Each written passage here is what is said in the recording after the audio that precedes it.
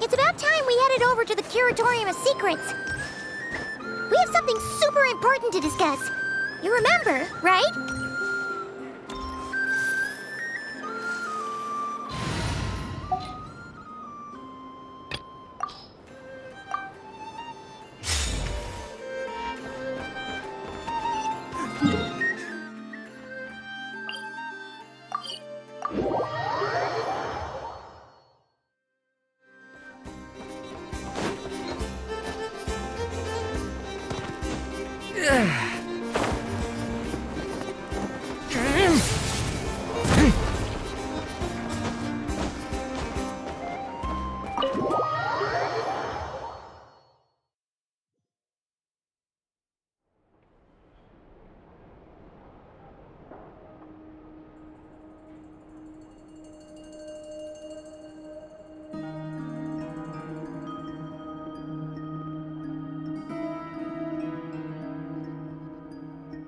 Looks like the gang's all here! Yep, all ready.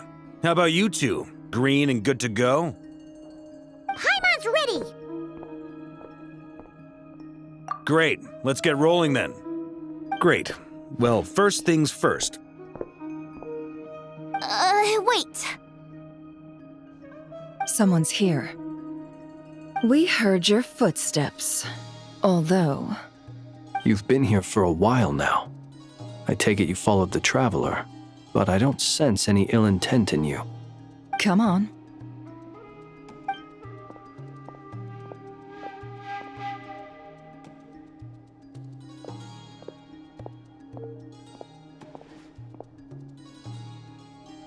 I figured it wouldn't take you long to notice me.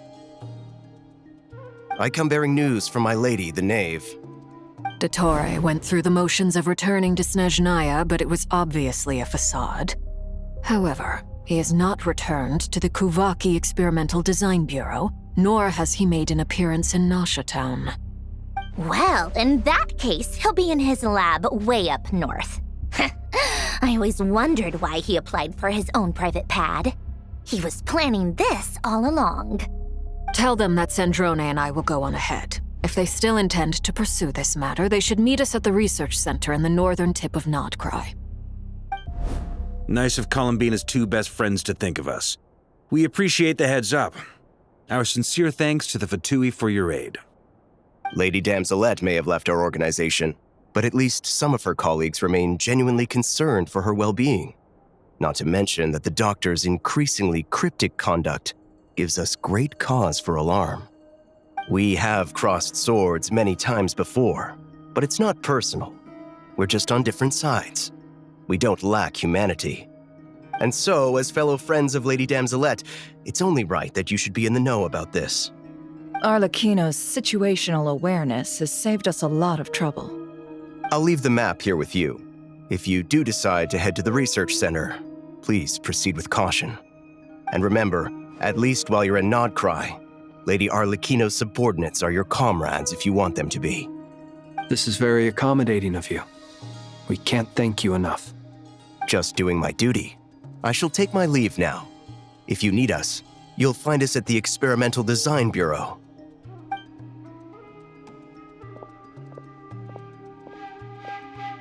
So, the doctors left the Experimental Design Bureau and headed to some research center up north. Marionette seems to think he's been planning this for a long time. But when did it start? Before he even arrived in Nodcry? It seems his loyalty to the Tsaritsa is lip service at most. Behind the scenes, he may even be working against her. Whatever his motives, we know that he's decisive and incredibly ruthless. Facing him unprepared would be a recipe for disaster. At this stage, it's difficult to predict his next steps. I suggest we split into two groups. We need some people to stay behind and guard Nasha Town. Well, as much as I'd love to help, infiltrating research labs isn't really my area of expertise. But at least take Cool Your Jet's Ducky with you. It should be some help during the battle. And as for Miss Inefa, I suppose you will stay to protect Miss Aino? Detecting operational logic. Protect Aino. Priority. High. Just in case, Servarka, I think it would be best if you stayed behind as well. You can leave the research center to us. I mean, I would have said the Knight of Berea should probably be out on the front line, but okay, fine. Leave Nasha Town to me. Be careful out there, okay? If things get out of hand, fall back right away. Yehodo will be on hand to assist you. In my absence, she can handle any intel gathering work. You got it, boss. You guys make sure to get back here in one piece, all right? We will. Things are moving fast. We'd better head off soon if we hope to keep pace.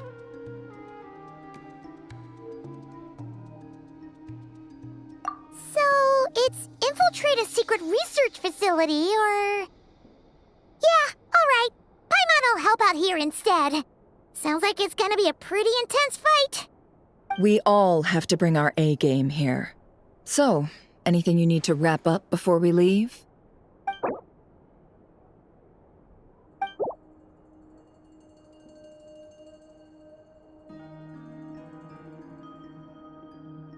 Then you'd better get going. Very well. What the? Trespassers? Here? What's wrong with you people? We're looking for the doctor, and we understand he might be here. I see you're fleeing the facility. You looking to settle a score with a doctor? Good luck with that. I don't think you have many chances left. Perhaps. But you might have a chance to live if you start talking. 2 other Harbingers had the same idea as you. They're already inside. But what good is it gonna do? The doctor wouldn't do something like this unprepared. Seems to me that you're not too thrilled about being his subordinate. Also, is it just me, or do I sense monsters nearby? If you'd prefer their company to ours, that can easily be arranged. We need to know what the doctor is up to. Please, if you know anything at all, tell me. This is about more than us versus the doctor. His actions could have consequences for all of Nodcry. And perhaps even your homeland, Snezhnaya.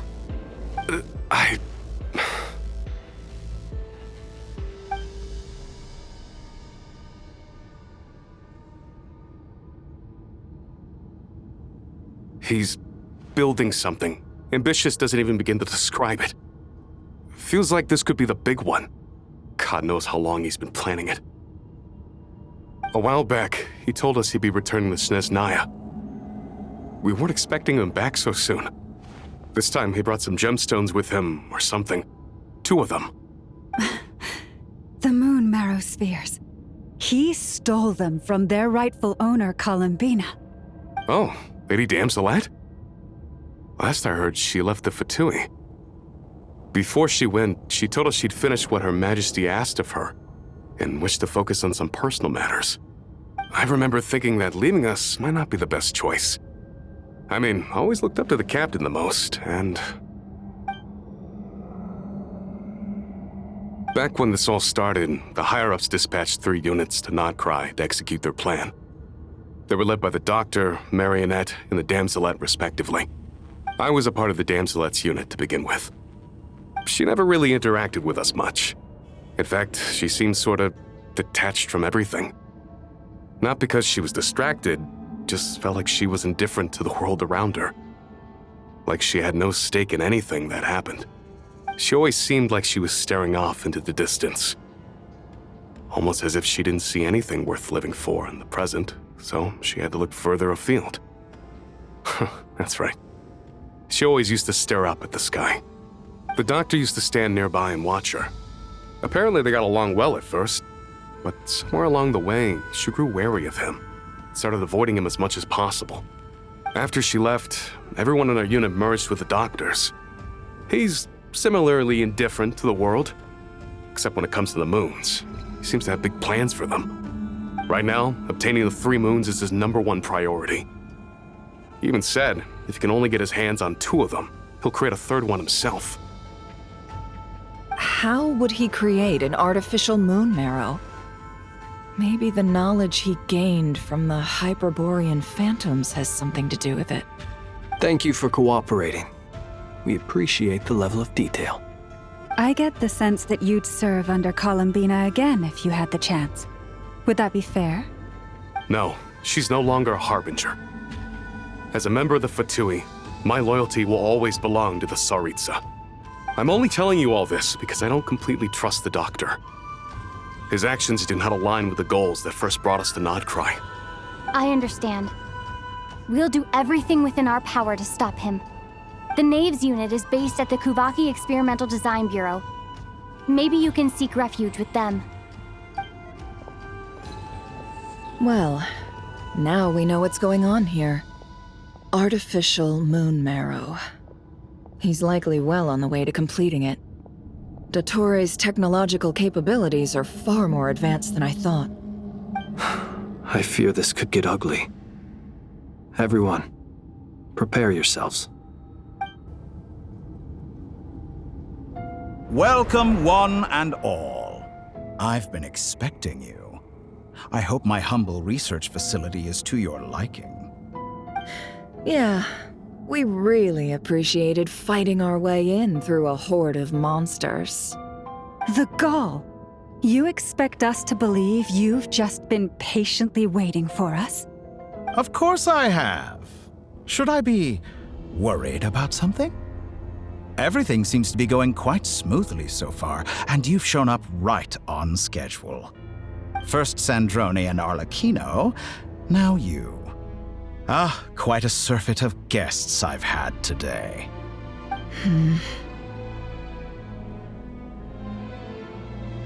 If you were looking for them, I should probably mention that Arlecchino disappeared as soon as she entered the facility. As for Sandrone, why, she stood right here only moments ago demanding answers from me at the top of her voice. Hardly out of character. She never was one for basic courtesy.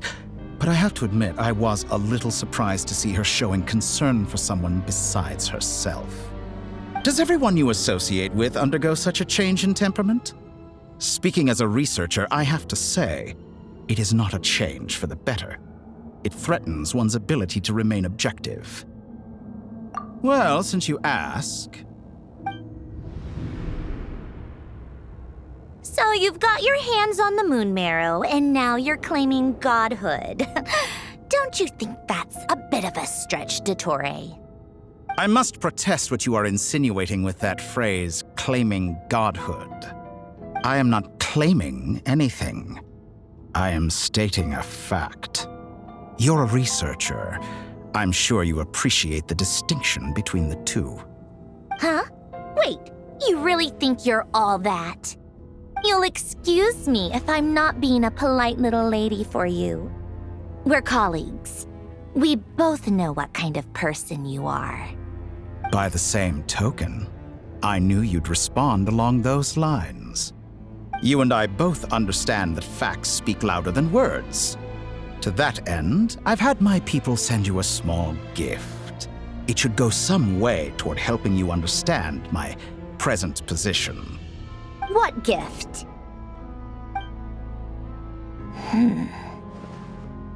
Where have all your troops gone?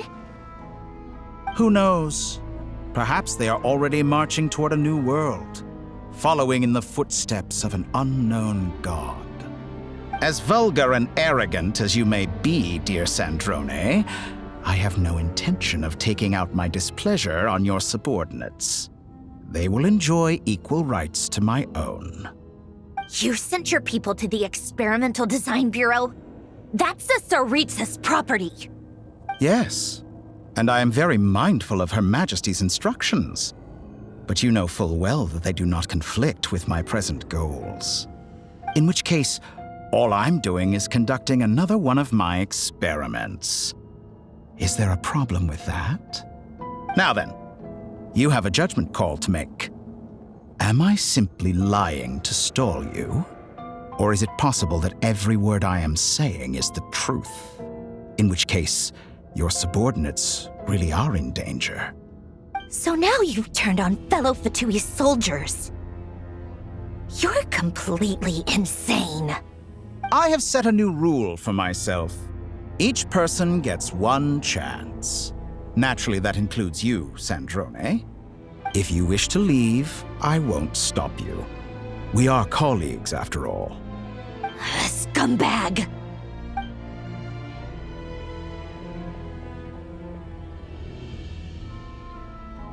Still, I hadn't counted on Sandrone sparing any thought for the people of this world. Shame. I always found her self-centeredness to be one of her few better qualities. How can she ever hope to achieve greatness when she's so obsessed with protecting her little design bureau?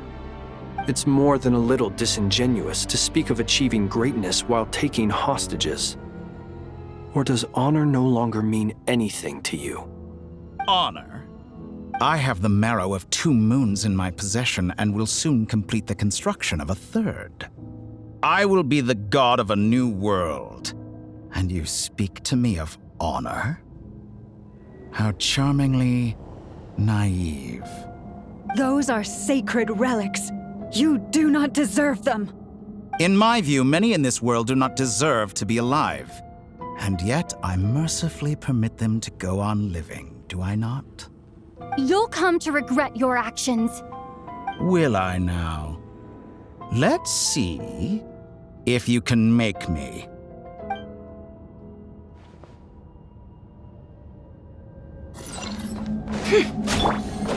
Bombs away!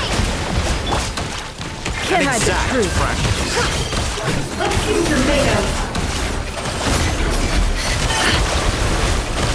Seek within.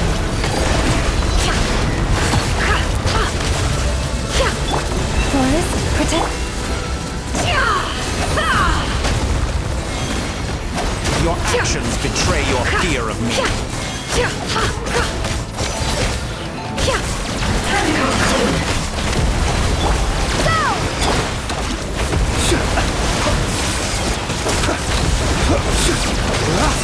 Fear the dark. Be silent.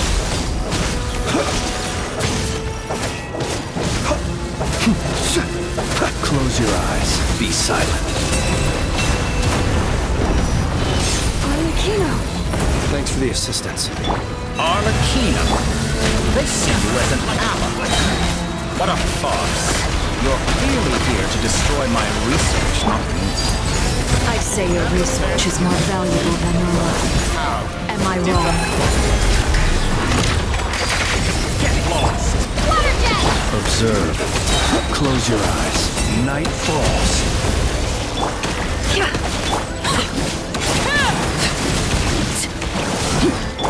Forest, protect us. Is this all it takes to tire you? Overrule. Be silent. Get Night lost. falls.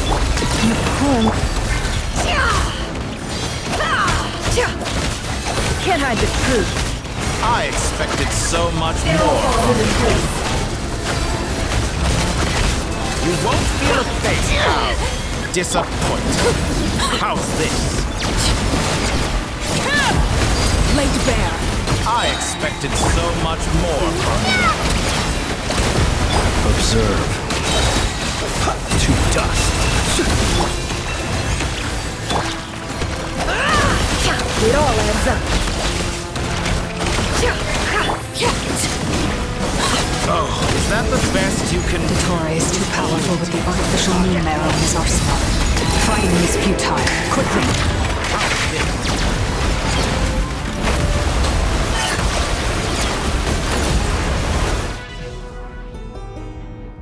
Let's go. I've always thought it is wiser to flee than surrender.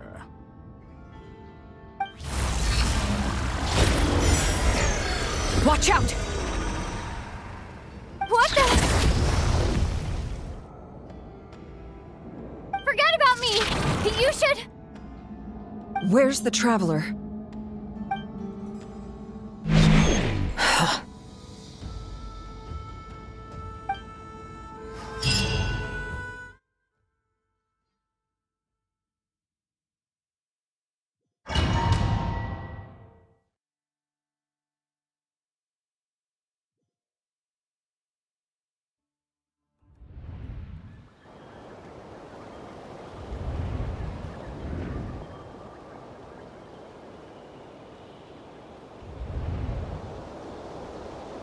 What just happened?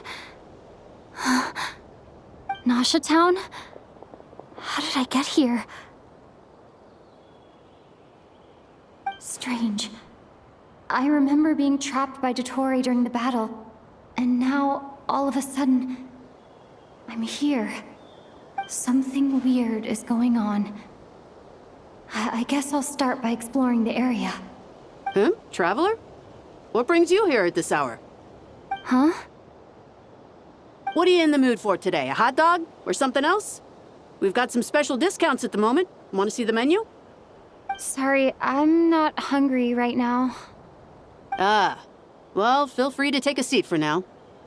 Let me know if you change your mind. Everyone seems to be acting normal. Am I just overthinking? Oh, darling, look who it is. One of our regular customers. Get the traveler something to eat, would you, dear? Wait. Why is he talking like that? Well, I'd love to, but can't serve a customer unless they order something. Anyway, I take it your business is wrapped up? Yes, thankfully. It was a long trip, and it's left me feeling pretty exhausted. But the upshot is, I won't have to leave again for a good while. We can have some quality time to ourselves. Wait. These two are a couple? I see some kids around too. I didn't know they had a family. Hey there! I haven't seen you in ages! What's keeping you so busy? I've been looking forward to playing with you again. You forgot already? You're silly. Daddy brought you over to our house recently. We had some snacks together. What is she talking about? We've had a lot of customers over the last few days, so we've been real busy.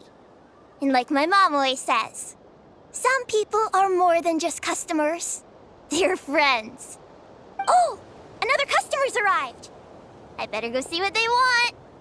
This is all wrong.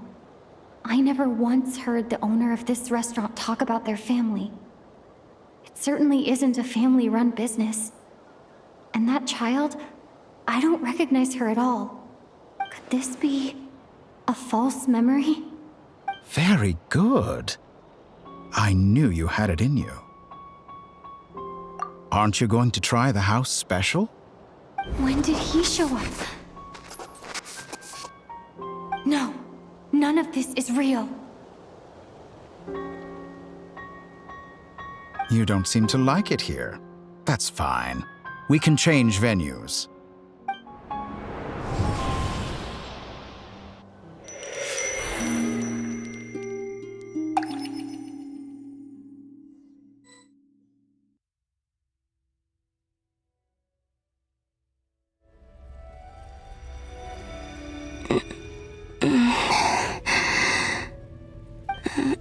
I'm still alive.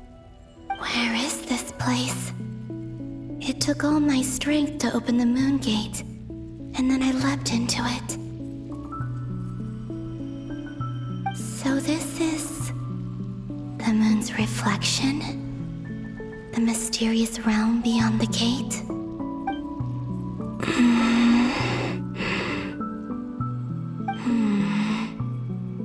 I can't sense anything. I guess I could try opening the gate once more.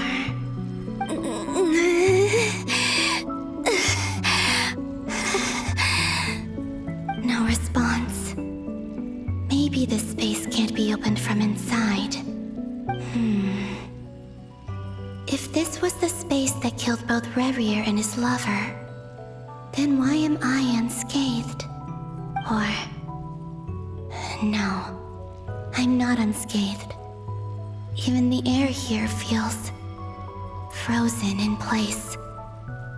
There is nothing here with which I can restore my power. I should conserve my strength and proceed with caution.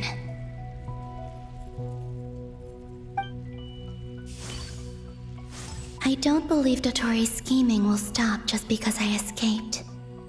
If there is any chance that I can get back to the others, any chance at all, I must return.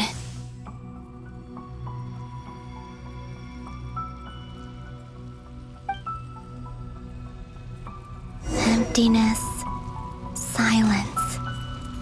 What is this place? Or maybe the real question is, what is it for? What's this? Looks like it responds to my power.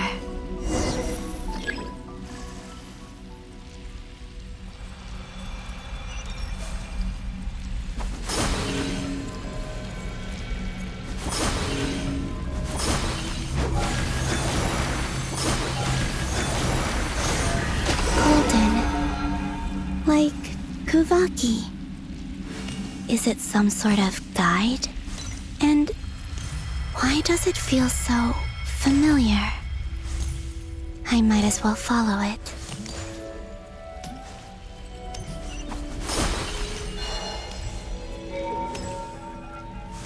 Where does this lead? Could it be the exit?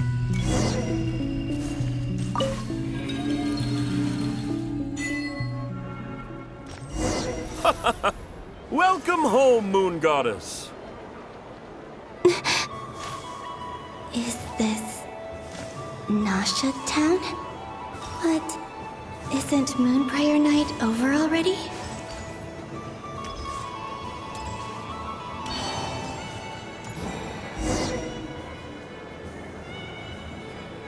Goodbye for now, Columbina. I hope you have a wonderful night. I will. Everyone else, and me? Are these my memories?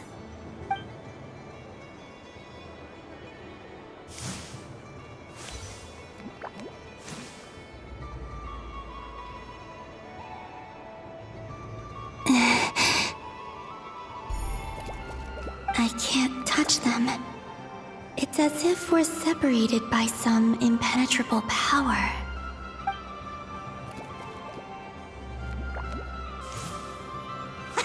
Over here! Over here!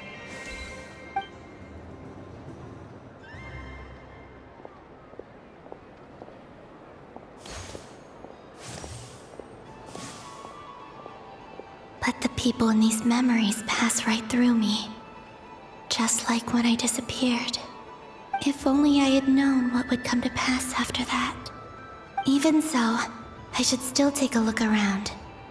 Just being back here, it gives me the strength to keep going.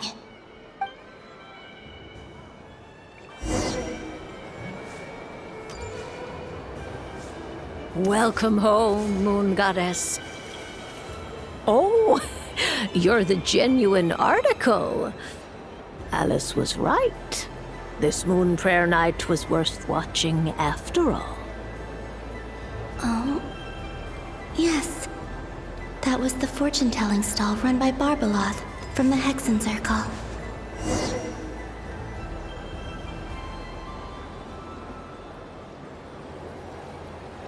Please, draw the first lunar arcana. This represents destiny and is the foundation for the divination as a whole.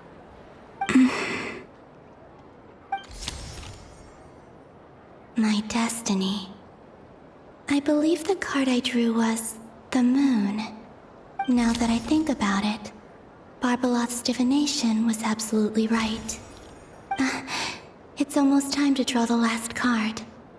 The one that represents the future.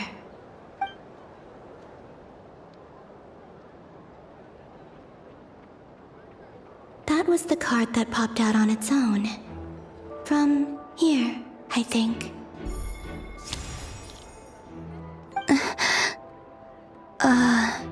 Kuvaki Pulse? What? Fascinating. I've never encountered this before in my role as a diviner. What's going on? Did that card leave the deck? Because of my influence? All I did was try to touch it, and then... Maybe this memory space is not untouchable after all. Are there weak points in the barrier? Or is it possible that there's more to this space than my memories alone? This card is death. I need to get to the bottom of this. I'll try touching something else.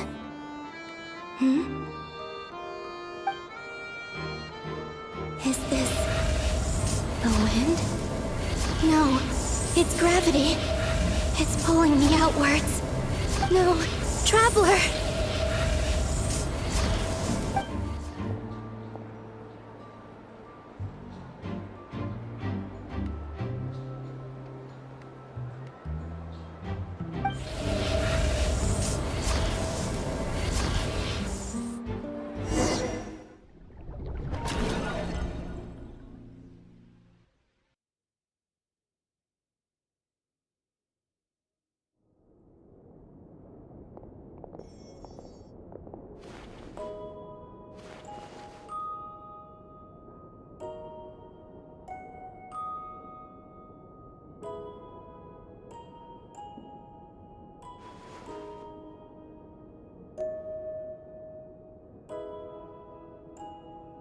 Haimon, listen to me.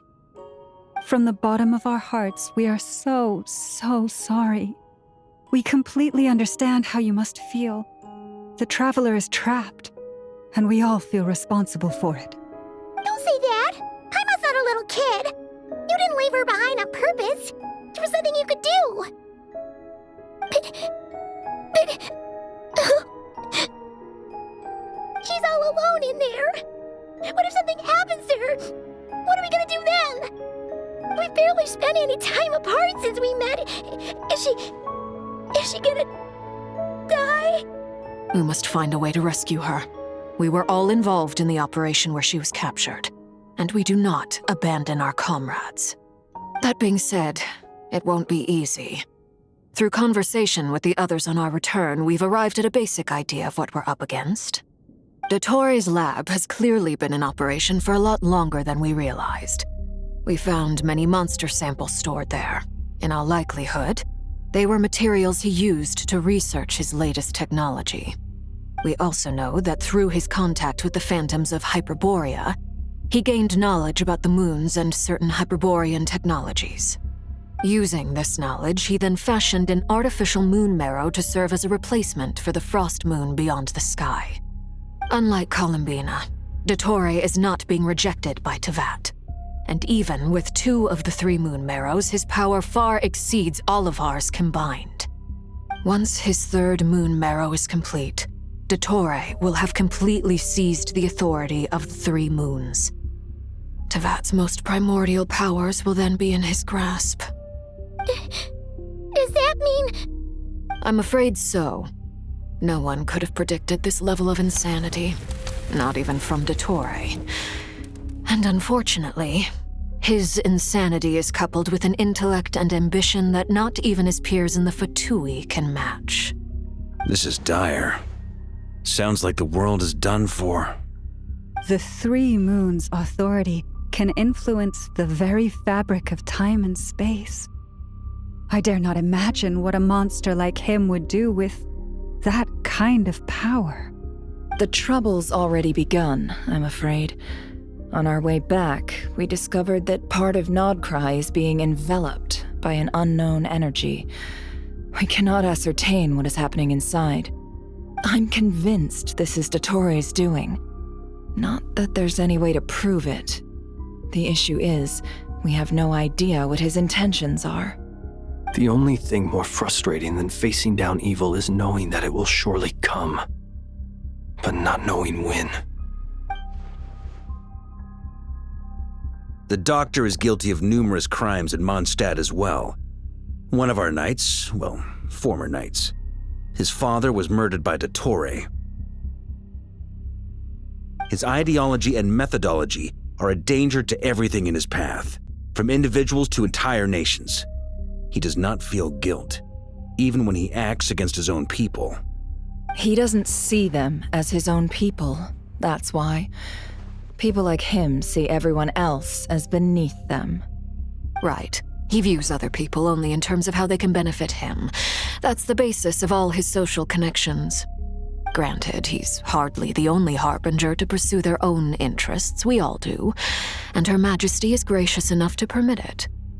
Still, her mercy has its limits. Dottoro's actions have gone beyond even what the Fatui could have imagined. Usurping divine authority to become a god. For a servant of the Tsaritsa, that goes beyond being disloyal. It's treason of the highest order. We can't expect him to heed the Tsaritsa's will once he gains the Three Moons' authority. Even we Harbingers consider him the most self-interested among us. Poor Traveler. Of all the people to get caught by... We have to go save her! Right now! Please! We gotta find a way! Paimon, I promise you, we are with you all the way. I get how you feel. I do. But it's gonna take more than strong emotions to take down an enemy like Dottore. What we need now is more information. Right.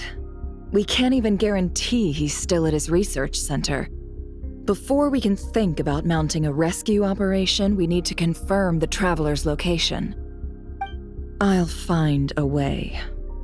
Paimon knows, but... She's so scared. If anything happens to the Traveler... She might be the strongest person Paimon knows, but she's still human. She feels pain and bleeds just like anyone else. Then think things through before you stick your neck out. Unless you want to lose your head. Sandrone. Miss Sandrone, you're okay? Put the stuff over there, and be gentle with it. Am I okay? As you can see, I've had to move my whole livelihood out of the Experimental Design Bureau. It's been swallowed up by Dottore's energy field. If I'd left it any longer, I probably would have gotten stuck there. Ugh, Dottore always goes a little loco when he finds a shiny new toy. Not that he'd ever admit that. But this time, he's gone full psycho.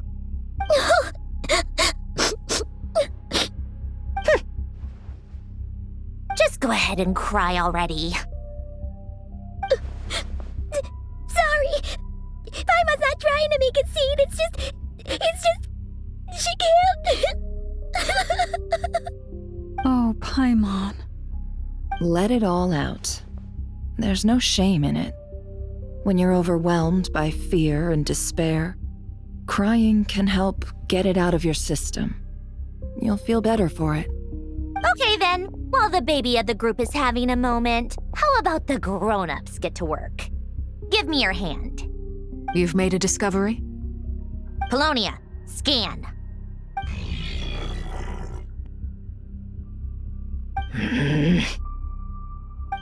You, hand, now. Oh, I thought you'd never ask, my lady.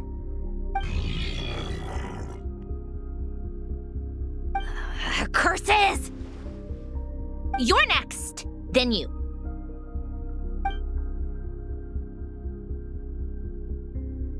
Dottore, you son of a... He's done something to us!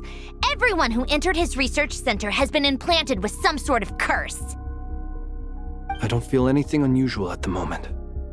Does that mean it hasn't activated yet? Is there a way to figure out its purpose and what might trigger it? My best guess is Dottore created it using the Moon Goddess's powers. 1 second, analyzing. Ugh! That friggin' maniac! So, what twisted game is he playing this time?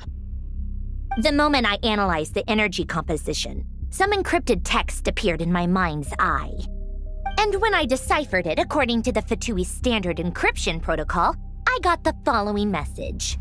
Feel free to run, or you will perish in nod cry. He's mocking us. Yep, he loves to toy with people. Only in this case, there might be more to it.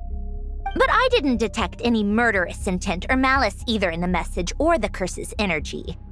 As if this is him at his least malicious.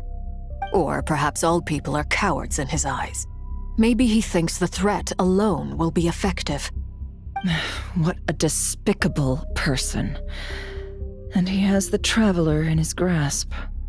If I may, as unhinged as Dottore may be, he has always exercised great patience with the objects of his interest.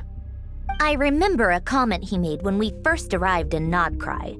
He said, "This world is, on the whole, an exceedingly dull place.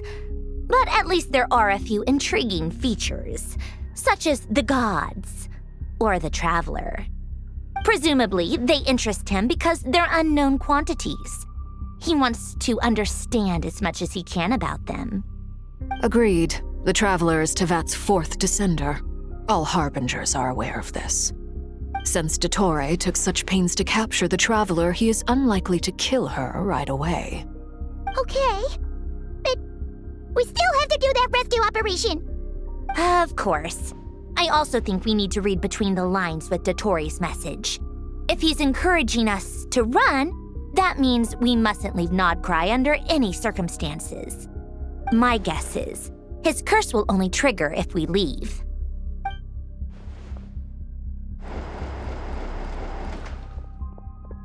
We've discovered multiple energy fields. Albedo is still attempting to analyze their structure. He told me to report back first. Each field is slowly growing, swallowing up more of the surrounding area in the process. And the pace of their expansion has increased since we first examined them. He's probably trying to swallow Nodcry whole. His nefarious ambition knows no bounds. If this continues, the whole of Tevat will be in trouble, not just Nodcry. The loss of Columbina could not have come at a worse time. Do we think she's truly gone for good? She entered the space beyond the Moon Gate, knowing what became of Rerir and Thalindus. I'm sorry, but I fear the odds aren't good.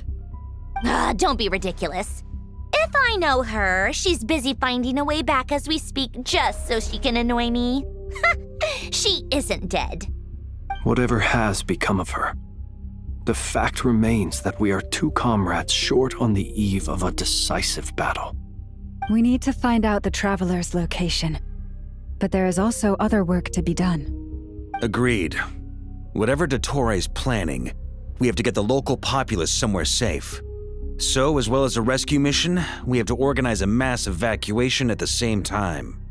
It would be best if someone could approach leaders of neighboring nations and negotiate emergency asylum for Nodcry's inhabitants. Can anyone handle that? Snezhnaya is one option. I'll see what I can do. This would be so much easier if the Traveler was here. No! Stop thinking like that, Paimon. Paimon will join you. She's pretty well connected thanks to the Traveler. Maybe it'll come in handy. Either way, that's what the Traveler would do if she was here.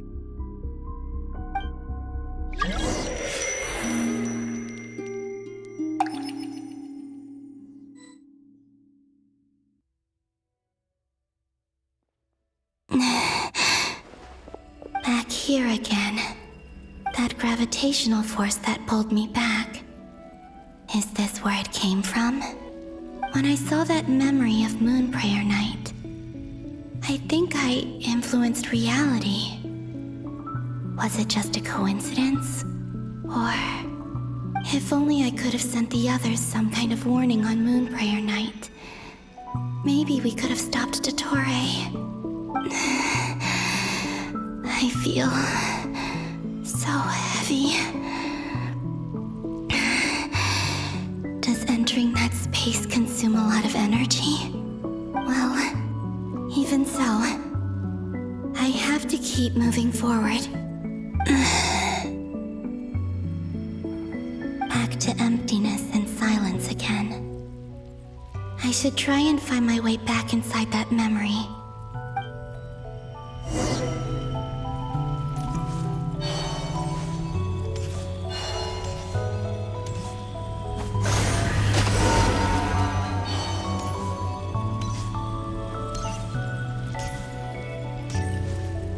entrance from last time isn't showing up. What am I... Looks like I need to gather these scattered fragments.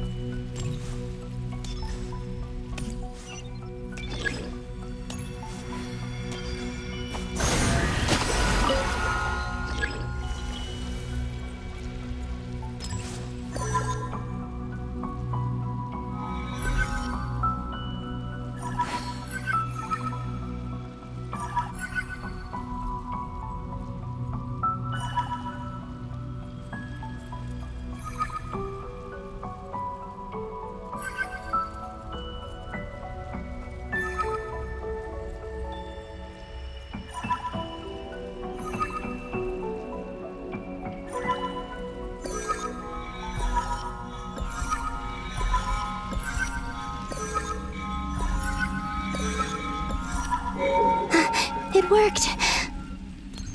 Hopefully I can stay inside for a bit longer this time.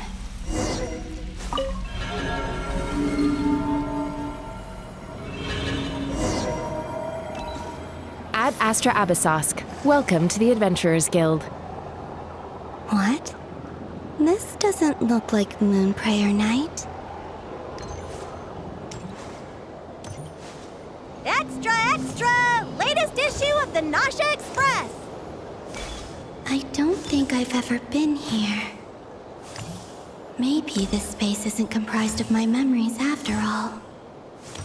There aren't any festive decorations around. Is this Nasha Town after Moon Prayer Night ended? Did Dottoro's plan not affect the town? Or is no one aware of what happened because he used the Three Moons' authority? Let me see if I can influence anyone else. So, what do we do next? Wait, that voice. Paimon? The most important thing right now is to find that mage. Lauma the Traveler and Mr. Varga are here too. I'd better go pay the Fatui a visit. Traveler!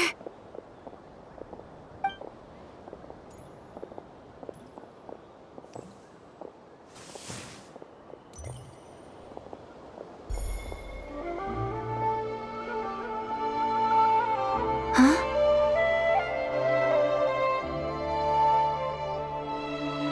Columbina? I made contact. It's me, Columbina. Huh?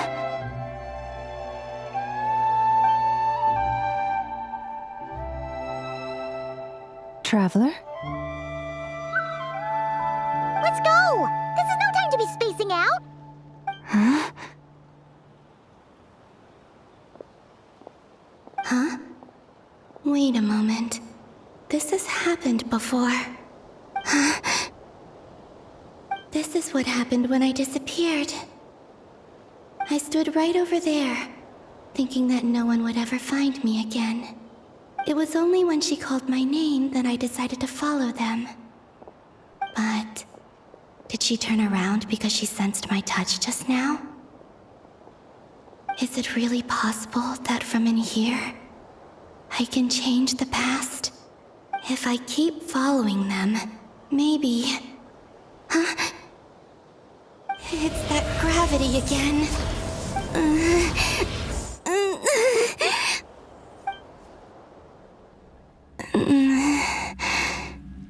Every time I influence reality within that space, this force intervenes and pulls me back. It's as if it's trying to stop me from leaving.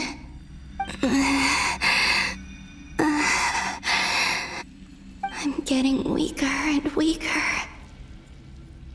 I'll just have to try another approach next time. Come on, Columbina. Keep going. You have to tell everyone what happened.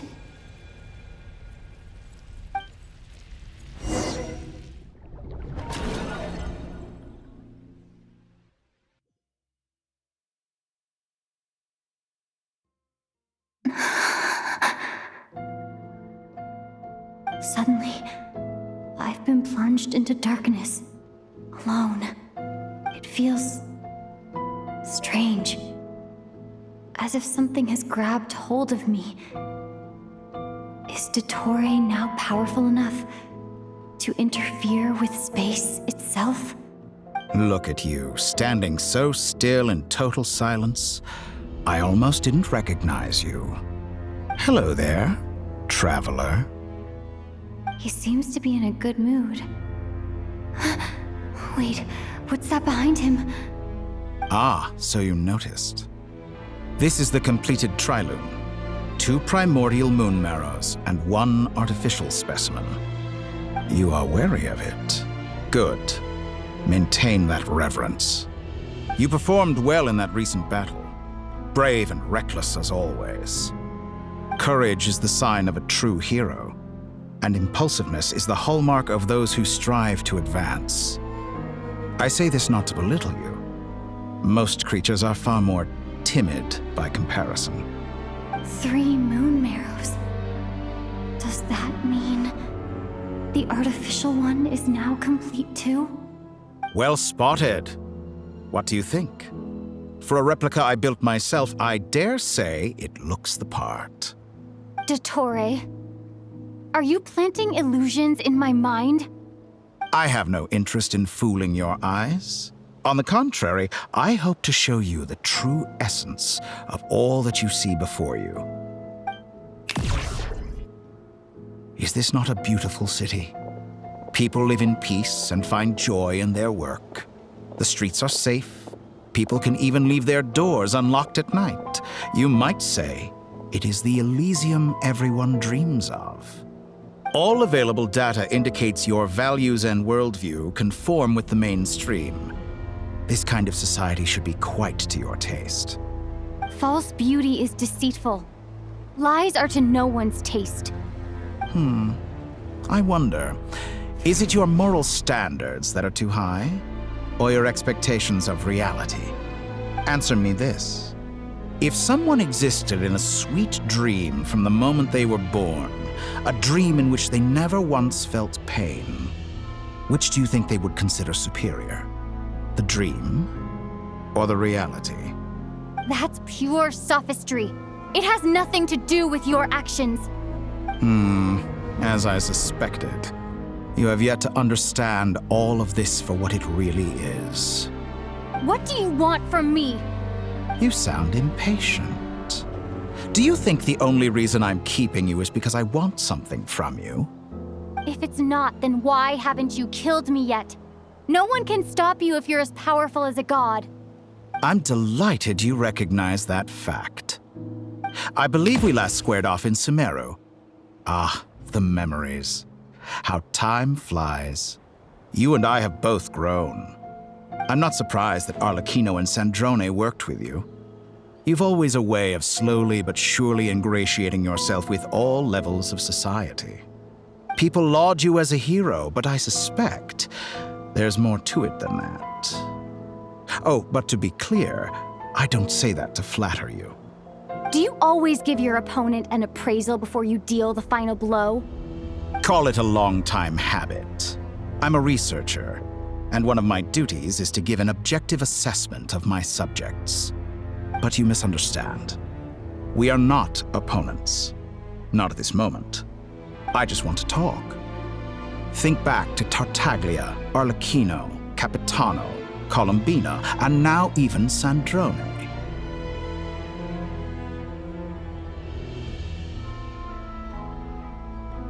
You've worked with each of them in the past.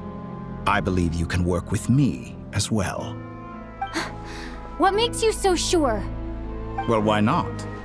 Should the good associate only with the good and the bad befriend only the bad? I like to think we could have a more mature relationship than that. Surely you don't think all your relationships are grounded in friendship or shared ideals? People come together because it benefits them to do so. If you think of the people you admire, you must surely admit that they have provided some benefit to you. Morality, ambition, dreams. People have plenty of words to embellish the nature of their relationships. But once you break free from those ethical frameworks, you will see that the only thing connecting the two of you is mutual benefit. And that is what I'd like to talk to you about. We're finally getting into it. He's probably been planning to kidnap me for a long time now. But for what exactly? He has the authority of all 3 moons. I won't be able to gain the upper hand in a fight. Best if I pretend that I'm willing to negotiate for now. You say you're a god, but you also speak of mutual benefit. What could a god want that the 3 moons cannot provide? Excellent question. But before I answer, I would ask you the same thing. Gaining Columbina's allegiance was a rare and extraordinary feat. But the Moon Marrows are now in my hands, and I have the edge over her. For this artificial moon is not being rejected by Tevat. Her identity and lineage may have been a thing of glory in the old world, but they were also shackles that prevented her from ever integrating into Tevat. I, on the other hand, you may view me as a thief, but I have overcome that limitation. So what is it that the 3 moons cannot grant you? What stops you from negotiating with me to get what you want? I don't make deals with lying psychopaths. That's quite an accusation. Are you expecting me to get angry with you? Well, this is one aspect in which my personal growth has served me well. In the past, my less mature self might have been disappointed, perhaps even angry, over a small setback like this. Like when you and Lesser Lord Kusanali joined forces to oppose me, for example. But things are different now. Just as the rich do not quibble with the poor, I no longer find myself perturbed by these trivial affairs. Human relationships end with conflicts of emotions and interests. But relations between humans and gods are different. And ours is even more unique. I have ascended to the highest heights and laid claim to unprecedented horizons. And you were no ordinary person to begin with.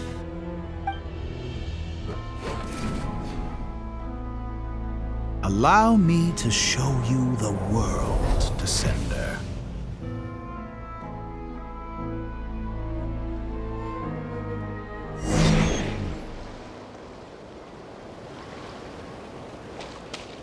To stand, walk, jump, sit, and lie down. These are the most common of behaviors. Have you ever wondered why we were born following such laws? Who stipulated that we could not fly instead of walk?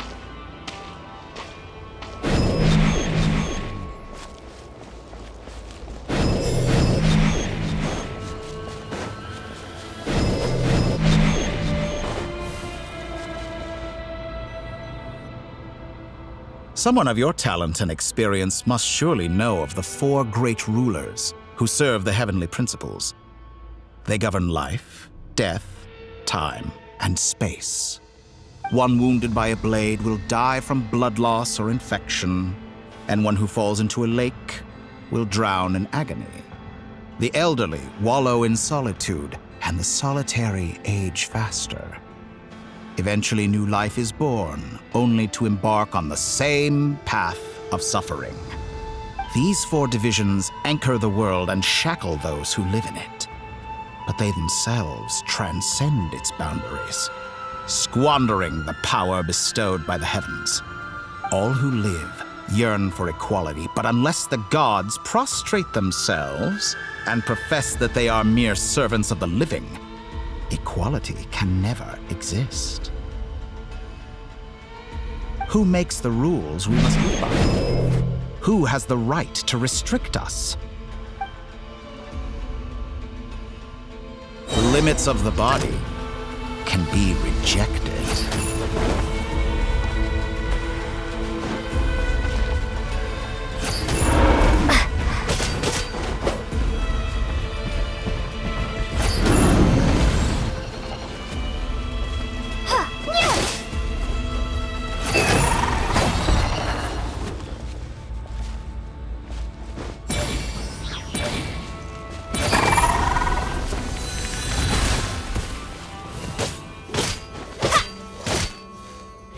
How does it feel to be among those with absolute power? You cannot conceive the extent to which your flesh hinders your mind and spirit.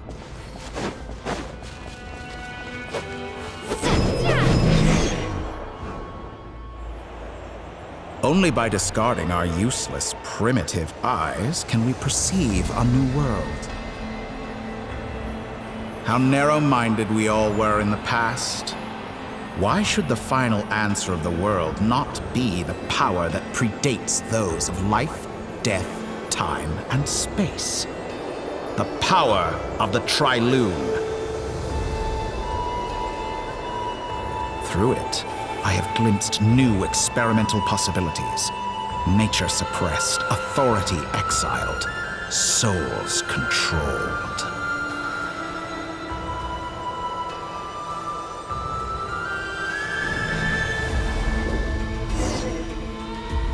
You know, I heard recently that a group of critics reviewed countless stories and drew an interesting conclusion. They found that it is more often than not the villains who strive tirelessly to push the boundaries of progress. In fact, long before this, someone voiced a similar idea in an academia editorial. I felt a great affinity with this perspective. I have never been afraid to step up and play the role of the villain. Fanatics are trampled down for their transgressions, and those who transcend are rebuked for their audacity. And so, the majority of creatures are too timid to follow my lead. But all sacrifices made during my experiments have been worthwhile, as you can now see. I can offer you something new, something unique, precisely because I am a villain. Think about it. We are eternally bound through mutual interest. Can you truly say you would never turn to malice if it could give you the life you dream of? After all, what value do perfection and purity really have? They are fragile and feeble things, utterly tedious. I say, better to be governed by a flawed humanity than a gnosis. The true seeker of knowledge is the villain who undergoes countless tribulations in pursuit of their goal. I'm sure many people have told you that you're different. Because I'm a descender? Exactly. Very clever. But what has that got to do with you? I do not conceal my wicked deeds, my selfish desires, or my greed. A true researcher must act as I do if they are to understand and speak of the truth. And yet, a knowledge seeker like myself will inevitably grow tired of studying Tevat beyond a point. You have traveled to all corners of the world and met many people. Along the way, there have been moments when you were misunderstood or even became a wanted criminal. And all the while, you have spent your days doing some of the most mundane jobs in the world. You fight and toil, claim minuscule rewards from my friend Pantalone, then you fight some more, winning some battles and losing others as your search goes on. And this cycle continues, with no end in sight. Surely you must sometimes grow weary of being stuck in this same loop day after day. We're completely different. I embrace everything that life throws at me. I am engaged in every step of my journey. How does that make us different? I too embrace what life brings, researching everything that interests me. Think of all the novel things I've managed to create, like the artificial moon marrow. Don't you see? As unique a specimen as she was, even Columbina is not irreplaceable. Take that back! She's gone because of your actions! I didn't say that to anger you. Though admittedly, I don't see what there is to be angry about. Anything Columbina could do for you, I can do better. I know what your ultimate goal is. You wish to walk the path your brother walked and seek answers from him at the end of that journey, don't you? Someone like you could never understand what it feels like to care about another person the way I care about him. Perhaps not. But that doesn't mean I can't help. I can find your brother right now, bring him before you, and make him give you the answers you seek. Don't be so presumptuous. You'll never begin to understand the situation between us. Oh, no. This is no presumption. I'm only offering what I know is possible with the power of the Trilune. But it seems like you would sooner continue with your journey through this world. Why? Do you truly desire this journey? Or is it simply a necessary process from which you cannot escape? Think of all the time and energy you have spent, everything you've had to endure just to make it this far. Is this really what you want? Or has your hand been forced by the promise of that final answer? Yes, you have made many friends.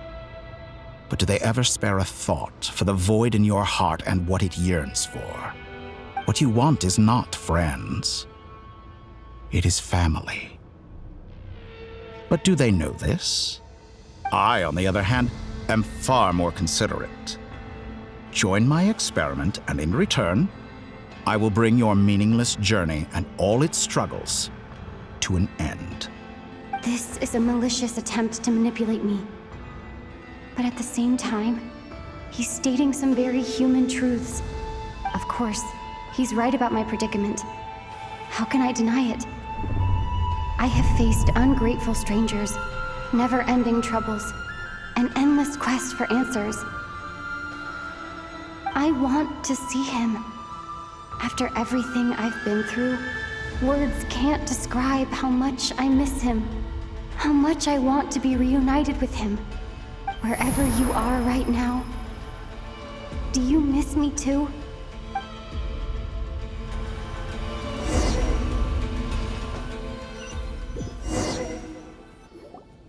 All right, everyone.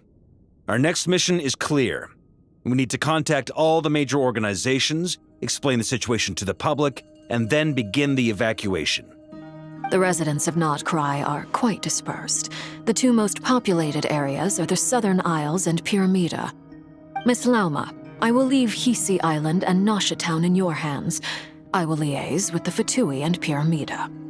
Agreed. We will reach out to Natlan and Snezhnaya. Anyone found north of the Experimental Design Bureau should follow the Fatui to Snezhnaya. As for those dwelling south of that line, I will ask the Voynich Guild to help persuade them to leave. Then I, Mr. Varka, and the Frostmoon Scions will escort them to Natlan. The Voynich Guild has dealings with the Curatorium of Secrets. I will send them a letter vouching for your credibility. Yehoda, you should help Lauma. This is too big of a task for one person. My wish has come true.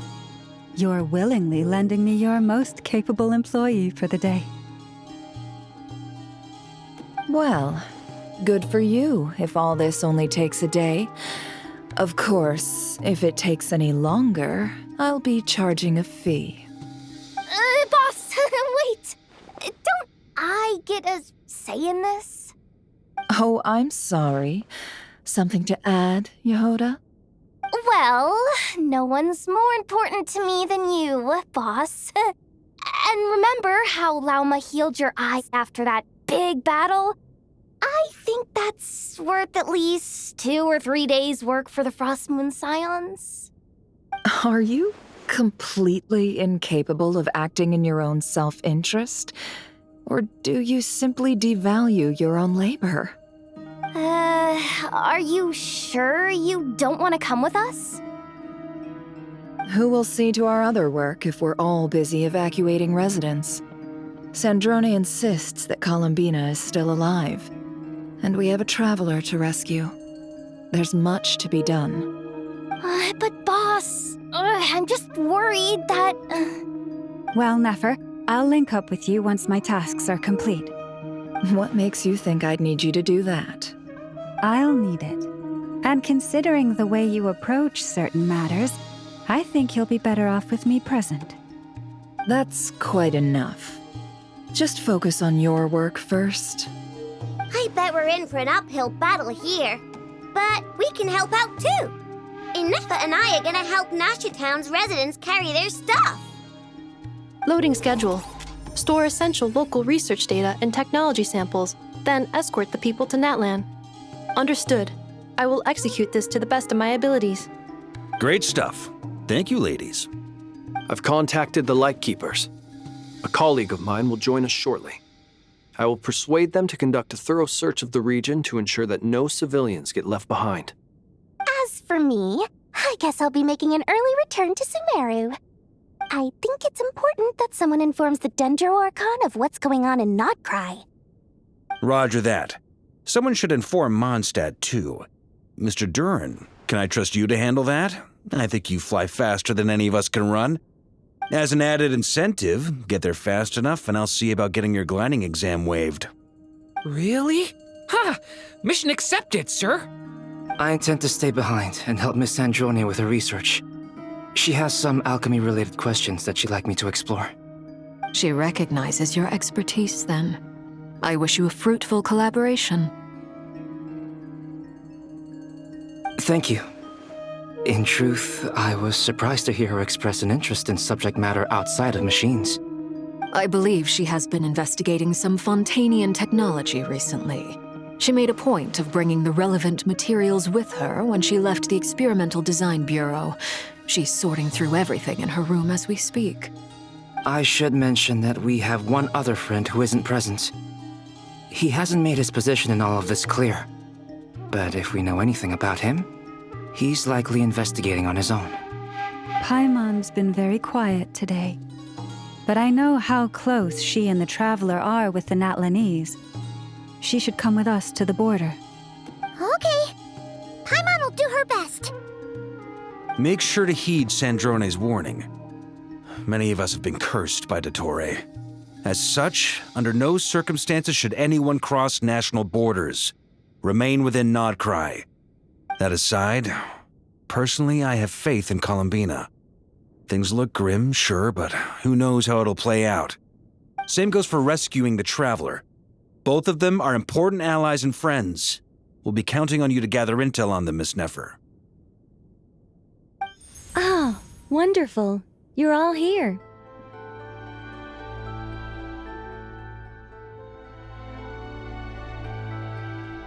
That voice again! Nicole? Whoa, that was loud! And it came out of nowhere. So mysterious.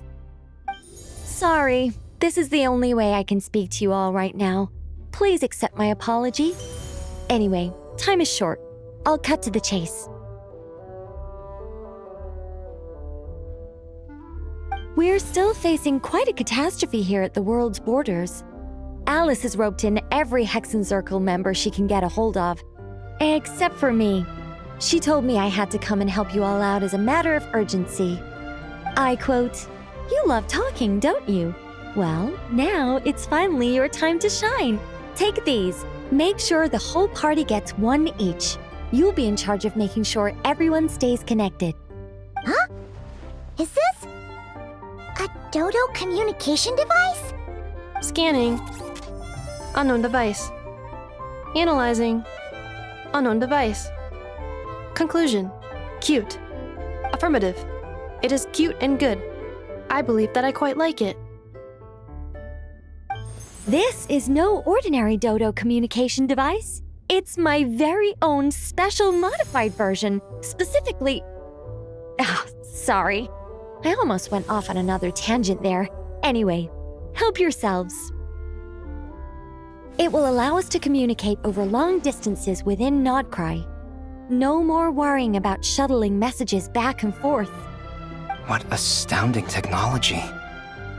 Am I right in assuming that it relies on your personal abilities to function, Miss Nicole? Yes, exactly. Right on cue, Albedo. I'd love to brag to you all about how it all works. But no, next time.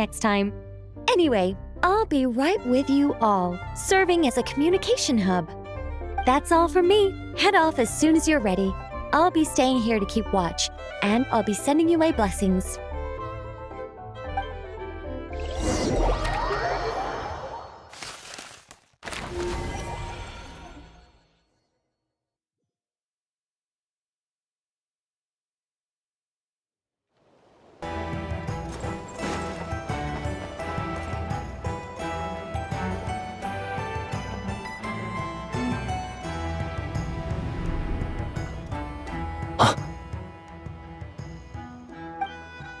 Ah, Sir Flint. Perfect timing. I just arrived myself. You are most considerate, Master Ilua. But in fact, I know you have been sitting here for quite some time. If you saw me, why didn't you say something? I was curious to see how long you could sit still for. Also, shouldn't you have managed to sense me approaching? That would be a first. You always seem to appear out of thin air without making a peep. Also, how many times do I have to tell you not to address me as master? I don't qualify. I beg to differ. Why should a young man so well versed in social graces as yourself not be worthy of that title? Please, Lord Flint's... Sir Flint's. I'm begging you, don't flatter me into complacency like you do with everyone else. You understand me better than most. My newest acquaintances tell me I love complimenting others. What do you think? I think they don't understand why you do it. You just love puffing people up till they're a big, happy ball of hot air that floats away into the sky. In all sincerity, I can only hope that they bring good tidings when they come back down to Earth. Is the situation that bad? We just held a strategy meeting. Let me fill you in.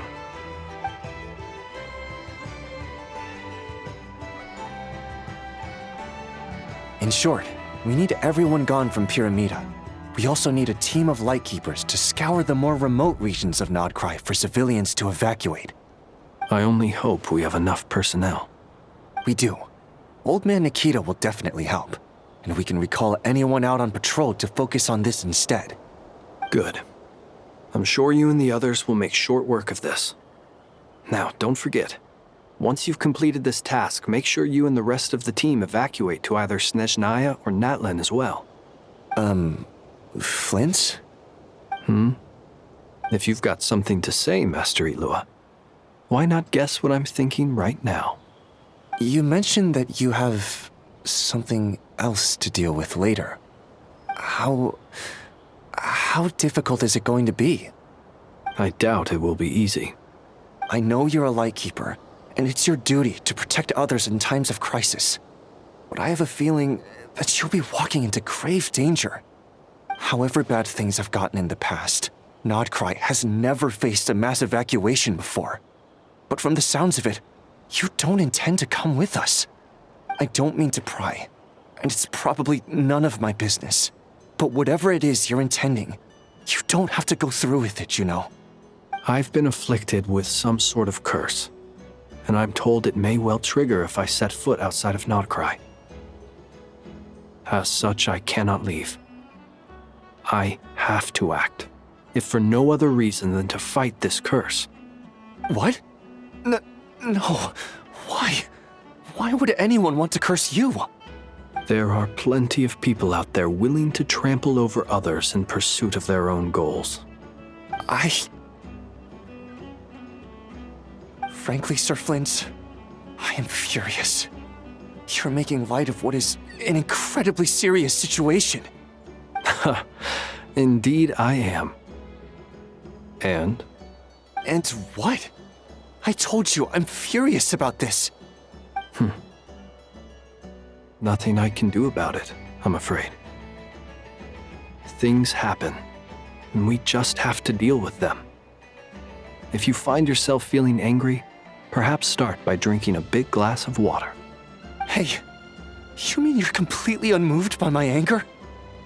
I'm devastated. Then allow me to express my sincerest regret. Come by the lighthouse sometime. We'll catch ourselves a few fish, have a little barbecue, play some cards, and bask in the sun. Maybe I need to spell this out. Lean in a little, Flint. Oh my, this doesn't bode well. Word is that you were caught up in a real horror show recently. People were amazed that you returned safe and sound. They've been debating whether you're even human. I've returned safe and sound from plenty of crises. When you say people, do you mean other people? Or do you just mean you? Fine. I'll be frank. You're not human, are you? Heavens. Now that's a horrifying thought. You know what? Forget it. We'll revisit this once it's all over. A sound plan. Albeit a little ominous sounding. Just promise me you'll come back in one piece, all right?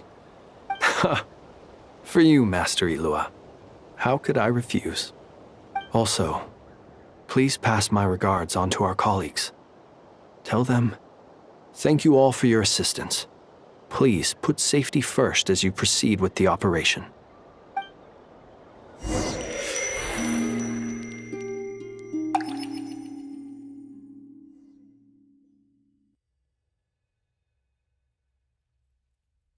I have to keep searching for a path toward reality.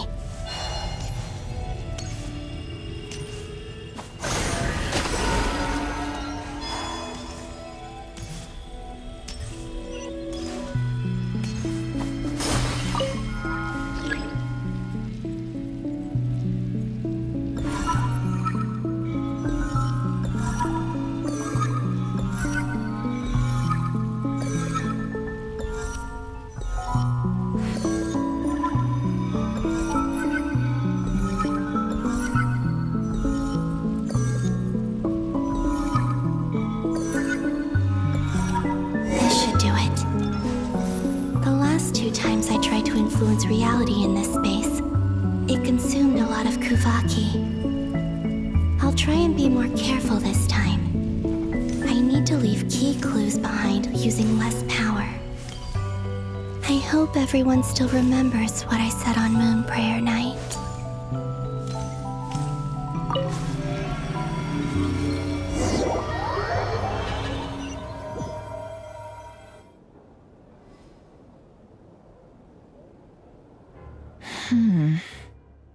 Nothing here either.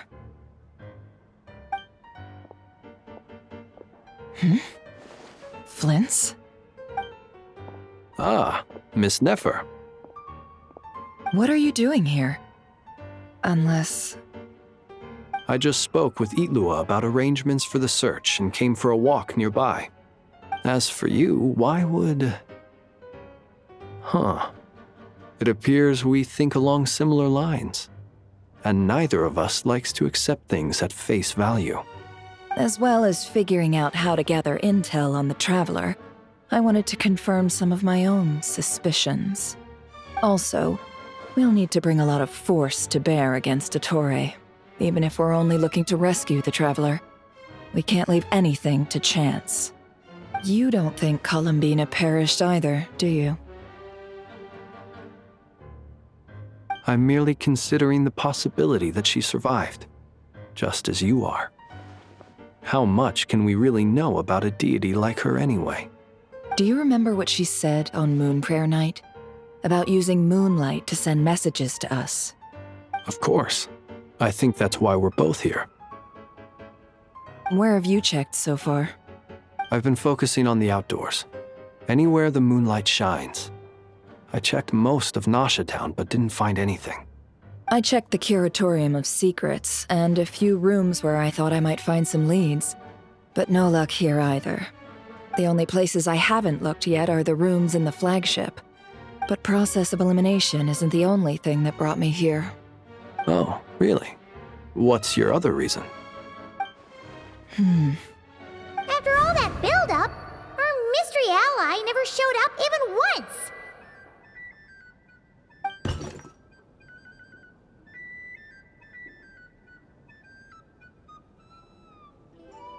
Huh? Am I imagining things?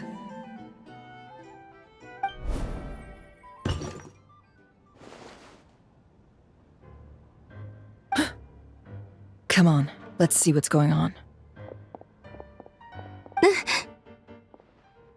Oh no. I knocked over a vase as soon as I came in. It must have been caused by a Kuvaki fluctuation when I entered the space. Although, it seems like I'm not about to be pulled away this time.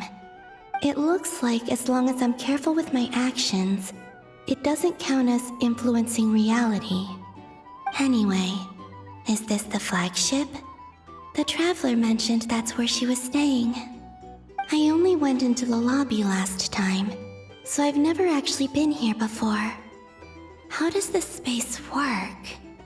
If nothing else, I can now be sure that it is not simply memory. She mentioned where her room was. I think it's this one.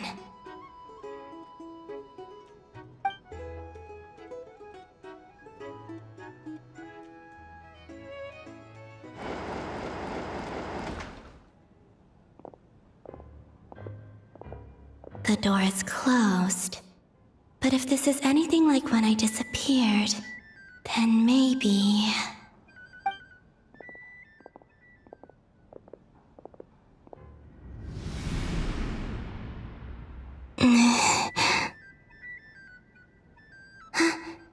I'm in.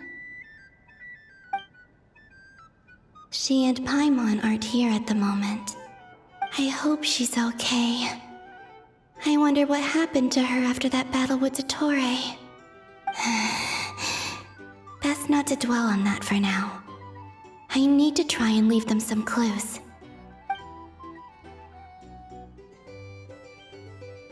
Please, Traveler. I really hope you find this.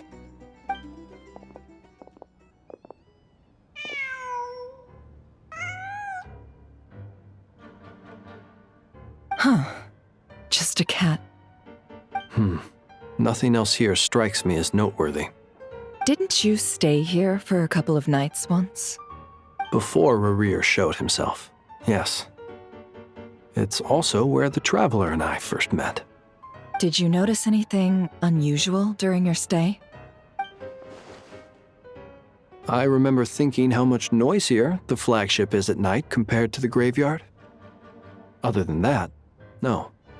The Traveler and Paimon were most congenial neighbors. This is where they've been staying, yes? Over here? That's right.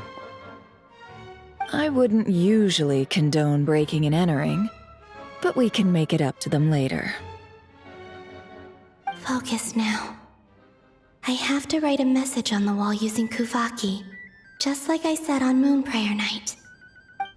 Simply open your windows on nights when the moon shines bright, and the moonlight will naturally flow towards the words I have written. Here goes. I'll need to carefully control my strength.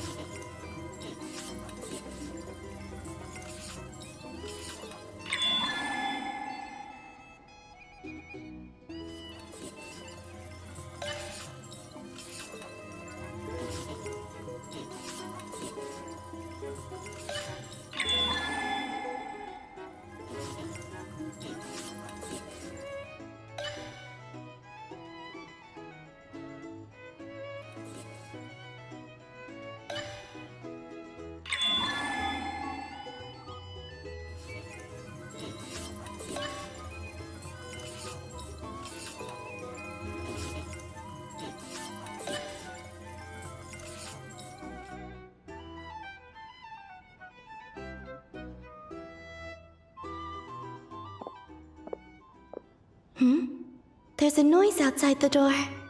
Is she back?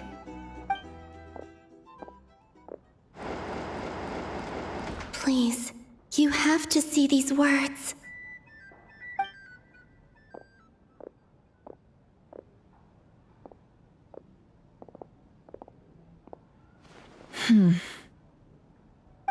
Well, do you sense anything? Unfortunately, no. And this place was our last chance. Not necessarily. We've only looked in Nasha Town so far. Miss Columbina said she would leave messages at her friends' dwellings. It's still worth checking where Miss Lauma lives and where I live. Let's try and make some time to look into those then. Wait. Hmm? What are you waiting for? Oh, Paimon might have overeaten slightly. What's that look for? This is a victory feast. It's normal to eat a little more than usual. The Traveler and Paimon. It's really you. But why are they talking about a victory feast? Huh. You worried Paimon's sick while you were out there fighting Rarier, so this is your chance to make it up to her, alright? Wait. So this is the night after the battle against Rarier? How did I end up here? That's quite a long time ago now. Wait. Time.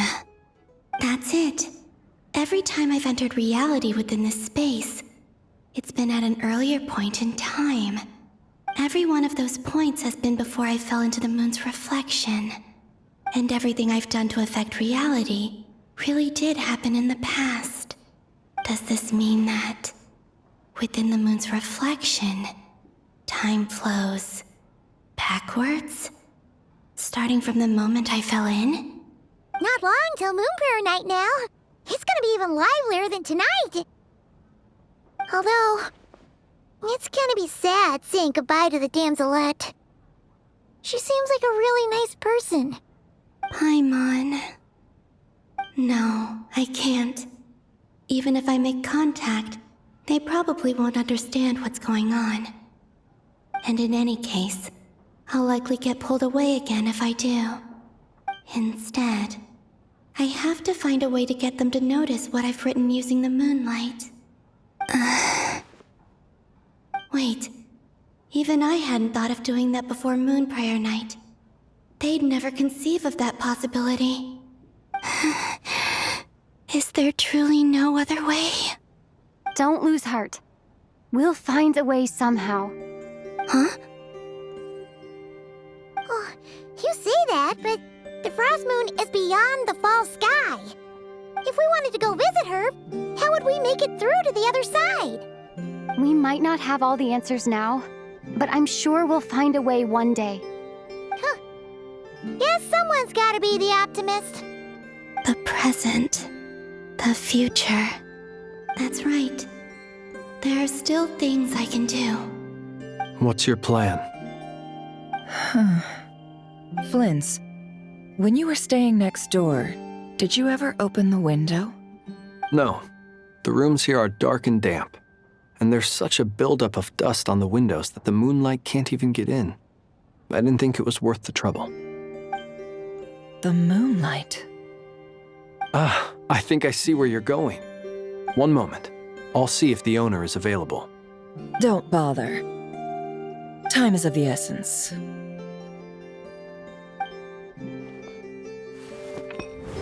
Time.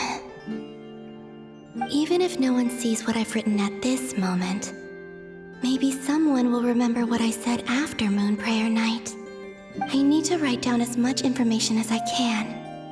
And maybe one day...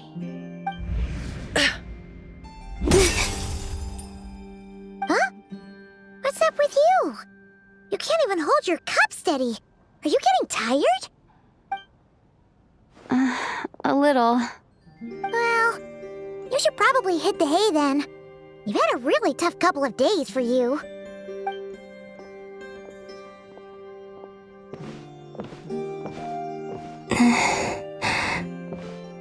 You truly have. You helped defeat Rarier, helped me reclaim my name, and you helped the others organize Moon Prayer Night. Wherever you are right now, I'm sure you're still fighting against the injustices of fate. This is all I can leave for them. How I wish I could stay here. But it's time for me to go. I hope to see you again in the next time. And if the opportunity presents itself. I will surely return to your side. Huh.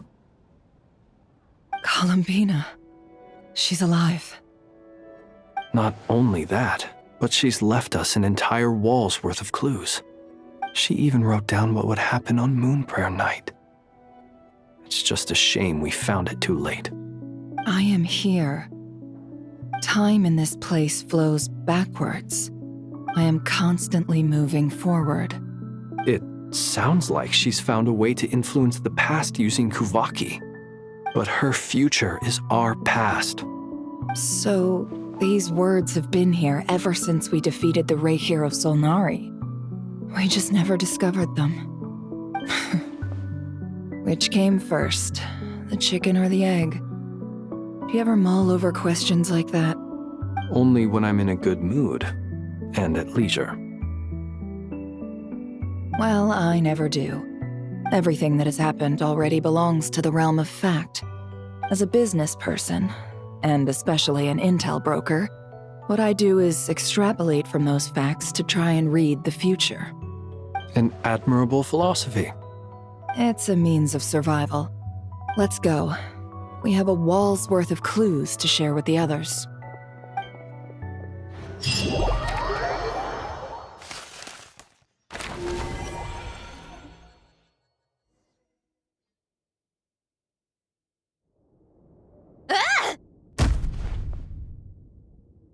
It appears that the doctor's energy signature has changed to something similar to Kuvaki, but not like the Kuvaki we're used to.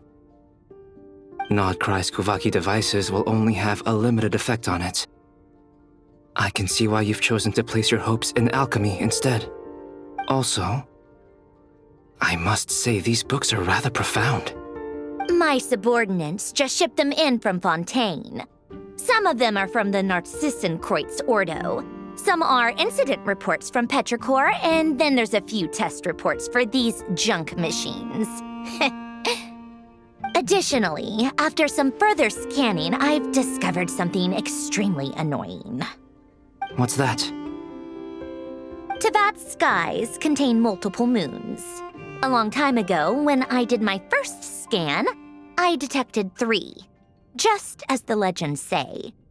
But when I checked again just now, I detected 4 moons.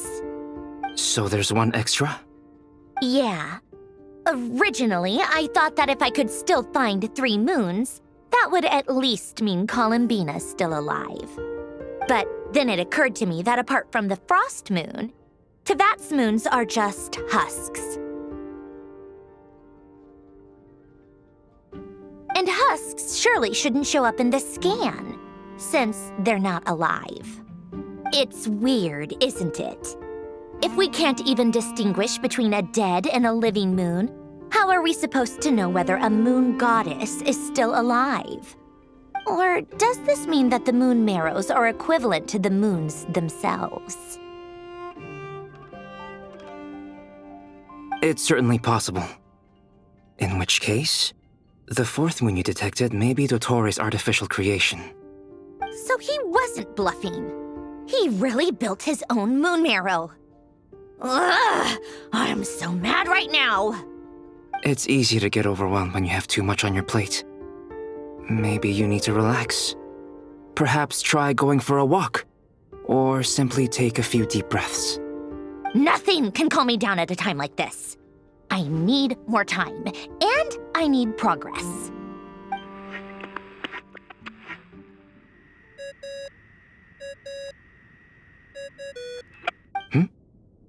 It's Mr. Flynn's. I really hate that ringing tone. Ugh. First the 4 orthants of the Narcissenkreuz, then moon marrows. Now what? Oh, sorry if we're disturbing you. Might I ask what's troubling you? What do you want? We're busy. Are you still at the Curatorium of Secrets? Yeah. Look, everyone else is still out, so there's no hurry. Plus, I'm busy, so I would appreciate if you gave me some space.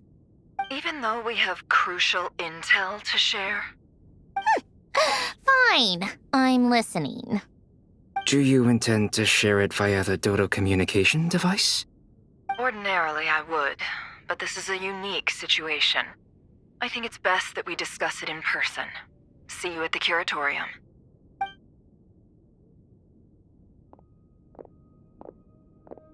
All right then. So, what's the situation?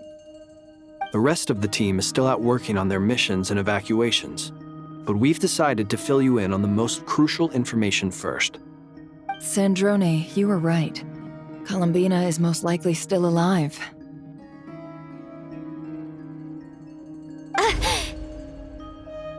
That's the best news we've received in a while, by a long way.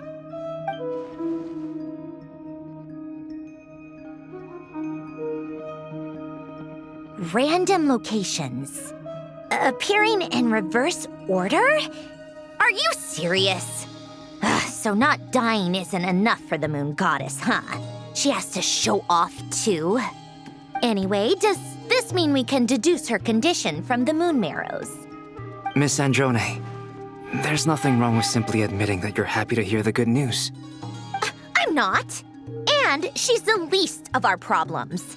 We're facing a huge crisis.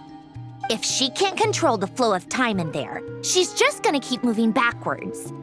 Different points in time won't intersect, and she'll never find a way out. Let's say life begins with a drop of water.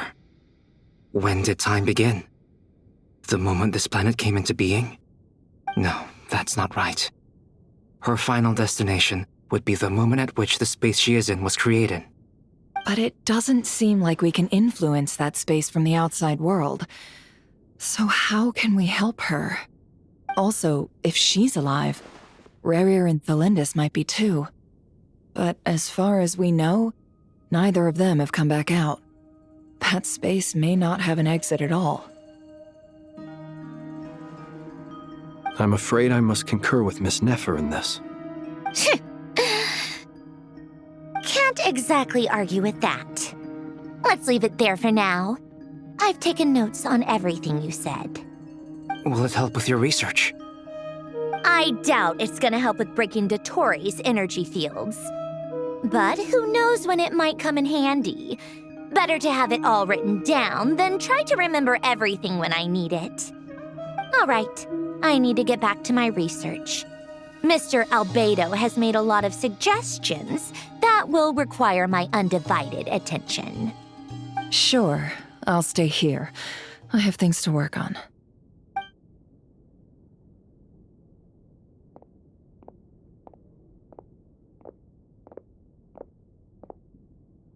Paimon, are you there? Oh, right. She went with Varka to Natlan, didn't she? Good thing we've moved her and the Traveler's luggage in here. Speaking of the Traveler, where could they be? There's a note from Paimon. Paimon here. Not in at the moment, but if anyone needs to borrow her stuff or the Travelers, go ahead and help yourself. Paimon won't be mad. Also, Traveler, if you get back before Paimon, make sure to get some rest. Paimon misses you a lot, but put your health first, all right? How sweet. Well, since you offered, Paimon, don't mind if I do. This is the Traveler and Paimon's luggage. All the items they use day to day are here. It's well organized. I wonder which of them is responsible for that. What do we have here?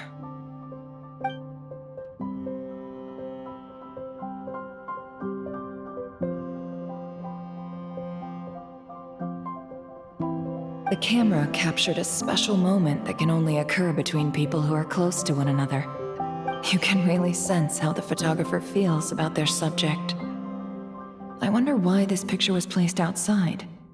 Is it because Paimon recently looked at it?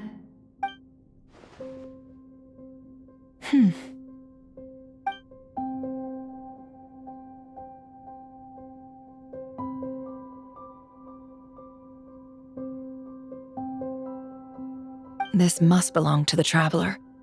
Perfect. I'll use this. Hang in there. We'll find you.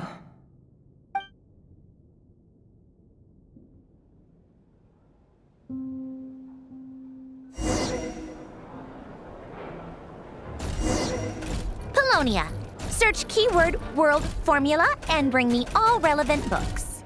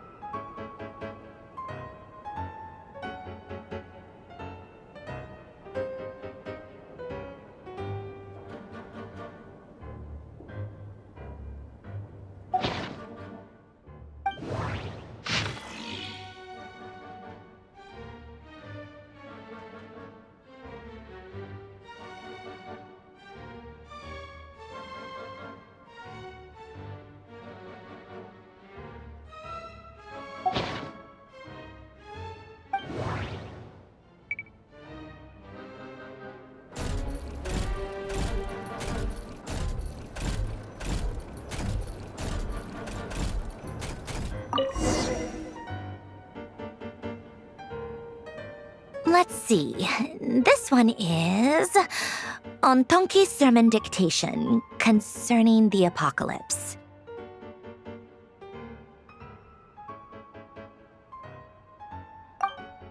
I believe that the correct term for this is Fortuna. This was an ancient Romorian technology, a wisdom unparalleled.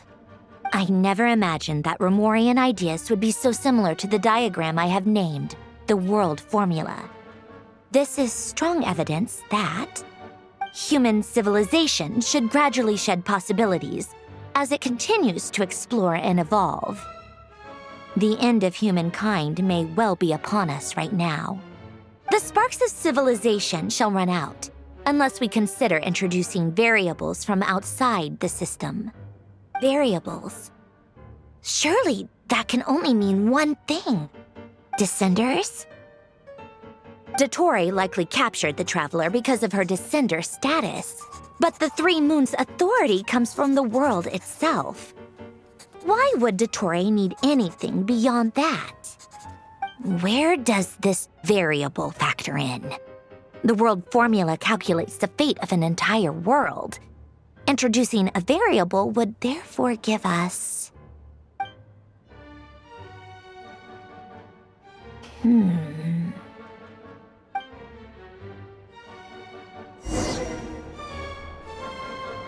Polonia, search keyword pathway and bring me all relevant books.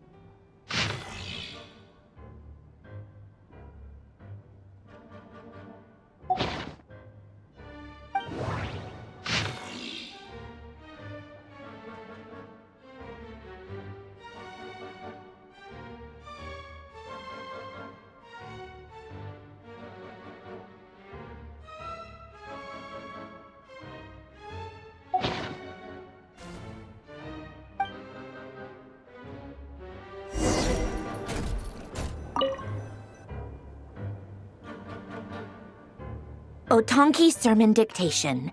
Explications on the Chemical Marriage. These titles are pretty esoteric.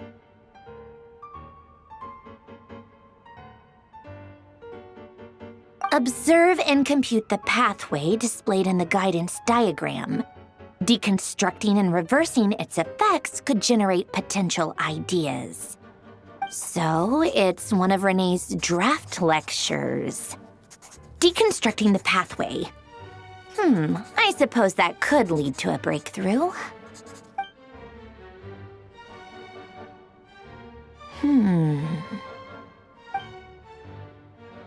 Ugh, this is so long. This guy sure loves showing off his knowledge.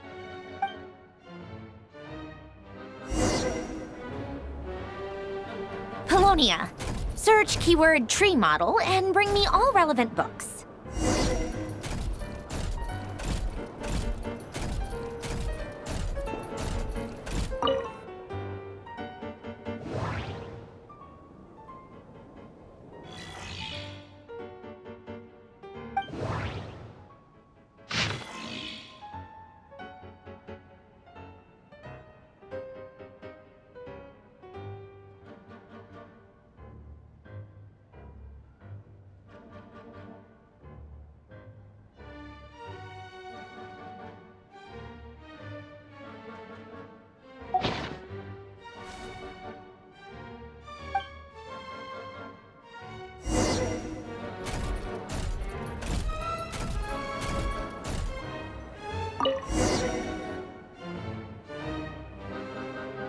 Most of the experimental devices proposed by the Lilia Crucis Ordo are built based on the simple and basic logical structure of a tree model. Lilia Crucis. Guess they were trying to cover up the name of the Narcissenkreuz Ordo? When Duke St. Germanus departed, he said, "It seems that there's no going back." Alas, he is only a genius when it comes to machines. In all other things, he is but ordinary. Excuse me? I'm sorry. That's just ridiculous. What kind of book is this? Great Detective Herlock, The Alchemist and the Clockwork Saint? Isn't this a novel? Come on. Still, the author swears that they knew Renee well. Whatever. I guess it's not beyond the realms of possibility that Renee would say nonsense like that on occasion. Memory, wishes, souls, and persona. Frankly, this sounds more like occultism, but if Albedo vouches for it, I suppose there must be some alchemical basis to these techniques. The way Alain Guillotin saw it, the world was comprised of machines. The universe needed machines, and thus his technologies were created. That's why I was born. René, his full name was René de Petrichor, if I recall correctly. Sounds like he and the town must be intricately connected. That place was also the source of most of our information regarding Remurian civilization. Seems like some of his projects were based on their technology. The cutting of souls and storing them in vessels. These seemingly unrelated techniques underpinned René's research. Assuming that the four orthants correspond to alchemical categories. The chemical marriage model? Alain would have scoffed at that. He never would have let those theories or parameters anywhere near his mathematical formulas.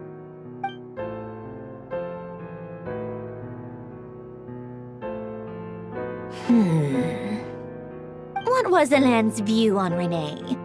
I know he mentioned the name, albeit very rarely. Oh, now I remember.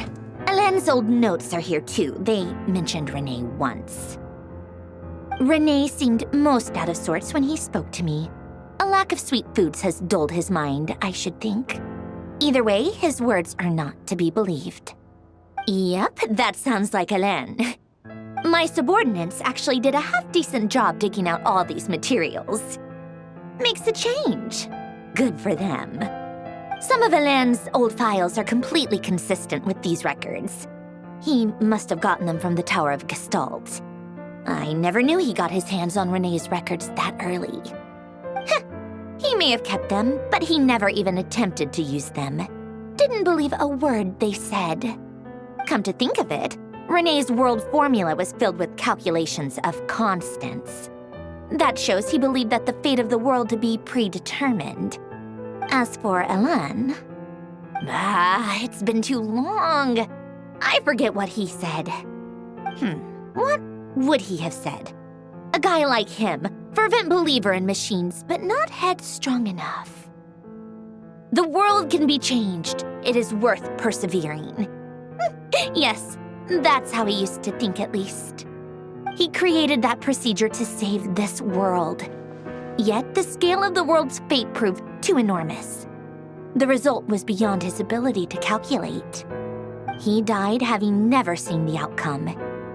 And there I was, left behind in the ashes of his dreams. Did you really never take a close look at Renee's research? Or did you read it but deem his philosophy incompatible with your model? The very thought of trying to incorporate his ideas probably made you feel sick to the stomach. Well, don't worry, because there's a whole new category of lunatic in town. Next to Dottore, every other madman looks sane. You once asked me what I wished for. Should have asked him instead. He's the one pining for things you'd sooner die than witness.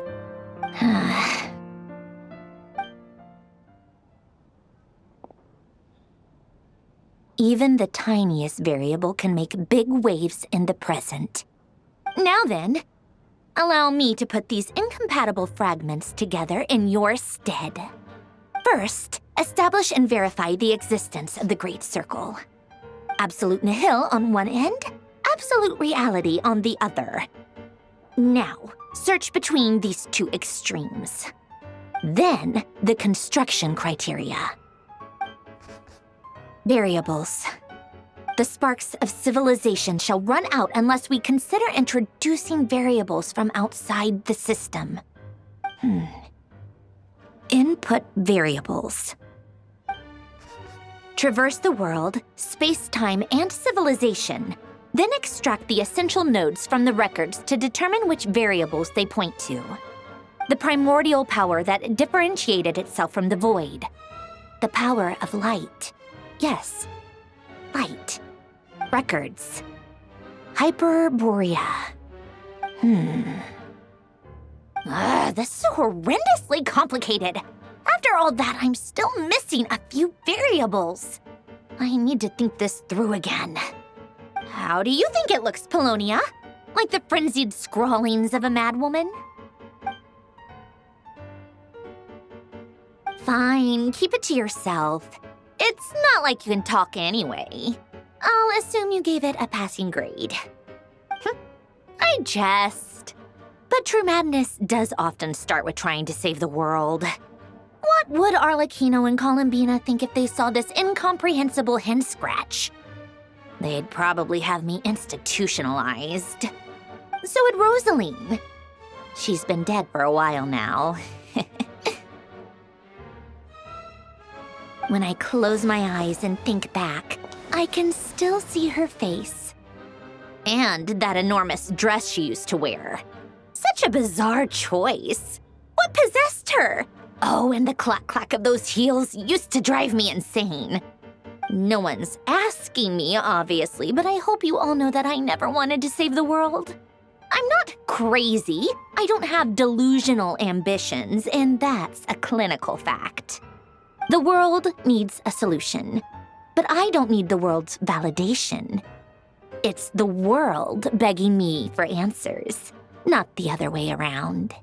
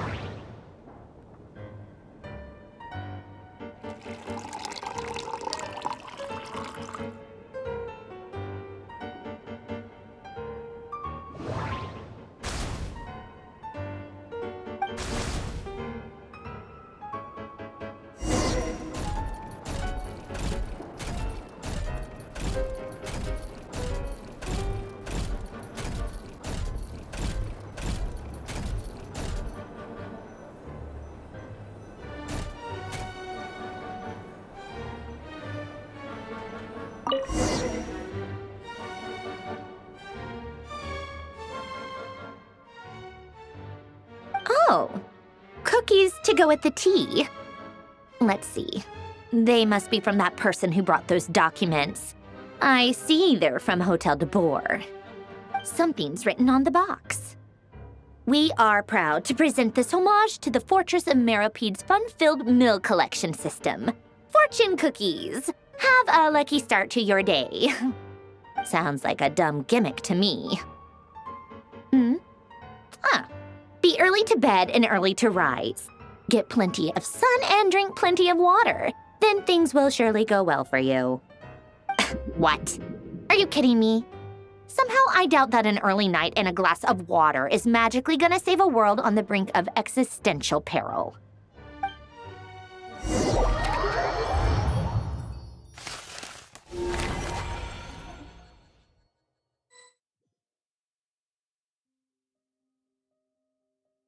Lady Arlecchino, word has reached us that Lady Marionette's troops are all in position. They are ready to act as soon as the order is given. Excellent. The only thing is, they are fewer in number than we expected. It looks like many of them must have lost their lives at the hand of the monsters released by the Doctor. Can't be helped. Allow them to join our ranks, and keep in contact. As you wish.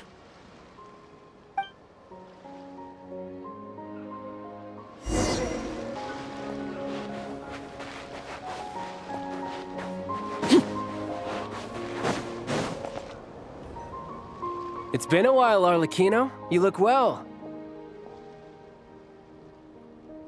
Did Dottore really have to build his lab right on the sole path between Snezhnaya and Nodcry? Had to go on a huge detour to stay out of its line of sight. Sounds like an arduous journey. I assume you've brought word from Her Majesty? Of course, all part of the job. Firstly, the Tsaritsa has authorized Fatui Internal Affairs to review Dottore's case. They will reach a formal verdict on whether he has turned traitor and whether he poses a threat to Snezhnaya. While they're working on that, I've been ordered to come and receive the refugees from Nodcry. They are nearby. My team will escort you to them shortly. Great. Aside from that, Her Majesty has a message for you and Sandrone personally. Huh? Where is Sandrone? She stayed behind to work since I was making the trip anyway. It seemed sensible to have one person on standby at base while the other came out to meet you. All right, guess that's just how she rolls. In that case, tell her that the Tsaritsa's decree this time is pretty awesome sounding. I think she'll like this one.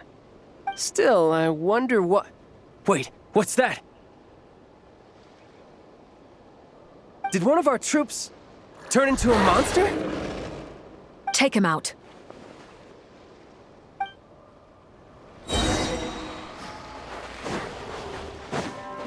Overruled! Shouldn't let your guard down.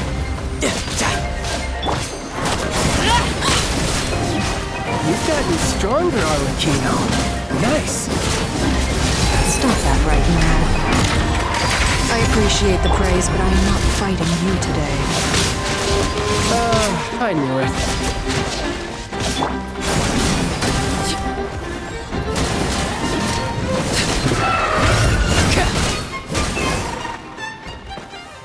I can't believe it.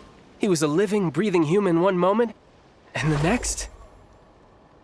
Another fine piece of work by our dear colleague, I'm afraid. What in the world has been going on in Nodcry?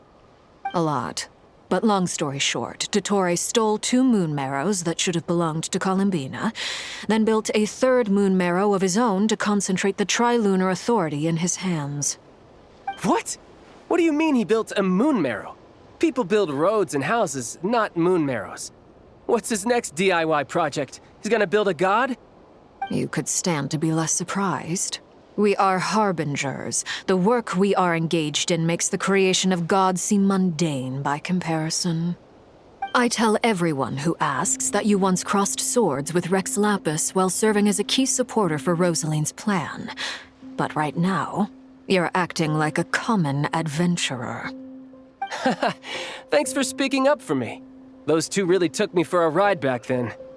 Then again, Surely no common adventurer would manage to get tangled up with them the way I did.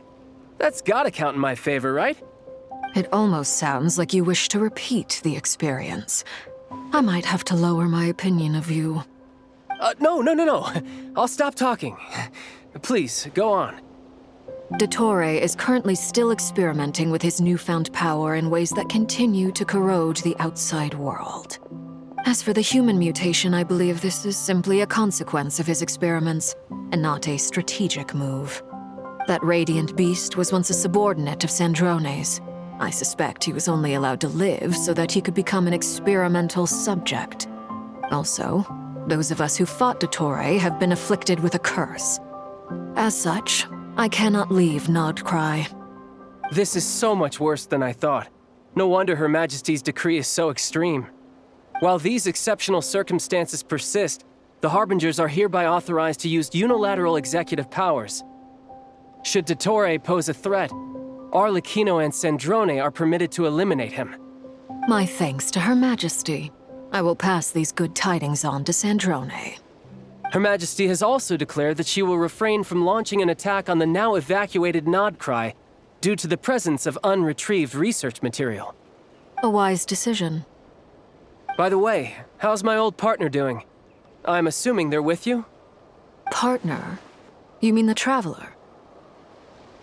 I'm afraid I have bad news. She was captured after our failed assault on Dottore's lab. Her whereabouts are currently unknown. What? Why? Since when does Dottore have a bone to pick with her? That is indeed the question. I'm not sure he does. He must have some other goal in mind. This won't do. I have to rescue her. You can't. We have no idea where the Traveler is. What am I supposed to do then? Stand here twiddling my thumbs? Sandrone is working on it. The best thing you can do right now is complete your mission. Fine. I guess I'll leave this to you then. One last thing. Tell the Rooster to get the message out to the gods and citizens of every nation in Teyvat. Beware. An uncontrollable pollution is spreading forth from Nodcry. The source of that pollution is a madman drunk on the success of his experiments. The Fatui and our allies will endeavor to contain the threat. However, if Nodcry falls, things are likely to escalate.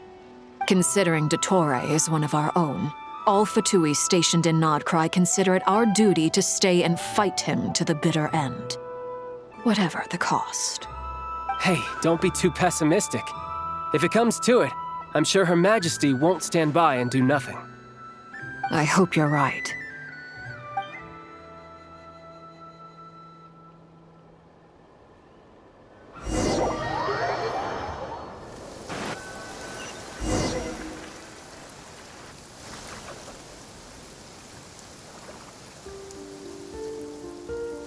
You're right on time. Thanks.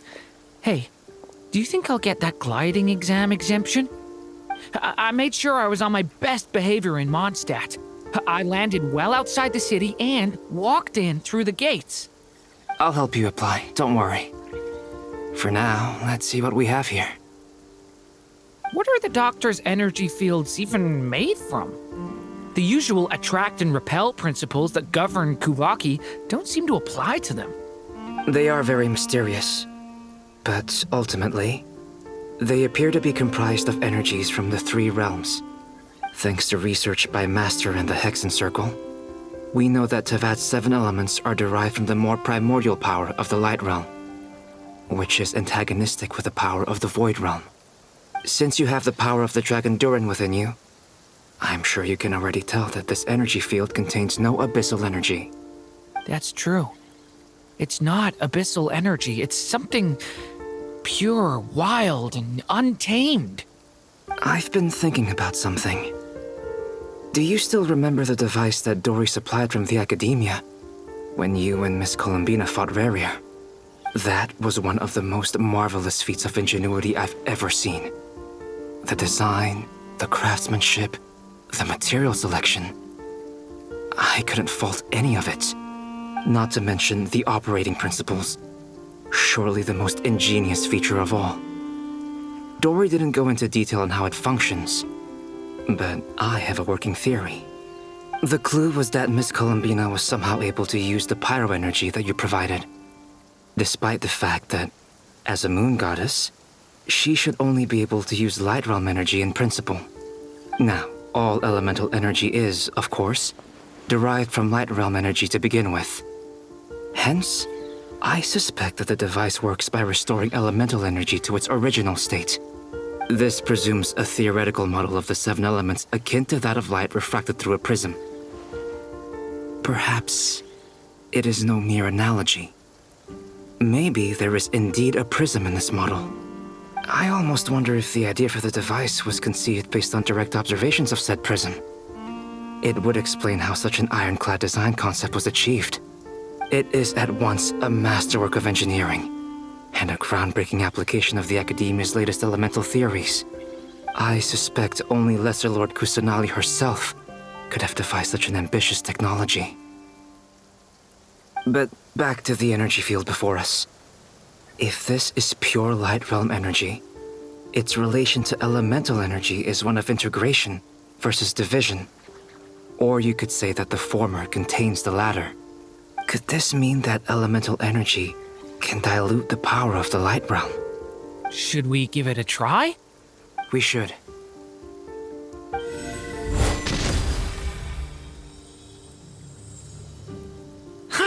It works! Clear signs of disruption were detected at the periphery of the energy field. This indicates that elemental energy can disturb or even negate the field. Now you try. All right, here goes. It's working! Switch to abyssal energy and attack again. No surprises there. Abyssal power drains the energy field to a significantly greater extent. I now feel confident in asserting that the energy field is indeed pure light realm energy, and that elemental energy can dilute it. But the energy field is huge. How much elemental energy will it take to neutralize it? We don't have to neutralize it completely. We can try other approaches. That's all for theory. Would you like to continue watching? So you knew I was here? Huh? When did you get here? A while ago. But Albedo sounded like he was working on his thesis defense back there. Back in Sumeru. You can end a person's whole career by interrupting them mid-speech. Very thoughtful of you. I'm truly touched. Could I ask you to lend me a hand? With what? A little test. Try using Animo to unleash a concentrated assault with circular blades, with the goal of breaking through at a singular point. Nice! This time it tore through the field. Tremendous. This is a major breakthrough. Should we go through? We probably shouldn't risk having mutually antagonistic energies in such close proximity. Durin, you stay here and watch the entrance. Hat Guy and I will go in to investigate. Sounds sensible to me. Keep your eyes peeled, Durin. Don't worry, I got this. You two be careful in there. Just give me the signal if you need help and I'll dive right in. What do you mean, signal? It's based on a new alchemical concoction I developed last month.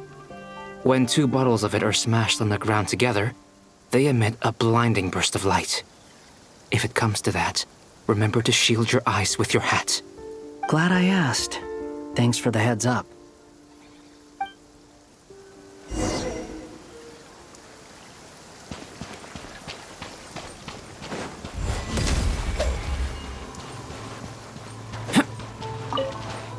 Like I thought. Beyond a certain distance, we can't see the opening where we came in. Maybe that's to prevent people from escaping. Sounds like Dottore style to me. Not much has changed. Things are basically the same here as they were before the energy field appeared.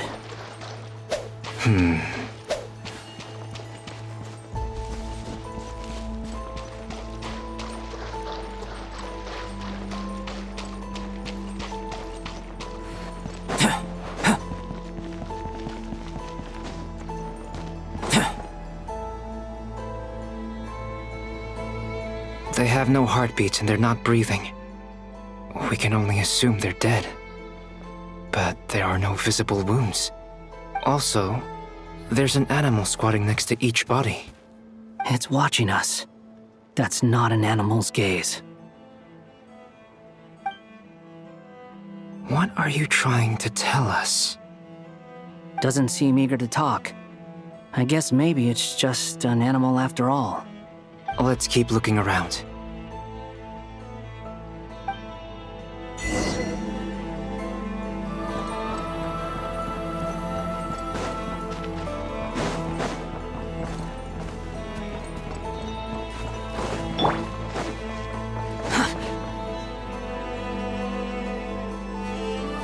Same situation everywhere. Not a living soul in sight. Just countless bodies with animals standing watch over them. Well, I think we can safely rule out the possibility that they're all pets. Is skirting around the topic your way of showing consideration for other people's feelings? Just being cautious. I don't doubt that you can handle the truth.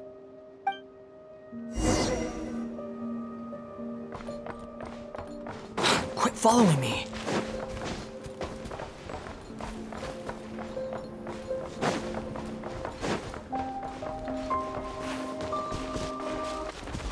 Careful.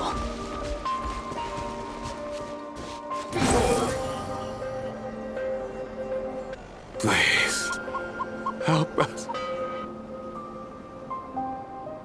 Please, help us. Please. What happened here? I don't know. Suddenly, everyone collapsed. Then my line of sight got lower. I still have some of my senses left. I gotta get out of here.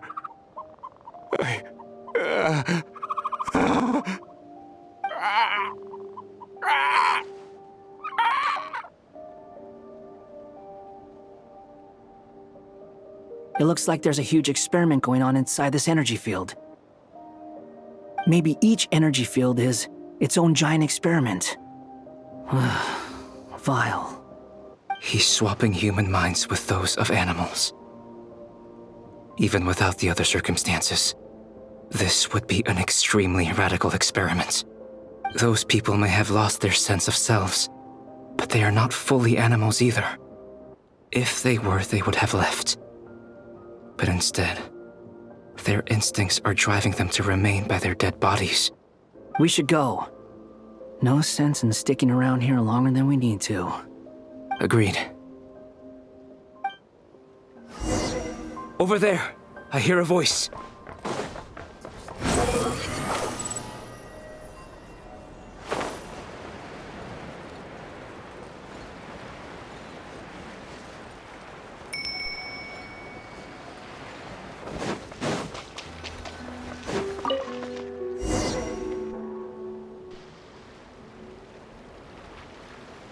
You're back! Everything okay? We saw some things that take a strong stomach. Otherwise, we're fine. We should share our findings with the others.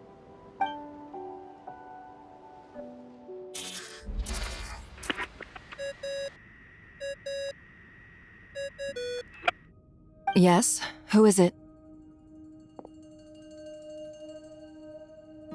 Miss Nefer, it's me, Albedo. We found a way to break through the energy fields. With enough control, it's possible to tear them open using elemental energy. Also, we managed to take a look inside. Dottore is carrying out his cruel experiments on an immense scale. Any residents who have failed to evacuate in time will likely meet a grisly end. Sounds like he's living down to our expectations. Might I ask how things are proceeding on your end? I'm just about to get started. I'll be in touch once I have a result. Understood. Stay safe. I will.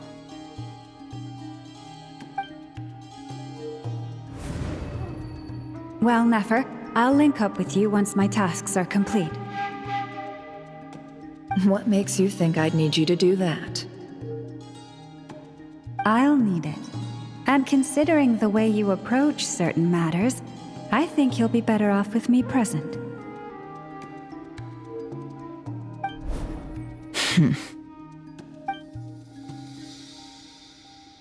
Let's begin. Entering simulation mode. A vast wasteland. Is this the Traveler's inner world? I was expecting something more vibrant, to be honest. Wait, someone's there. What are you looking at? In that case, I'll look at it with you. I want to know all about everything you've seen and experienced. Is there somewhere I should return to? Or should I stay here and be the hero everyone says I am? I don't dislike my current life. Roaming the land, fighting battles, accomplishing missions, earning a living, looking after Paimon. It's not so bad. I guess the only thing that's missing is that you're not here with me. This is the conscious layer, which contains a person's true feelings. It is filled with both longing and kindness. I suppose anyone who lives long enough ends up wishing for someone who can't be there. Maybe it's the only way we can feel truly alive. Time to delve a little deeper.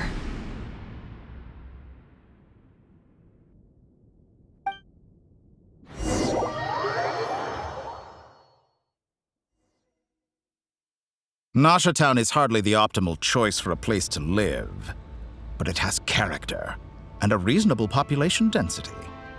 What are you trying to say? Oh, don't be nervous. I was just thinking where might make a good starting point for your journey.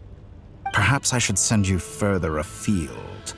Conria, perhaps. Conria ceased to exist long ago.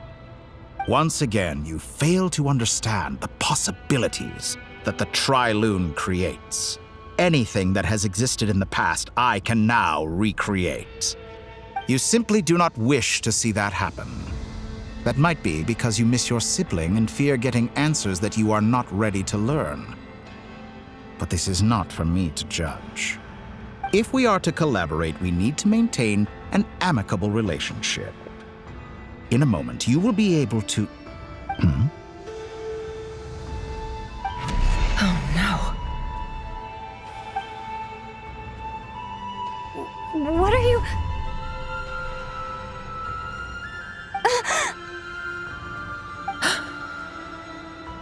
What are you gonna do?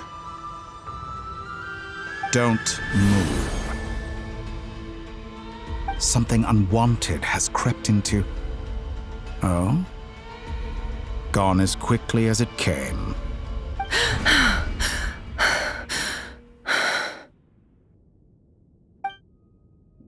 Did you save me? If I hadn't cut the connection, Dottore might have caught you from the other side and destroyed you. This was a good idea, but once is plenty. You were exceptionally brave. Excellent work. Thanks, but now's not the time for that.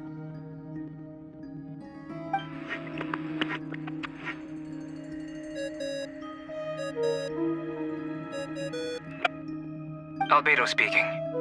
I think I know where she is. What is this endless darkness? I can't see anything, even though my eyes are wide open. But why? What happened? Ah, sorry about that. I take it you didn't notice. Just now, a friend of yours took a little peek into your mind. Could it be Nefer? How did she do it? Did she use something as a medium to connect to me? Do you think she's aware of your current circumstances?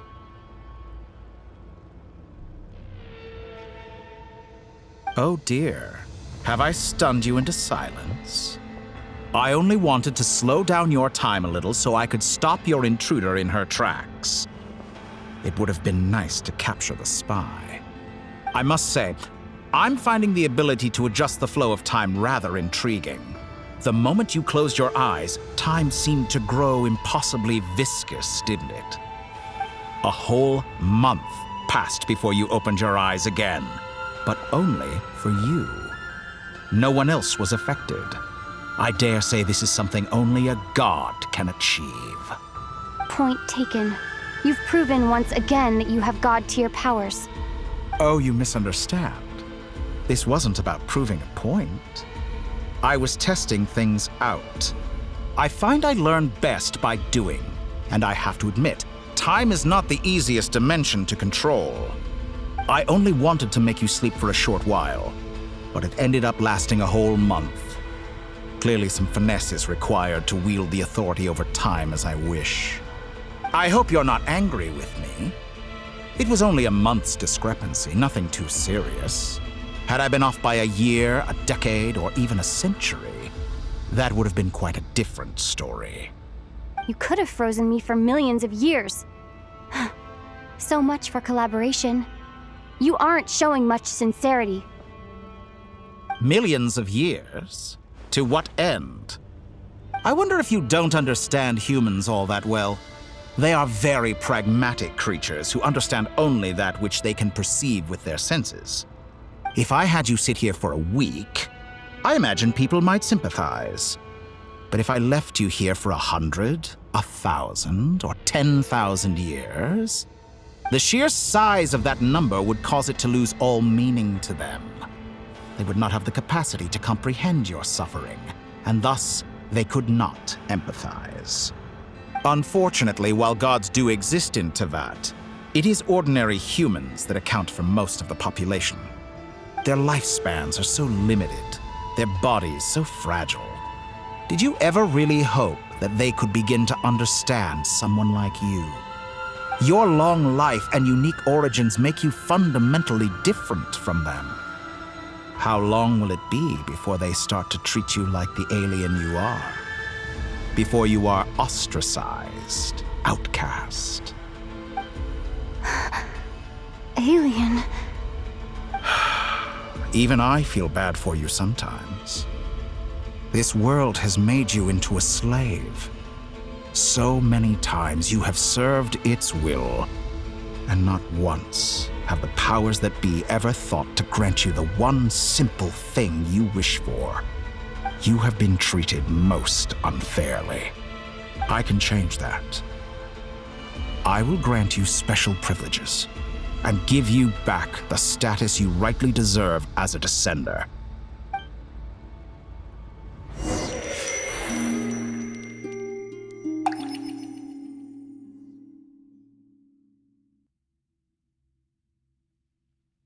I've entered the past 3 times at this point, but I still have so many questions. For instance, beyond each point being further back in time than the last, what determines the specific locations at which I can make entry? So far, the common thread linking all 3 scenarios is that the Traveler has been present. But it's more than that. I know I sensed something familiar around her. What was it? I'll keep this question in mind as I carry on.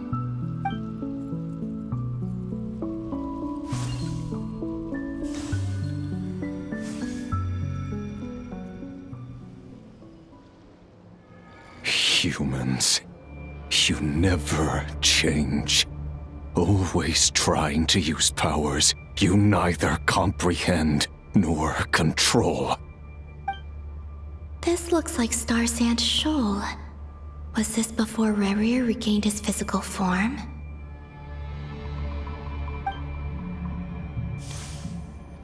You've messed with the cannon again, huh?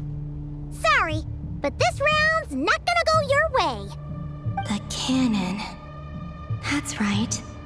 I was at Silvermoon Hall and I sensed an abnormal Kuvaki fluctuation coming from Nasha Town. And right after that, came an ominous power emanating from Star Sand Shoal. My body was once torn into countless pieces and hurled into the swirling chaos of time itself. But even so, my life and will were not extinguished. I wonder if I could try to prevent his resurrection. But how would I do it? What can I do, here and now? traveler! Behind you! Look at that light!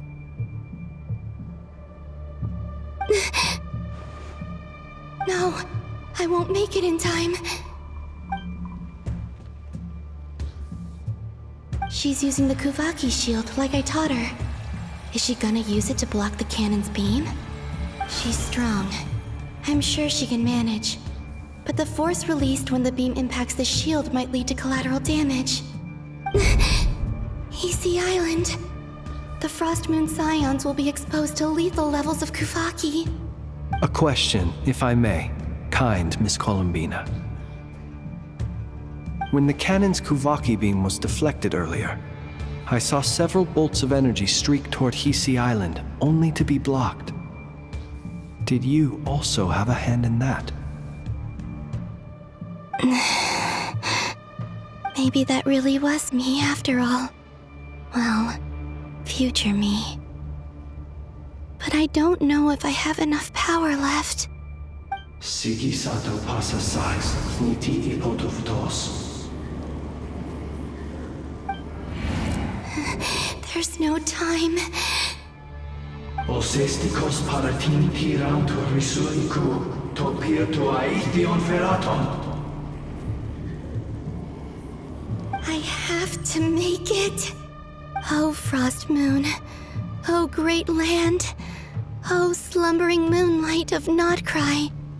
If you can hear me, if you can sense my call, then please, heed me once more!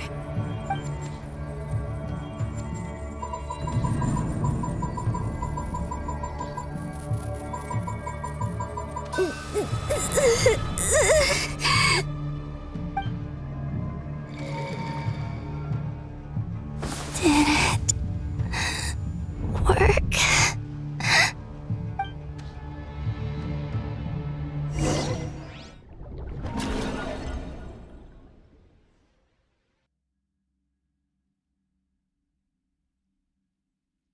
Hey, wake up.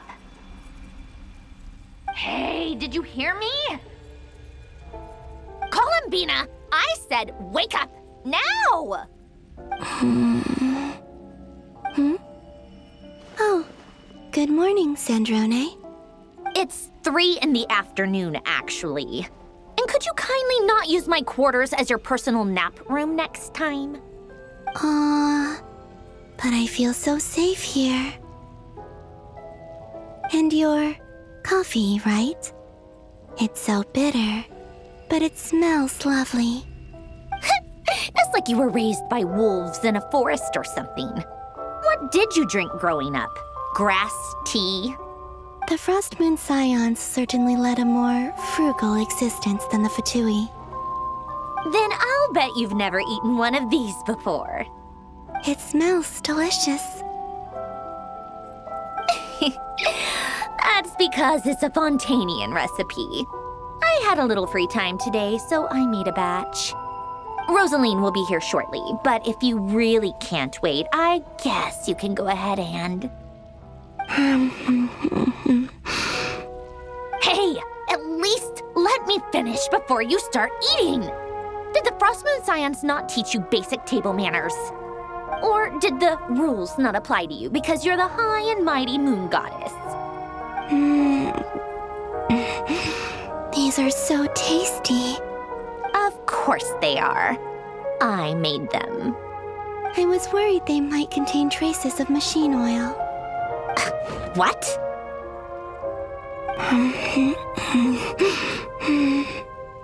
You know, there's something I've always wanted to ask you. Why did you leave your old home and join the Fatui?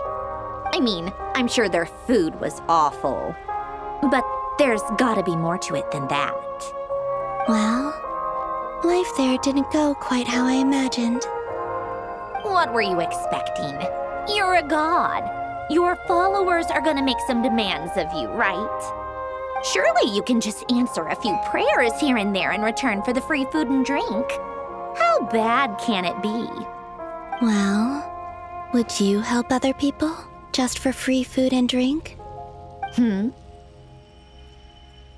The doctor told me that you were created by a great mechanic. Lord something Fisher. The Lord Artificer. Ugh, some people can't keep their mouths shut. Oh, Lord Artificer. And didn't he have something to do with the, narcissist? Narcissenkreuz Ordo. Yes, that was it. Narcissenkreuz Ordo. So, would you try to fulfill their wishes? You must be joking. I wouldn't go even if they paid me. I don't even know them. Exactly. Well, I felt the same way. I did not know the people who made demands of me. Huh. What do you know? We're on the same page for once. In his later years, Alan did ask me if there was anything I wanted to do. If I had any wishes of my own. Well, I don't. And I'm not in any mood to fulfill someone else's either. Who's Alain? He was the... You know what? Never mind. You're not gonna remember. Anyway, the point I'm trying to make is, neither of us is the self-sacrificing type. Let me ask you this. What sort of place would you like to live in, if you could choose? A place where people don't ask me for things I cannot give them. Where they don't worship me, or fear me, but just want to chat with me like a normal person. I'd also like the freedom to come and go as I please. And ideally, it would be somewhere with the smell of coffee and snacks. Not to burst your bubble, but no such place exists in the world. Now, take your snacks and scram.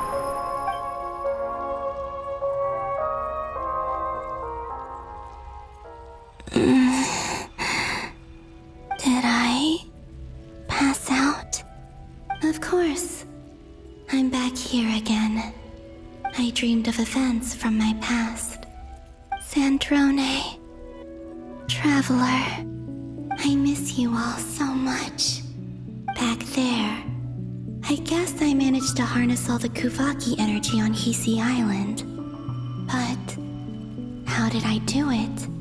Time is flowing backwards here, and I can use that familiar power to enter the world of the past. That mystery ally everyone talked about. It was me all along. I can sense that there isn't much more power remaining up ahead. What lies at the end of all of this?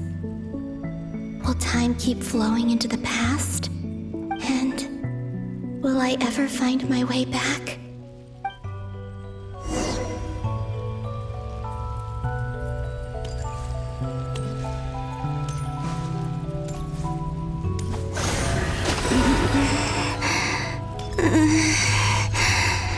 It's getting harder and harder to use my power.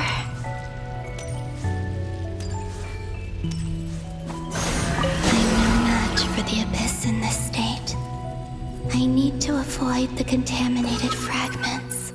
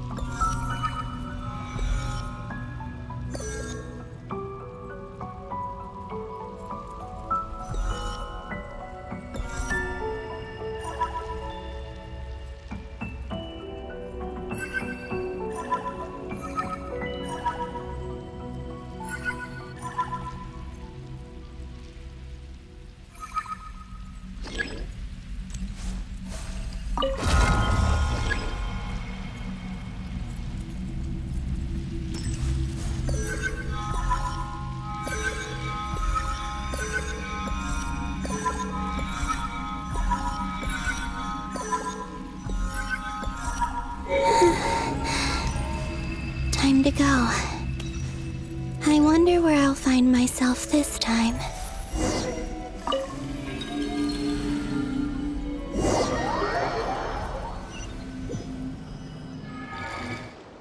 The Final Night Cemetery. This is where Flint's is based. Or not! How are we supposed to read through this many files? Difficult, yes, but it is also our most efficient option. Seems like they're searching for information. Oh, I remember. Flint's and Varga talked about some files on the Wild Hunt. Was this my doing too? To expose the true intentions of this Rereer, we need to dive into Notcry's history. Are my actions changing the past? Or are they simply completing a process? Is all of this inevitable? Or am I the one making these decisions? If I choose not to help them now, will it change how things turn out? Hope we don't land on our heads then. They're my friends. I can't not help them.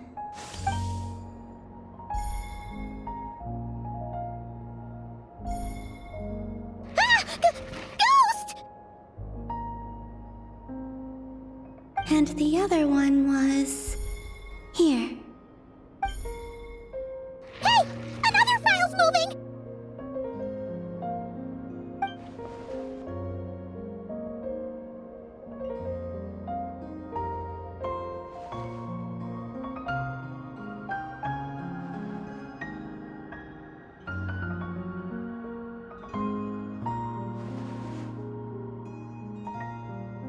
That should do it.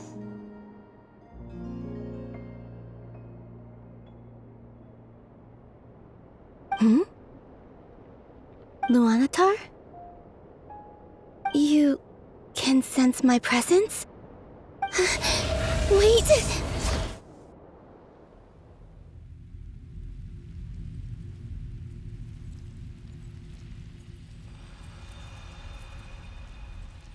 Luanatar. So she's that familiar presence I've been sensing all along. She's always been by the Traveler's side. That explains why the Traveler has been there each time I've entered the past. But why Luanatar? Is it because she has a connection to me as the Moon Goddess's familiar? If so, why not any other Kuhenki? That's...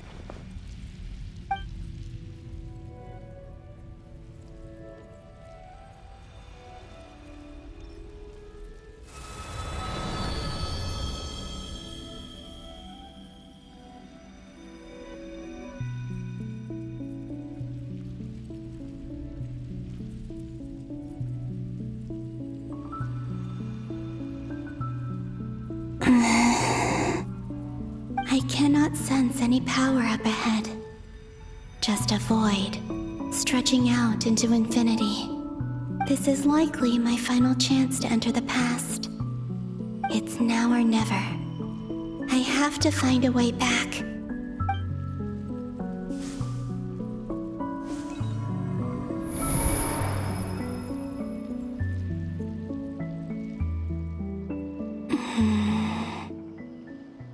Hisi Island? How far back in time is this?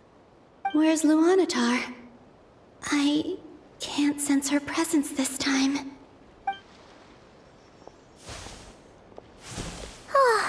Seeing Anafa and Aino reunited like that sure was heartwarming. Traveler, Paimon. No, stay calm. I don't have much power left to change things.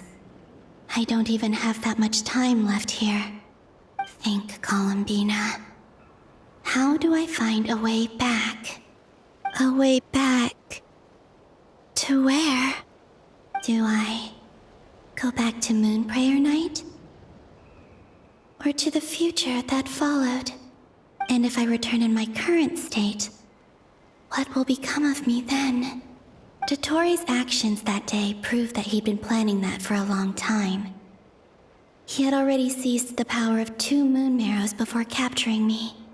Even if I managed to get back, how can I fight against him when he wields the Tri-Lune Authority? I can't. If I go back like this, I'll be playing right into his hands. I have to find some way of rivaling the power he has usurped. Wait. Time flowing backwards. The Trilune Authority. Does that mean... I think I know what the final destination of this lunar reflection might be. I know what I must do. Speaking of homes, we must already be close to where the Frost Moon Scions live. The vibe here feels different, just like the scenery. But how do I communicate my plan to my friends? Should I write it down here? No. Someone else will see it. I need something with a close connection to me. Something I can use as a medium to tell them what's happened to me in here. Now it makes sense.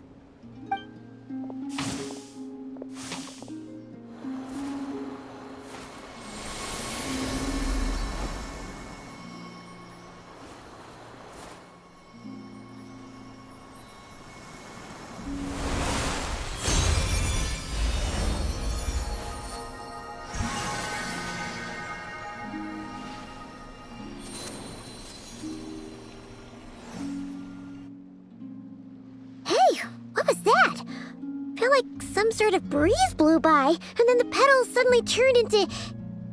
Huh? It was I who brought Luanatar into being. I gave up a piece of my own soul to create her. That's why I could sense a familiar power from the moment I entered this space. It also explains why she's been present in every past location that I've entered. Because we have a deep connection. Hey there! What's your name? And the reason why there are no more gates to the past after this point is that Luanatar hadn't been born then. No wonder I sensed the trace of a blessing when we first met. But I still didn't recognize the soul hidden within you. Back then, I was just a little lost dove. I had yet to become Columbina Hyposelenia. Go on now. We've got stuff to do. Best you find someone else to hang out with. Hey, you scared it off. I'll be counting on you. Remember to stay by the traveler's side, guide her, and help her in my stead. Oh, and bring her to the garden where the moon prayer blossoms grow. There's a little lost dove there who will need her help.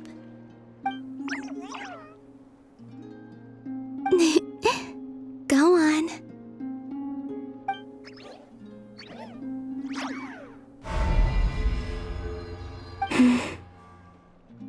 You too. Go and live your story. As for mine must go in a different direction.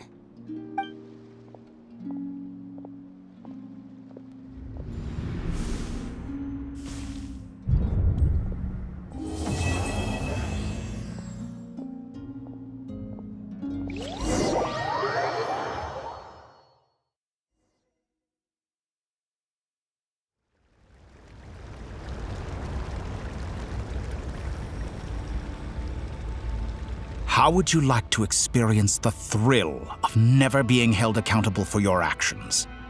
You could crush people like ants without consequence, or tear off their heads or limbs as you please. Believe me, such a life is but one small step away. What point is he trying to make? Freedom? But the freedom to kill? To do evil and get away with it? Why would you offer me that? The creation of a world is the ultimate scientific experiment. I have taken my research to the highest level, where I shall be not just a god, but also a servant to many sacred spirits.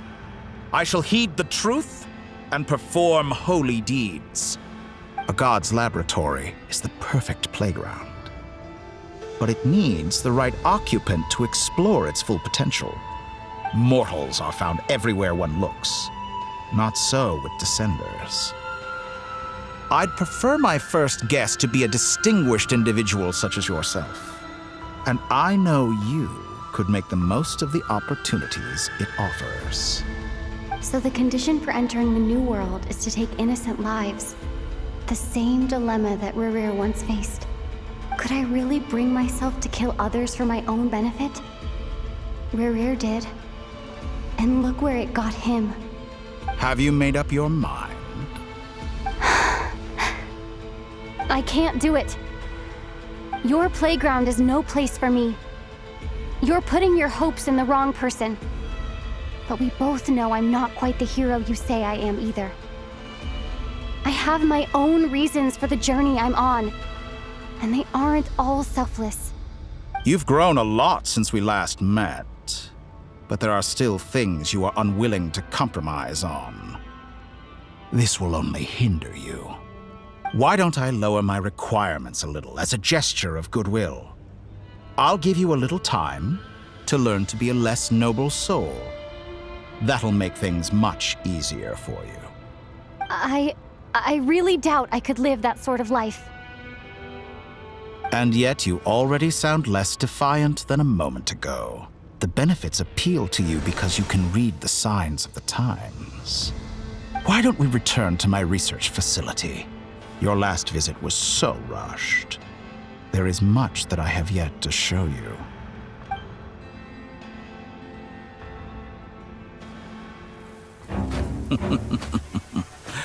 Now to that question, Heroes don't attack from behind. Guess I'm no hero. This is most disappointing.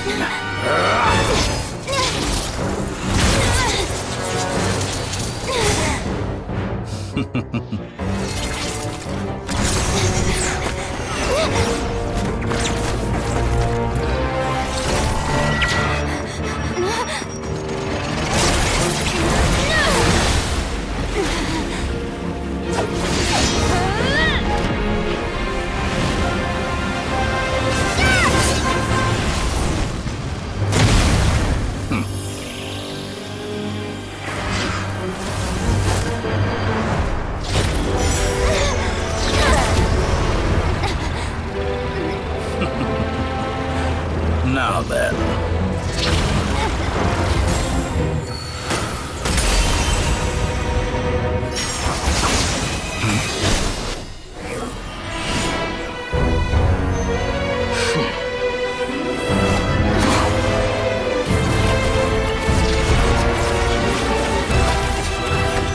A new face. Interesting.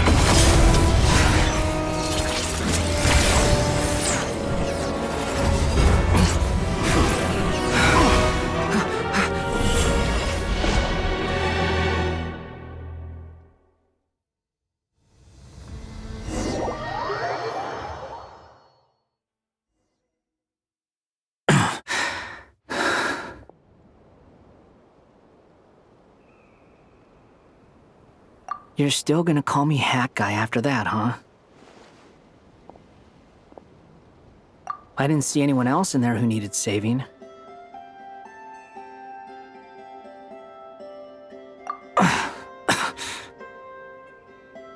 It's nothing. I'll be fine. Why are you looking at me like that? Is it that shocking that I'd come to your rescue? I owed you a favor back in Sumeru. Now we're even.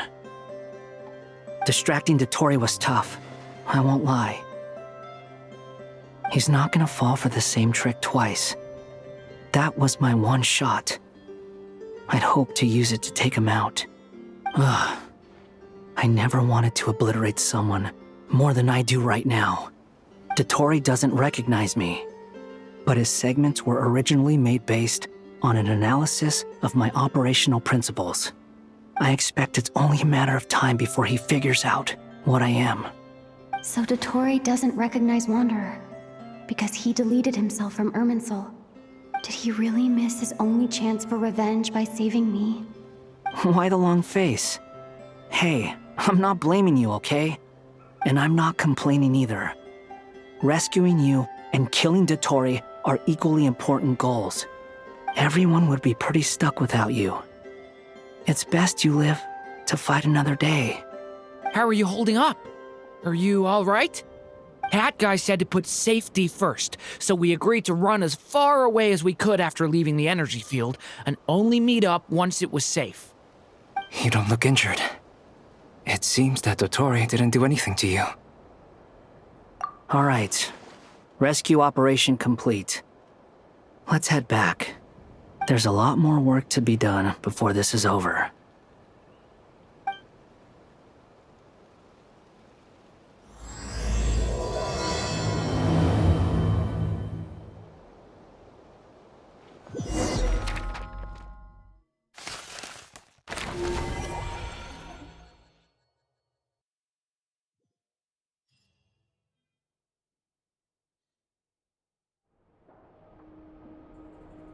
Understood. I will bear the Tsaritsa's decree in mind. I don't see what's so awesome about it, though. Does he really think everyone else is as immature as him? I'm not stooping to Tartaglia's level. I thought you might say that. How's your progress? Quite promising, actually. That alchemist Albedo gave me a few ideas. Remember how I asked you to look up some files for me? That stuff on the Nazistenkreuz Institute. René de Petrichor and Jakob Ingold. Alain Guillotin despised René's theories and methods, but he never managed to come up with better alternatives either. So I adopted some of René's ideas. I thought Alain was like a father to you. He and René were mortal enemies, were they not?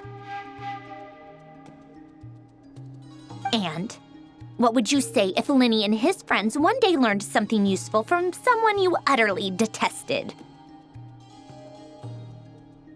I would applaud them for it. That would mean that they have surpassed me.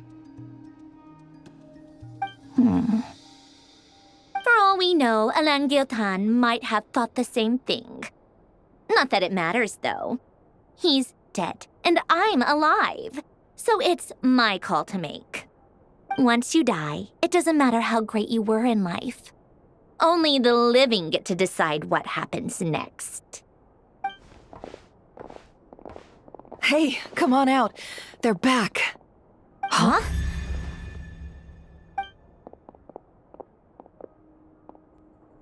You're back? And your head's still screwed on? And you still have all your limbs? What does it look like? Way to keep your composure, madam. Excuse you. I am perfectly composed. Glad you're okay. Yes, it's a huge relief. Worry? Oh, yeah, right. You think we, the Fatui, were worried about you? We were worried sick. Hey!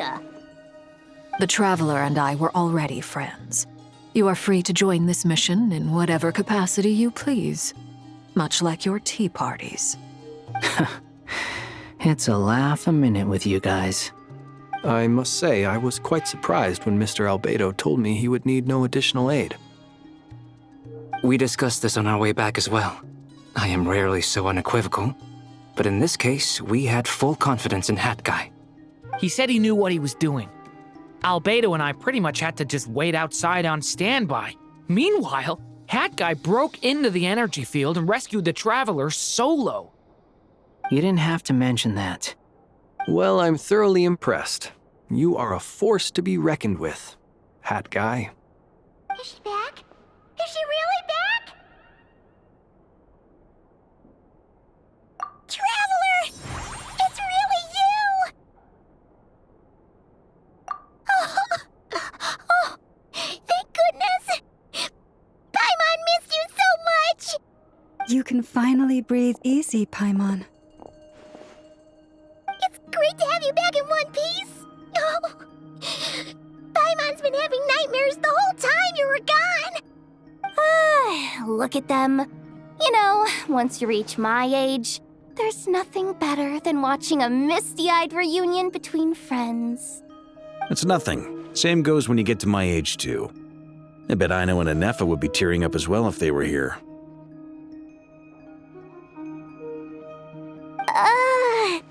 Varka, I'm not sure Anefa can cry. Oh, yeah, good point. Hey, your eyes are looking a little red and puffy.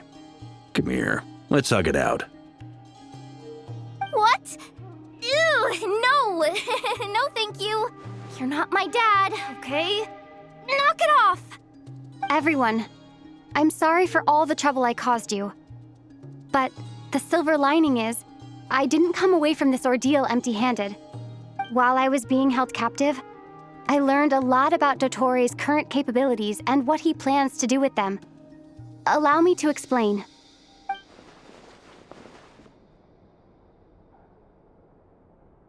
The three moon goddesses were even more powerful than we imagined. No wonder Dottore believes himself to be equal to the gods, maybe even superior. Utter blasphemy. While everyone was gone, Nefer and I made an interesting discovery, and I believe Miss Sandrone has something to share too. Ma'am, perhaps you could do the honors?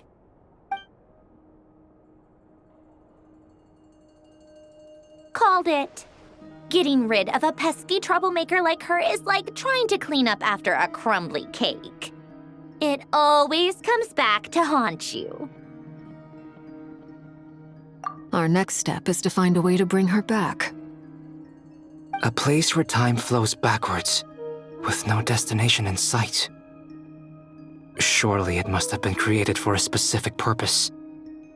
But I fear the answers are buried deep in Tevat's history, held by great powers beyond our reach. It sounds like she's on a specific path through time, just traveling in the opposite direction to us. The question is, where does that path lead? Or will it keep going to infinity? We considered that question as well. Strictly speaking, time is not infinite. Indeed not. Every road has an end. Nicole! You sure loved quietly sneaking in mid-conversation. I do, in fact. It's something I've always done at our mages' tea parties. Quiet, mysterious, and persuasive. You wonder what lies at the end of her road. Well, just as the world has a beginning and an end, so too does time. And so, the end of the road is the moment that Tevat was born. But where Miss Columbina will end up along this road, that depends on where this particular river of reverse time began. What about the original moons and the moon goddesses? Do they have a beginning too? All things do. In the beginning, no moons adorned the sky. It was the Dragon King Nibelung who raised the three moons into the heavens, and thus were the moon goddesses born. They were shadows of the planet, born to wield Nibelung's authority and oversee the world on his behalf. They were extensions of his will, manifestations of his majesty. But then one day, they disappeared just as suddenly as they had once been brought into being. Nobody knew where they had gone.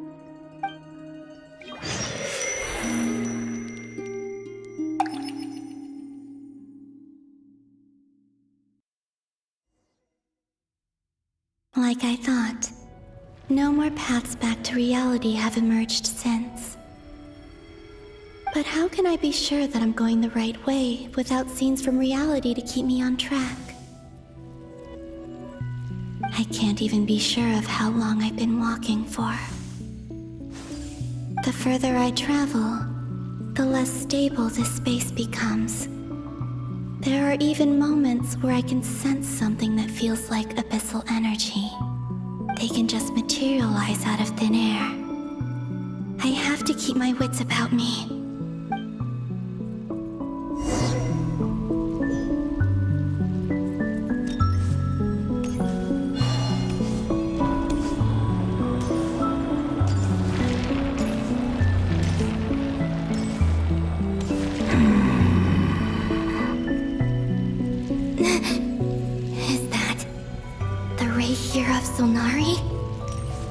I can't believe he survived. How did he do it?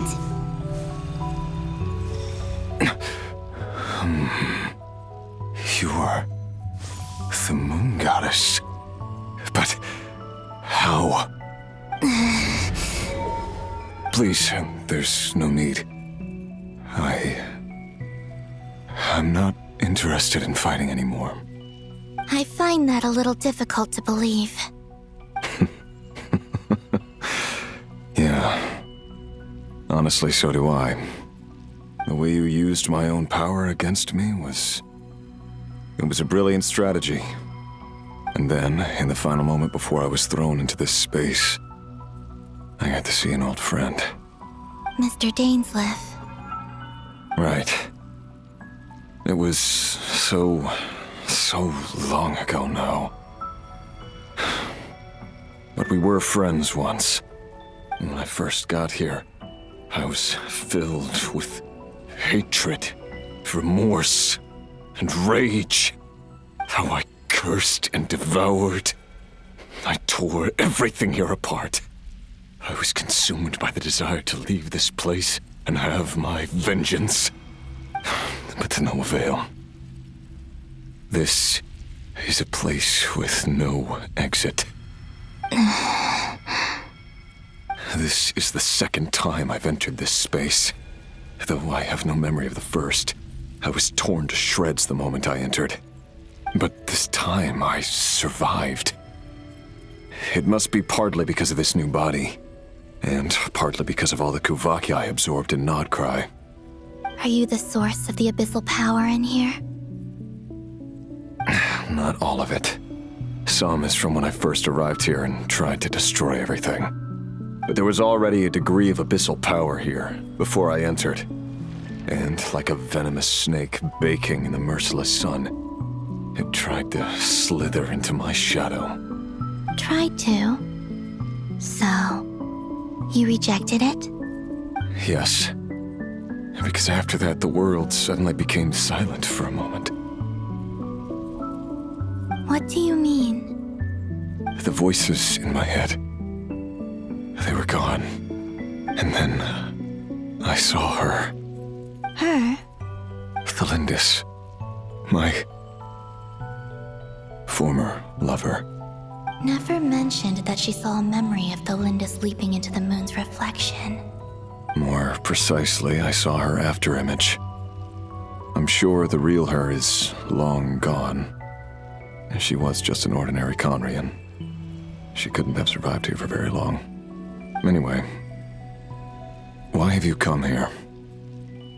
Didn't you know it was a dead end? If I hadn't escaped through the moon gate, my friends would have been in far greater danger. Oh, I see. Because of your power. The power of a moon goddess. What? You'd like to know how I know, wouldn't you? The one who resurrected me said so. I could hear a deep lust for power in his voice. Do you mean... Dottore? Dottore. So that's what he's called. He'd been collecting fragments of my body for a long time. All so that he could resurrect me at the moment of his choosing. I had no interest in his research. But being as corroded by the abyss as I was, we were aligned as far as hunting the moons and recovering my strength were concerned. So that's why the Wild Hunt suddenly became so active in Nodcry. When I left the Fatui in my weakened state, Dottore must have felt that his time had come. Moon Goddess, could I ask a favor of you? What? I know this is a lot to ask, especially from someone who tried to kill you. If you refuse, I won't fight it. But this is the only thing I desire now. Nothing else matters.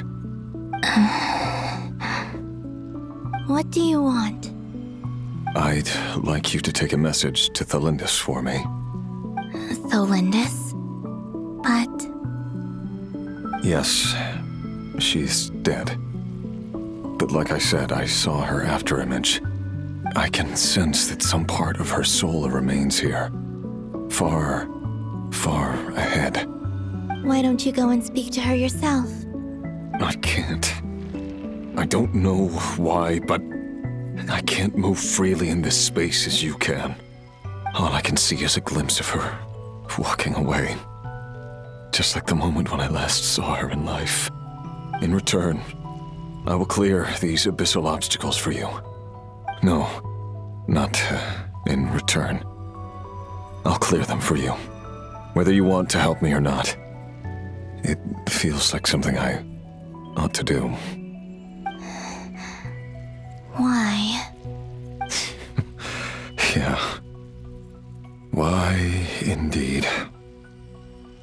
I've been asking myself that question a lot recently. Why did I do the things I did? I'm tired of it all. Tired of the person I became. People used me. And then I turned around and started using others. I hurt a lot of people. I think I grew tired of it long ago. But I wouldn't admit it to myself. And ultimately, that's how I ended up here. What do you wish to tell her? All of it. My past. My mistakes. Everything that happened after we were separated. Is it okay if I give her the abridged version? Yeah, I'm sure there's plenty you can skip over. Just tell her the important parts. Whatever you think that means. Like the part where you relentlessly tried to kill us? It's up to you. Love demands honesty. But my relationship with Thelindis was built on lies. We hid too much from each other. But after living my whole life in the shadows, I don't want to hide anything anymore. I will do my best.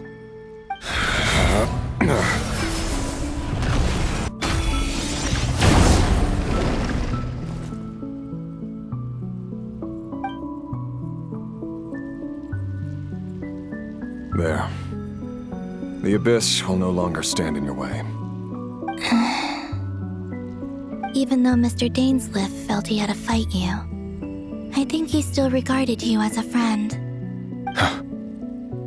Dane? He said that you betrayed him, but he also felt great remorse at never having understood what you were truly going through.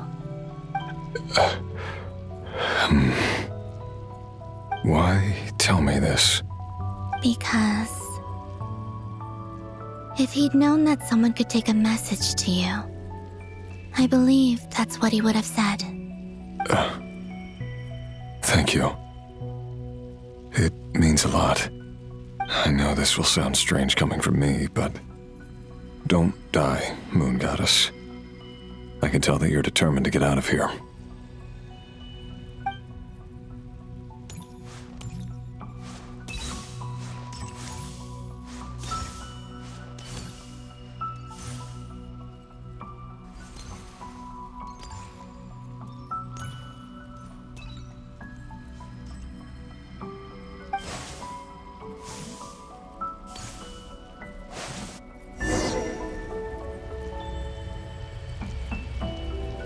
He kept his word.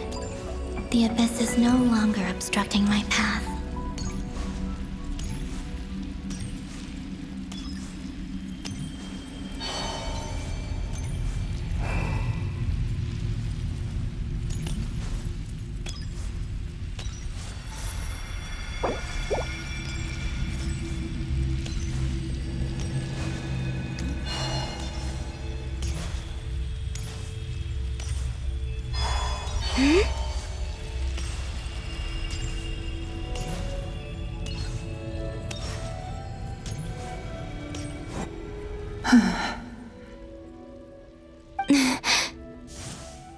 Is that the Lindis?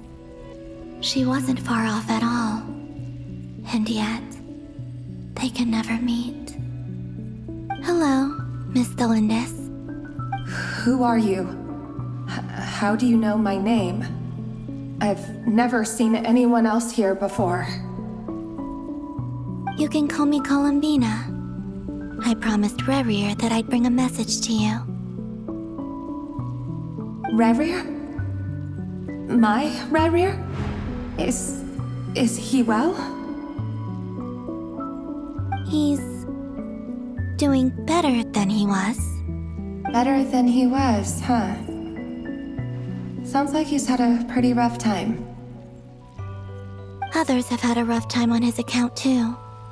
In many cases, their time ran out because of him.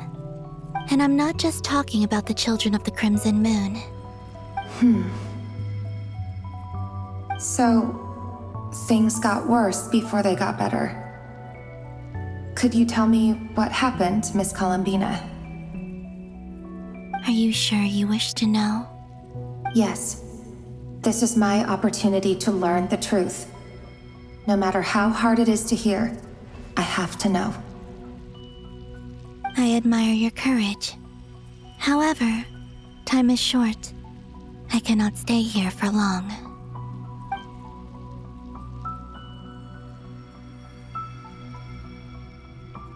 Rerir had seeds of hatred in his heart, and many people nursed them for their own ends.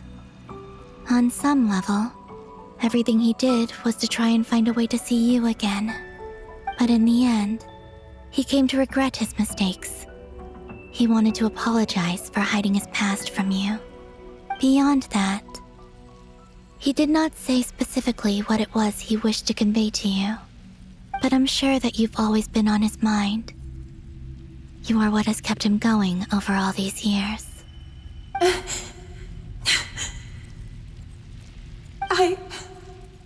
I'm sorry, Miss Columbina. This is so upsetting. I'm not sure how to put my feelings into words. It's all right. I understand. Well, that's everything from me. So, I guess I'll be... Wait.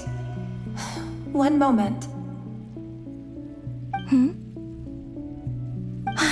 Time flows backwards here. The road ahead only leads further and further into the past. I know. I intend to reach the end of that road.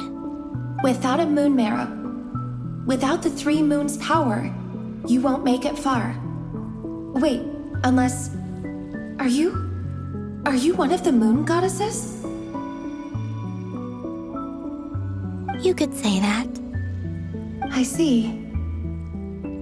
I often think to myself, if life is like a train ride, why haven't I reached the terminus? Where am I even going? And it's not just me, it's this whole place. Wherever it is, it seems like it's existed forever. It's such a mystery. Where is it going? I must seem so ridiculous. I can't answer these basic questions, and yet I jumped right in here without hesitating, only to be torn apart the moment I entered by powerful energy currents. Only my soul remains now. Thinking back, I was suddenly overcome with fear and terror in that moment. Perhaps I too became bewitched by the abyss. I may have been the leverage it needed to control Rerir. I used to be a researcher at the Universitas Magistrorum in Conria, researching the iridescent moon's marrow. Eventually, I came to the conclusion that time in here flows in reverse. Rerir was one of the Finster King's retainers. With me, he was in an impossible position. It plagued him constantly. I wanted to help him escape his lot in life. I wanted him to be happy, so I thought I'd use this place to return to the past. At the time, I thought I could just go back to the day that the Finster King first found the prince. It was only after meeting the prince that the Finster King started going too far with his research into the abyss. That was the day all of our woes began. I thought I could stop the king from ever meeting him and solve everything. I couldn't kill the Vinster King himself, so I had to find another way to save Rayrir. That's why I wanted to go back, to kill the person who had brought new possibilities to our realm. I'm sure it was a futile endeavor, but the Abyss probably enhances the basest human desires. So I naively hoped I could change everything. But I was simply too weak. Like a speck of dust against the whole universe. Look at me. I didn't even survive the journey here. Not physically, at least. I know I'm never getting out of here. But you're different. You can make it, and I want to help you. I owe you that much. How do you plan to help me? Have you noticed the golden energy that exists here? Based on my past research and my observations since coming here, I believe they carry you forward faster. I can share what I've learned and help you understand the pattern in which this energy appears.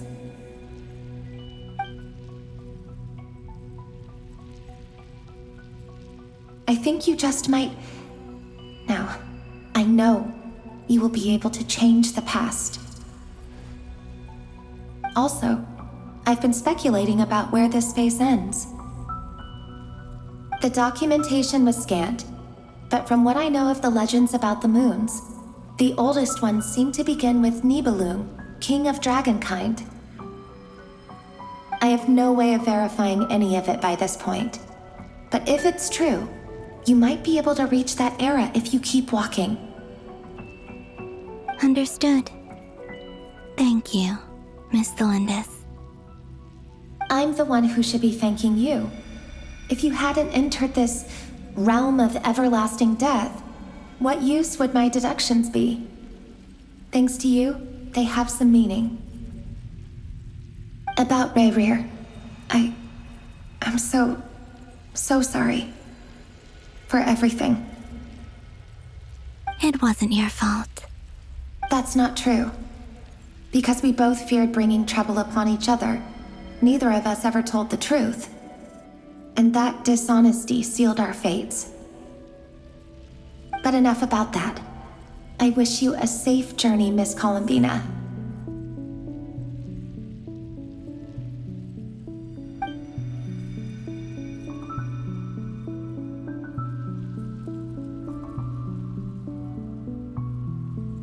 And may the outside world never have to experience pain like this again. Rayrir, you're there, aren't you? I cannot see you, because you exist in the future. I expect we'll be trapped in this prison of space-time for all eternity. But please, gaze upon the past, and then sit for a while. Let's find a place to sit down together, just like we did when we first met.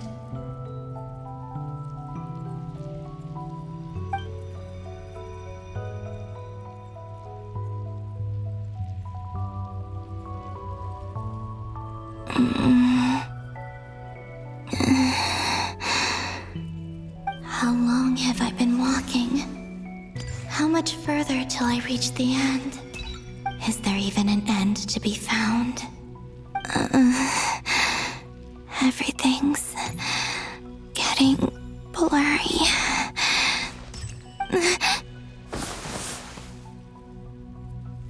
Huh? Are you all right, little sister? Have you come from the distant future?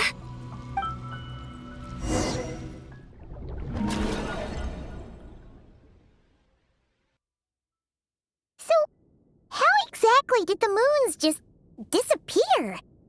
Shouldn't it be a little harder to get rid of major creations like moons? The world is a vast and ancient place.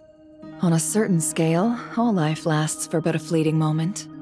Miss Nicole explained that the moon goddesses likely perished in the War of Funerary Flame.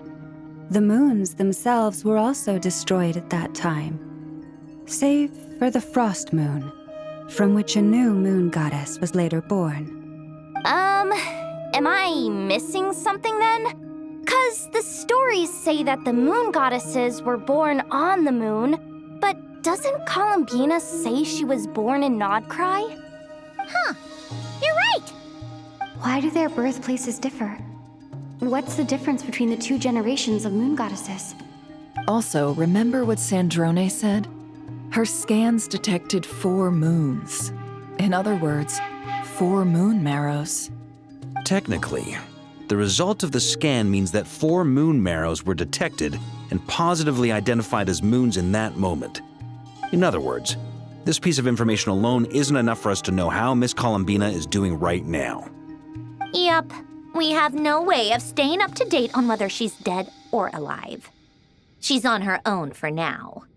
But at least she's trying her best to get back to us. Yeah. She's a tough cookie. And a sore loser, too. We have to trust that she'll find a way. Because we really need her power. As much as it pains me to say it, we've got no chance of beating Dottore in a straight-up fight. He's much too powerful. It wouldn't even be close. That maniac is going to devour everything in his path until he reaches us.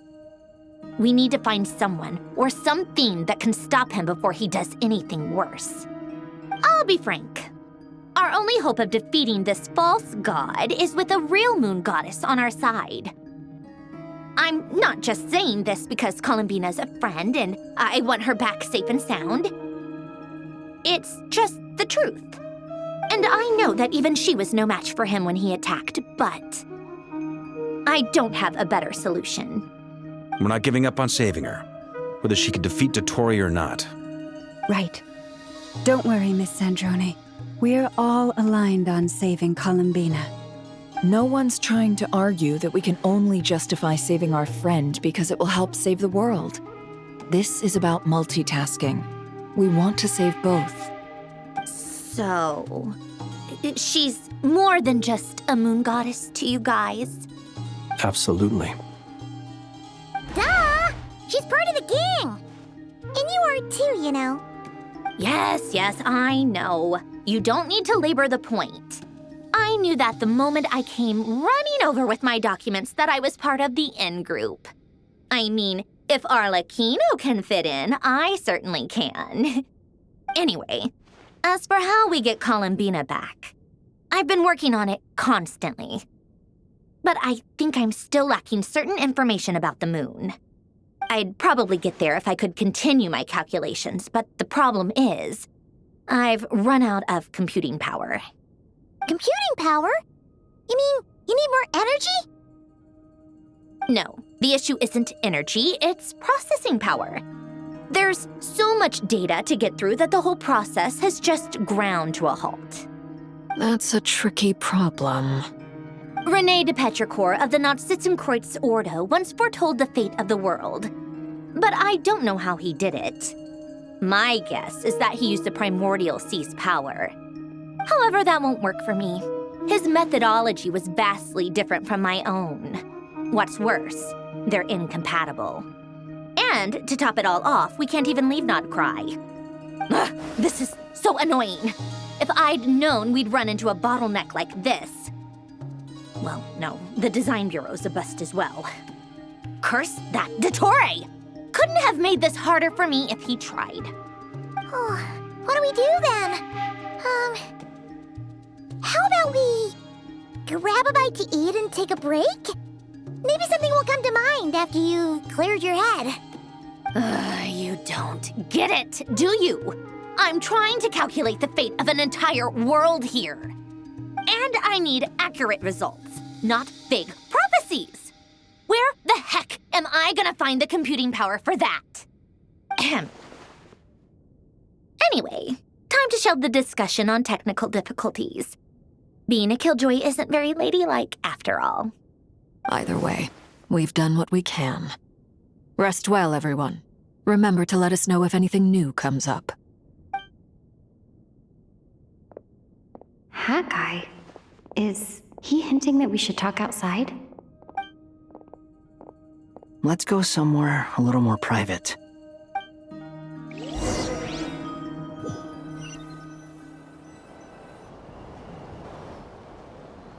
You know that Dory went back to Sumeru, right?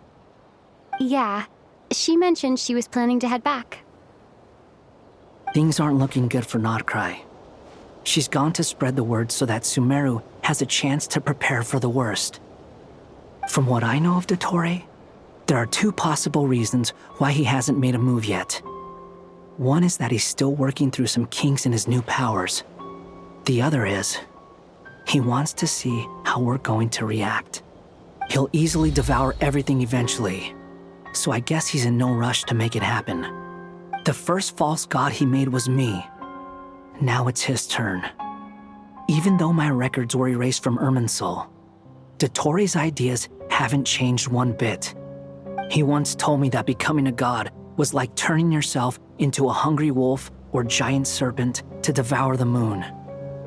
Clearly, he began studying the moon goddess's powers long before he even tried making a god. He's always wanted to get his greedy hands on divine authority one way or another. And in the end, he devoured the moon where I failed. In the desert of Sumeru, there is a chessboard built by King Deshret, also known as Al-Ahmar. I don't know if it was a real game, or if he was just trying to challenge his servants and citizens in some way. But creating games and setting rules, gods do that as a matter of course. That's the kind of power Dottore craves. Now he has the Trilunar Authority. His power is leagues beyond the common people. I don't think there's any point in other nations rushing to the front line. They're better off focusing on defense and hoping they can fend off any threats that spill out from Notcry. Either way, Dory will inform Lesser Lord Kusanali, and she will contact the other gods in turn. The Seven will have some recourse available. If nothing else, their protection should keep the rest of the world from descending into chaos as quickly as Notcry has. So on the bright side, even if Notcry is doomed, your friends in other nations won't be in any immediate peril. That's good to know. But I'm not ready to give up on Notcry yet. There's a word for people who refuse to let anything go. It's called being greedy. Maybe it sounds greedy to you, and probably naive too.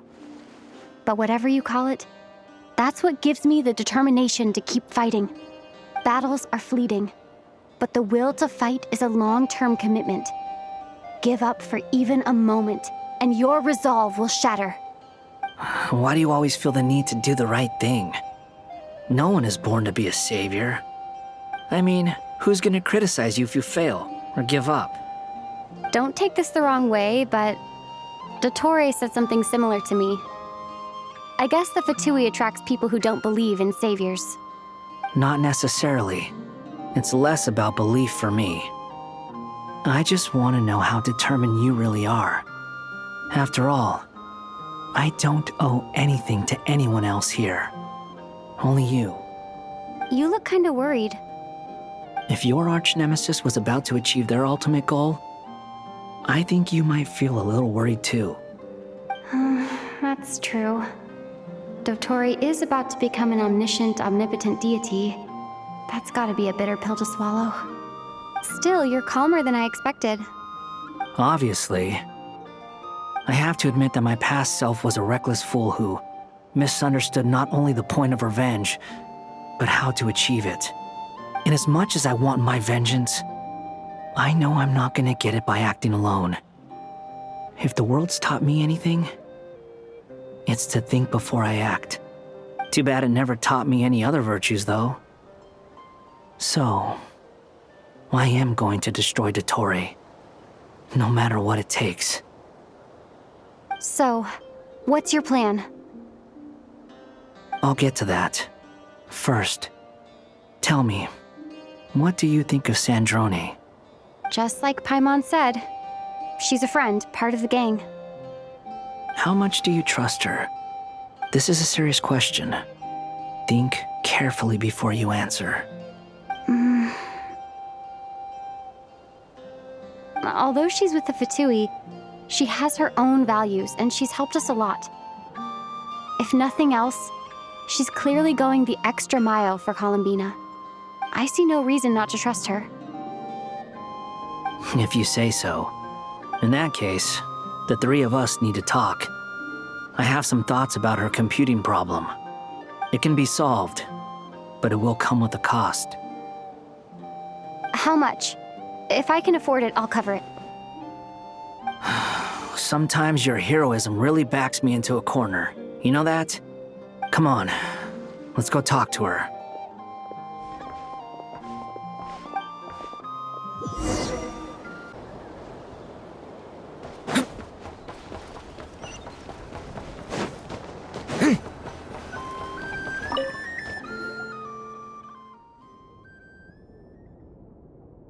Miss Androne, Traveler. Hey there. Paimon's here too! She was just helping them sort through their things. How did your chat go? That was fast. The call only just ended. Well, you said it was urgent, so we got here as quickly as we could. Albedo, I have some alchemy questions for you. I see. Looks like my knowledge proved useful after all.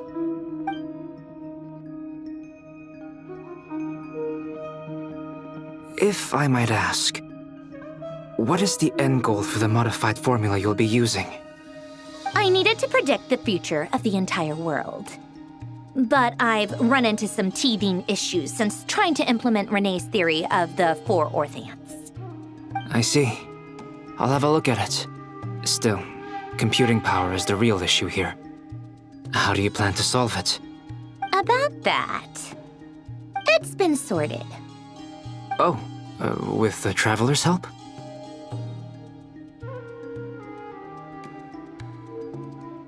Actually, you're not wrong. She found the person with the solution. Was it Hat Guy? Yeah, it was him. Wow! Go Hat Guy! Seems like all that time studying at the academia is paying off big time. But where is he? Wasn't he the one who asked Albedo and I to come here? Come with me.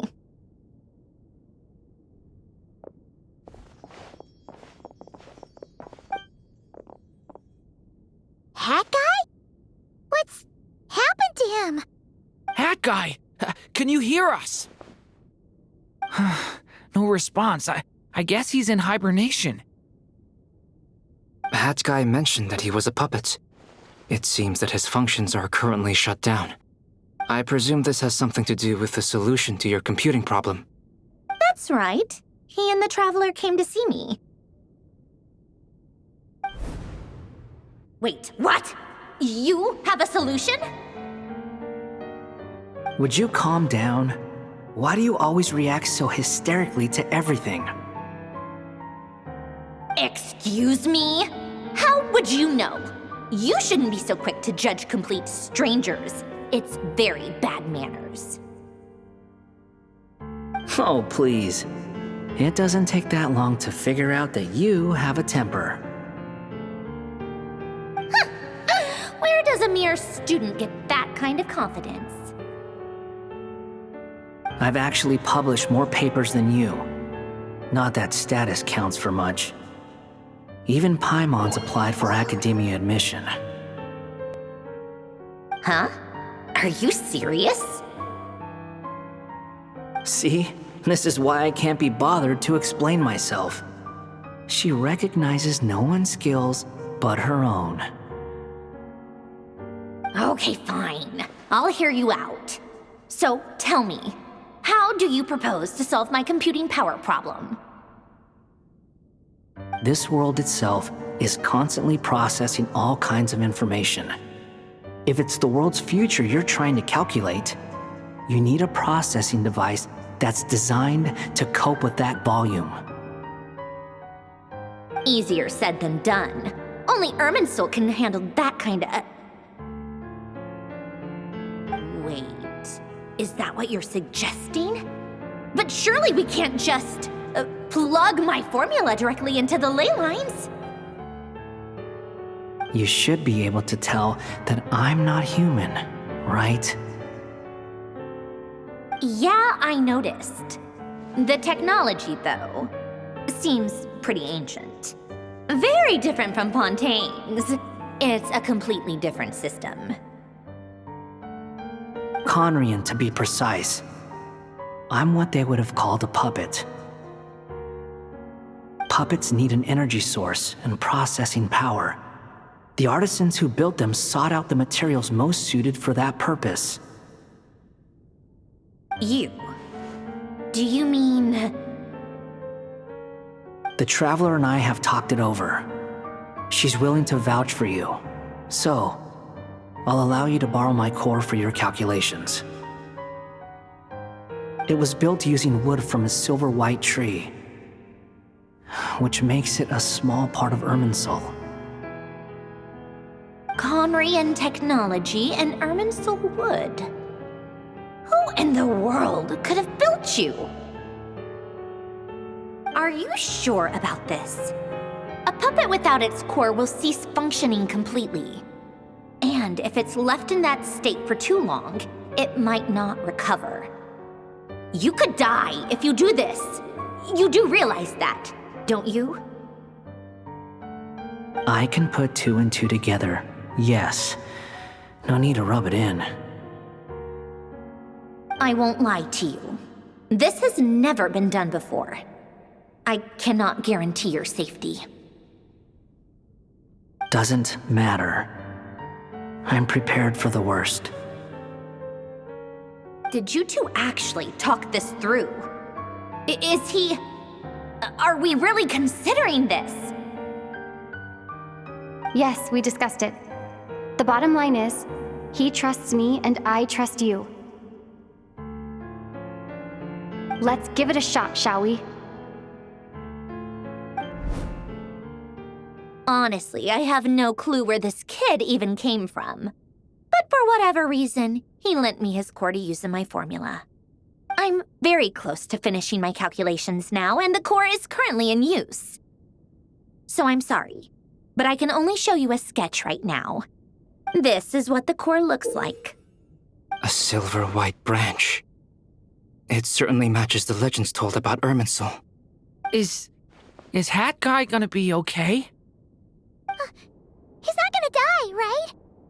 Right? In theory, he should be fine. As long as we put his core back in time. Beyond that, all I can say is that I'll try my best to avoid risks and make sure the core doesn't sustain any damage. I think I know why you called us here now. Someone needs to watch over his body and make sure it's protected until the process completes. Correct. He said that the only ones he trusts here are you two, and the Traveler. And the Traveler will have other work to do.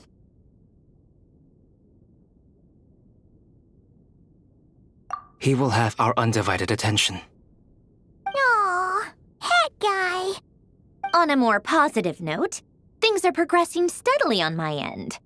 I'll call everyone in for a meeting once the results are out.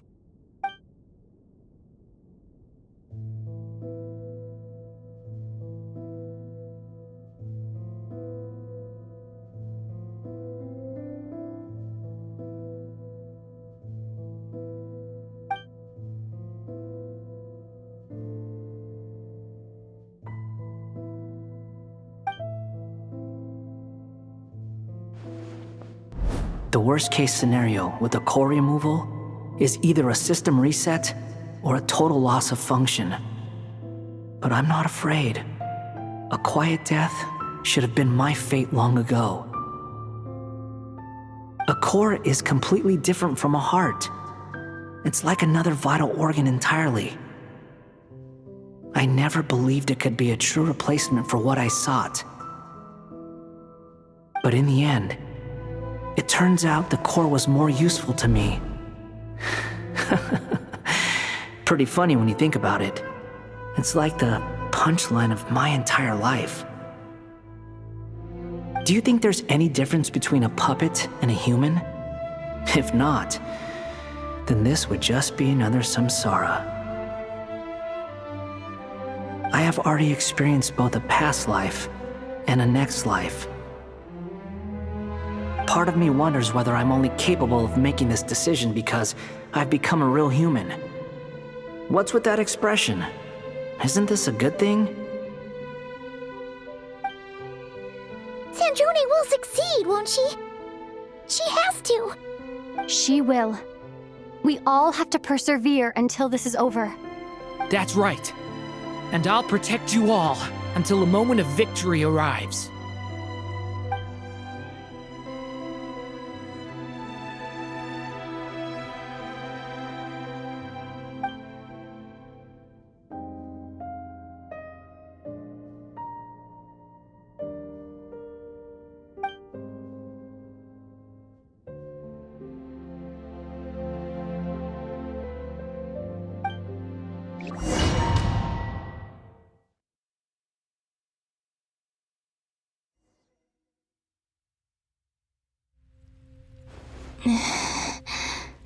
Who are you? Call me Sonnet. You have the same power as Canon. Sonnet. So, you're the goddess of the iridescent moon? Oh, goodness. You recognize me?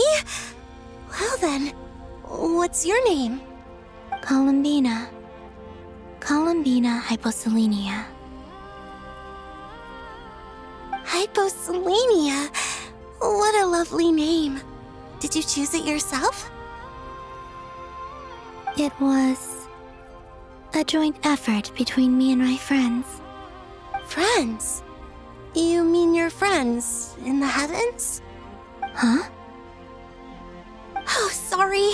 You must be exhausted. I apologize. Hang in there.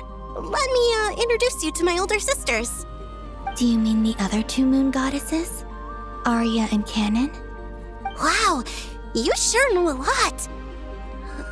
Hey, does that mean that our story goes on into the future? Oh, I guess that wasn't the best question to ask. It's all right. We were prepared for that possibility. You could say we were too prepared. I can't even remember how long my sisters and I have been here by this point. When did you get here? How long has it been? I can't say for sure, but it feels like it's been forever. I see. Are you feeling all right? You look a little unwell. I can hold out a while longer.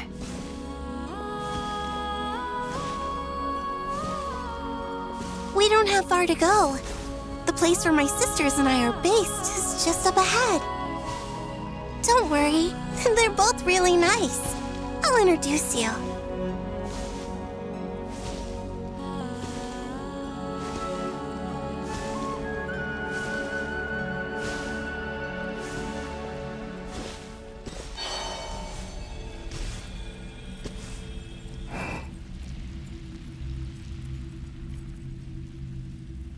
Sisters! I'm back!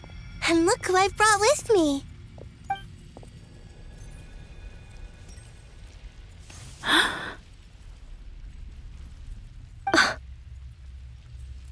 It's our lovely little sister, born in the far future. The pleasure is all mine.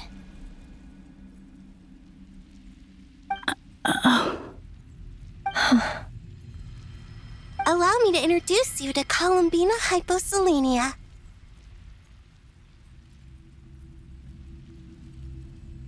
This is Arya, the goddess of the eternal moon. And this is Canon, goddess of the frost moon.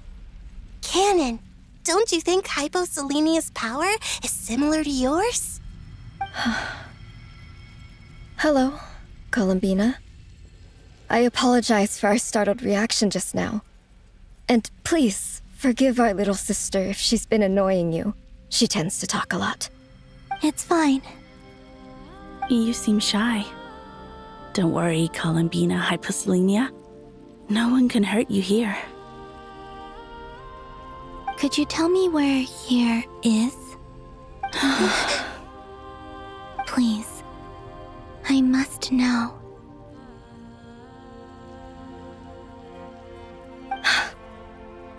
My dear sister, this is where Tevat's original ruler, the Dragon King Nibelung, imprisoned the moon goddesses. What? You're scaring her, Canon. No, I'm fine. Please, continue. Nibelung, our original master, created us in the distant past to maintain Tevat. But he left this world and traveled into the dark universe beyond, to explore worlds vaster still. Day and night, we fulfilled our duty in the heavens, until the day that the first Descender arrived. The great ruler of the firmament. The heavenly principles. Is that what later generations call them? I see. But we did not reject them at first, nor did they seem to harbor ill intent towards this world. We coexisted in peace. They were like a guest in our home. Slowly, however, we came to realize that our guest had a growing desire to change and dominate the world. And you didn't stop it? No. There was an order to the rules they set up that Nibelung never taught us. We wanted to know if this order would bode good or ill for Tevat.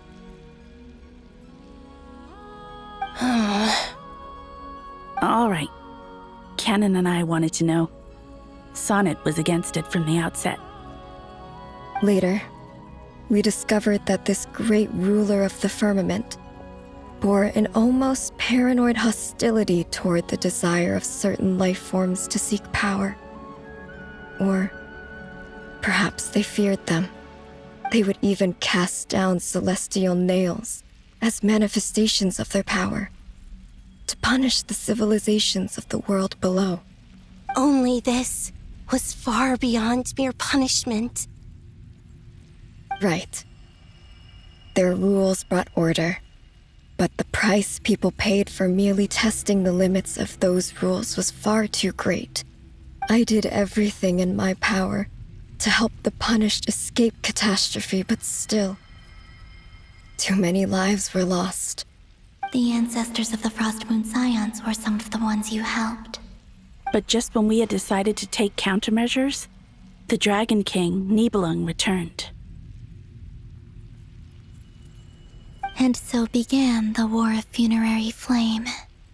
So, that's the name the world gave that war in the future. Well, who won in the end? As far as I know, the Heavenly Principles won, although it came at a great cost. They remained in Tevat, where they continue to rule to this day. And the world's original master, the Dragon King Nibelung, was destroyed. And what of the moons? Are there still 3 moons in Tevat's skies? You can tell us the truth, Columbina. We know we are but remnants of a bygone age.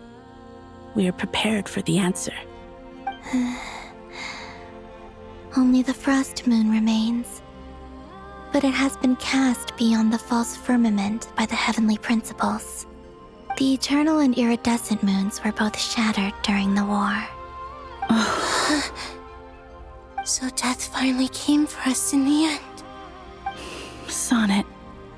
But you're still here, aren't you? A moon goddess cannot live without her moon, Columbina. She's right. That's why I began to disappear. Because the Frost Moon is cut off by the false sky. How much worse it would have been if it were outright destroyed. Our souls may endure within this lunar palace, but if our moons are destroyed, then we shall disappear the moment we depart from it. I'm sorry. There's no need to apologize to us, dear sister. If anything, we owe the world an apology. If only we'd decided to act sooner, rather than arguing amongst ourselves. All the more reason not to spend this time in regret and repentance. Instead, we should focus our efforts on how we might help our future sister. Sorry? Don't you see, Columbina, your story is not yet over. Is that not why you are here?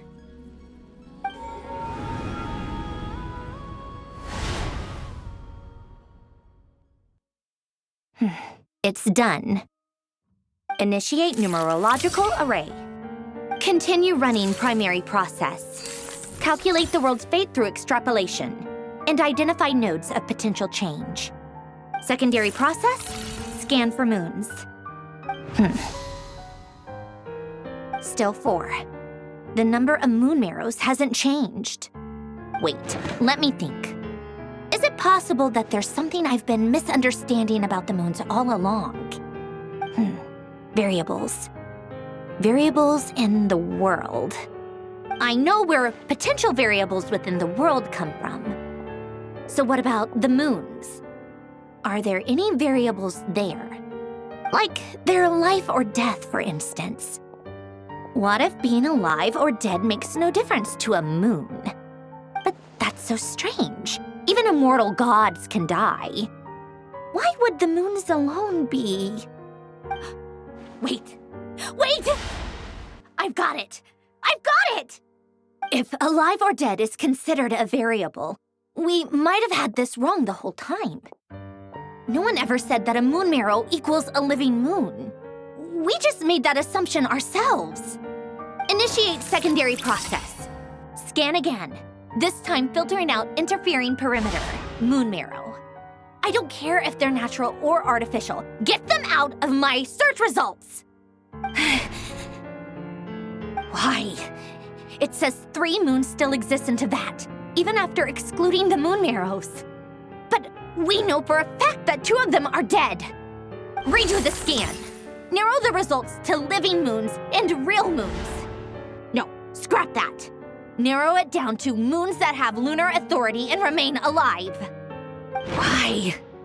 Why is it still 3? What is this, Columbina? Has the world lied to us? Or are you the one pulling the wool over our eyes?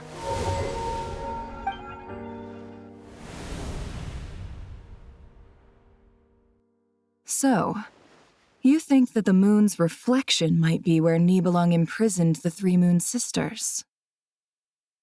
Yes, it would explain a lot, such as why that space would respond to a moon goddess's power, opening the moon gate at her command. It would also explain why Miss Columbina has been unable to leave, and why time flows in reverse there. In the messages she sent, Columbina promised us she'd find a way to return, but we have no way of knowing how, when, or where this might happen. The fact that she still has yet to reappear in this world indicates that returning from that place is no easy feat. We cannot afford to simply wait for her. So you're saying, if she could return by her own power alone, she would have done so long ago? Yes, she certainly wouldn't leave it to this late stage when it's so touch and go. I've been giving this some thought, and I've come to believe that Luana's Har might be an anchor that she left behind, as a sort of future waypoint. This could also explain why Luana's Har is always by the traveler's side. Sounds like a plausible theory. If that's the case, there must be some criteria we need to fulfill to allow Columbina to return to the present. The question is, what could they be?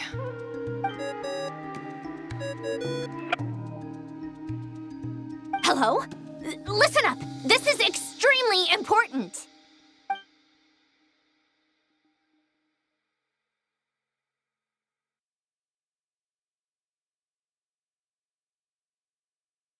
Not only is Columbina alive, but she may well exist in a form unimaginable to us. I'm still unclear on the details, but she's done something truly inconceivable in the past. And the clue to what she's done lies in the moon and Teyvat sky. Truly amazing. Oh, I'm so delighted for her. I'm sure we all feel the same. And I'm sure Columbina is ready to get back here and fight by our side. I'll keep my calculations going and try to find some way of coordinating with her. But that's not an excuse for everyone else to slack off, okay? All of you had better keep trying to think of solutions. How can the dead moon still live? And Luanatar...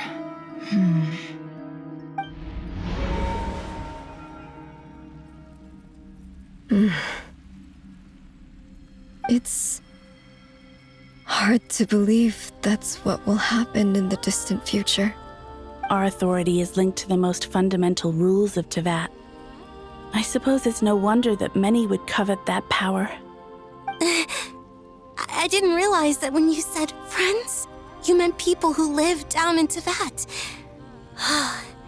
That's so lovely. I always wanted to go down there and have some fun. Have you ever tried leaving this prison? Of course. Between us, we've tried everything. But no matter where we go, this space will eventually bring us back here. It's like the center of a whirlpool. Everything ultimately converges here, at the moment when Nibelung imprisoned us. In that case, have you tried using any of those pathways that connect this space to the real world? Sorry? What are those? They're passages through which you can make small-scale changes to reality by using Kuvaki. Or am I the only one who can use those passages? Because part of my soul remains in reality. Kuvaki. What is that? You don't know?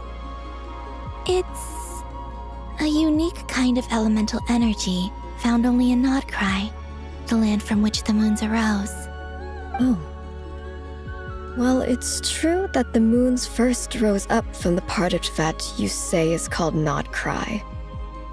But there is no difference in the elemental energy between there and anywhere else. What? Could you show us some of this Kuvaki? Hyposelenia? Maybe if we see it, it'll make more sense. Okay.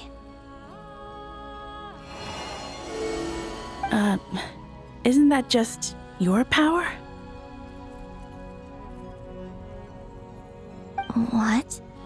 But it's everywhere in Nodcry. In the air, in the land. Even the creatures who live there have adapted to its influence. How curious. This Kuvaki certainly did not exist anywhere in the world before we were imprisoned. Let alone influence living creatures. So, how exactly does it affect them anyway? Can they float in the air like us? This is so strange. Why would their reality differ so much from mine? Columbina, you're looking for more than just a way out of here, aren't you? Yes. If I am to help my friends, I will need tri-lunar authority on par with that of our foe. You mean... you'll need our power? This sounds extremely risky. The Three Moons' powers are not mutually compatible. Concentrating them into one goddess will be a very painful process. And if anything goes wrong, it could tear you to pieces. I know. But I'm willing to take that risk. Even so, let's say we successfully transfer our authority to you. How will you take it outside this prison? Nibelung constructed this realm specifically to prevent us from using our powers to interfere in his war. No moon goddess can leave this place alive. What if I don't leave alive?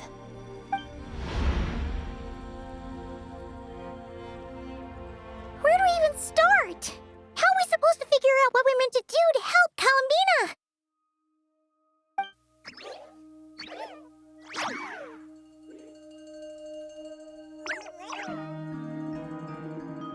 Columbina, what do you need from us?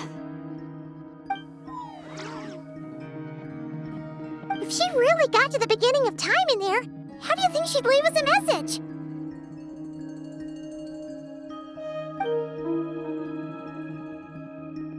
You don't think she'd write it down on a stone tablet somewhere in the hopes that we'd find it, do you? Seems unlikely.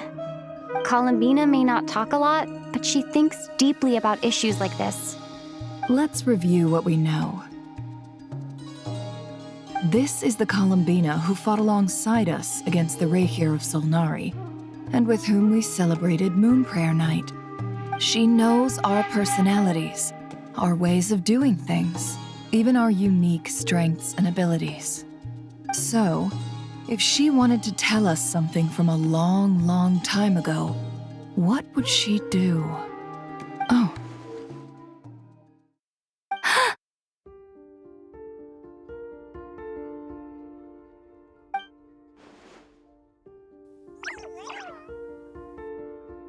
Traveler, you once said that those golden ripples also appeared when Luanatar was born.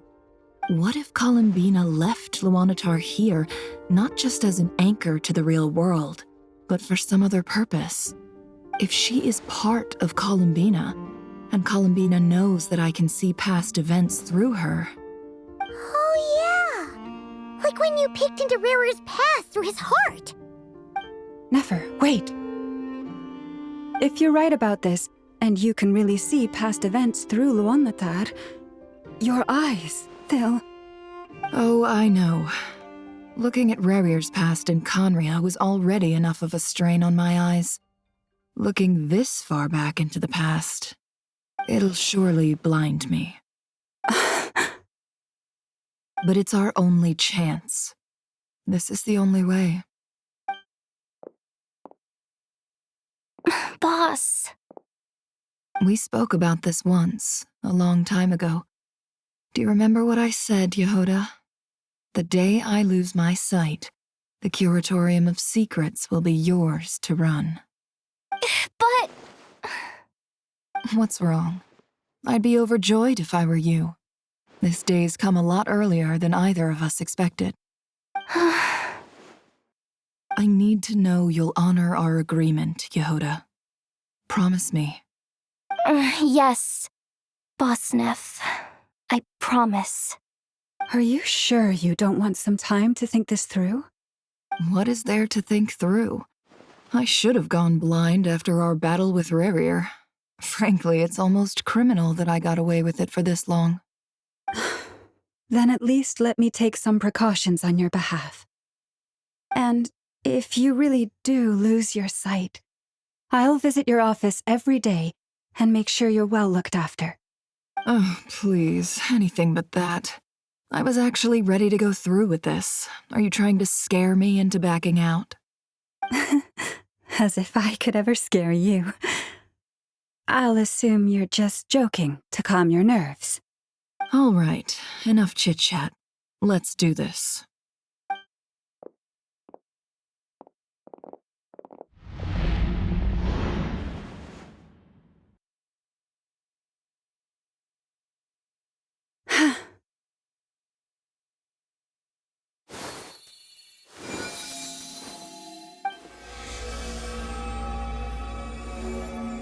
All done. Good. Now give me some space.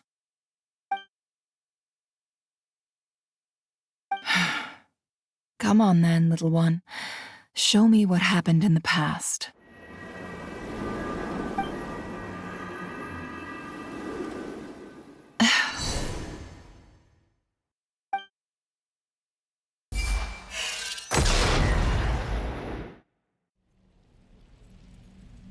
Between the Trilunar Authority, Kuvaki, and the sole-surviving moon, the Frost Moon, I think I might know how to get back. But I will need my sister's help. Time to go talk it over with them.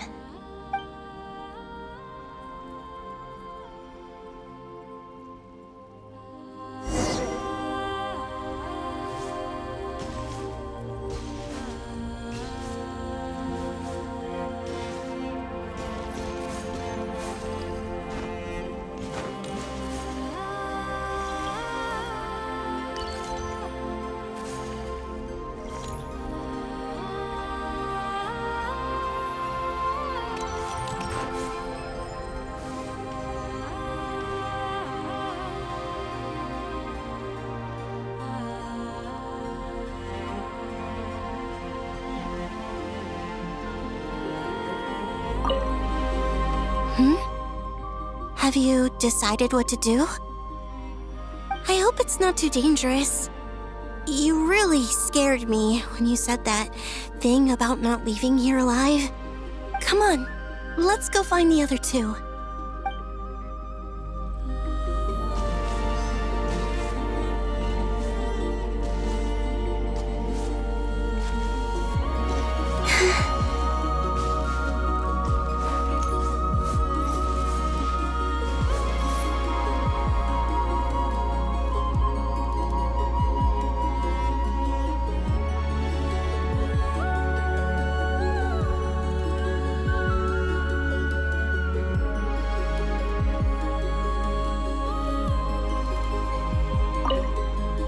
Seems you have reached a decision.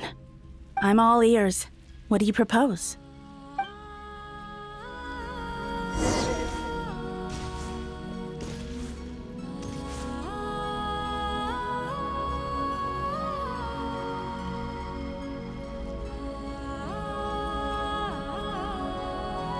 Have you figured it out, Columbina? Tell us, how do you plan to leave this place?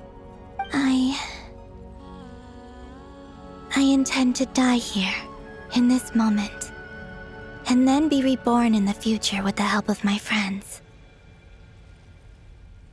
What? What are you saying? How can the dead be reborn? And how will you inform these future friends of your plans? You can't exactly leave oracles. Nothing can escape this place. Not a single ray of moonlight. And even if you found a way, what if they never find the message you left for them? You'll... No, that won't happen. Come again? They will find my message. I'm sure of it. I'm not following. How exactly will you achieve this? It's quite simple, really.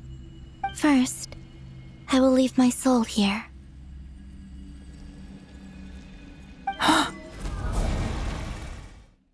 I see it.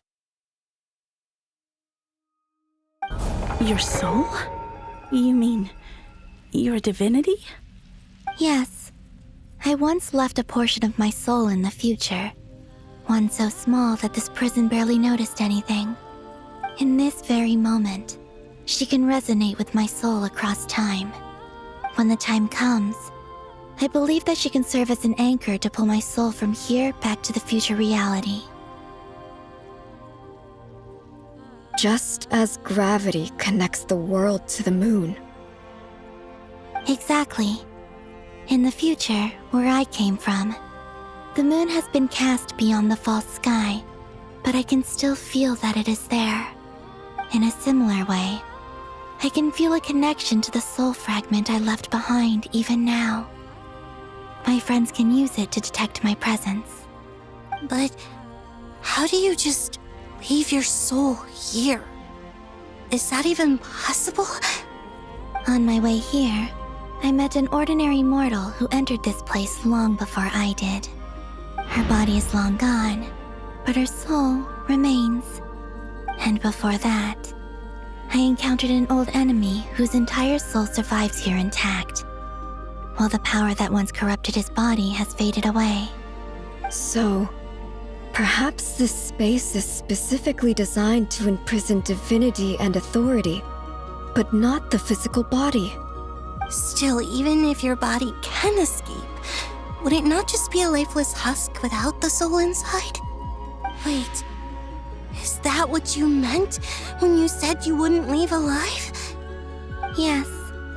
I shall turn my body into moonlight and pour it over Nodcry.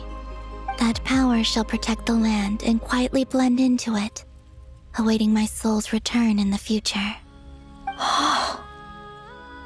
However, I cannot do this on my strength alone. I would need your help to do this, so I'm humbly asking for your assistance.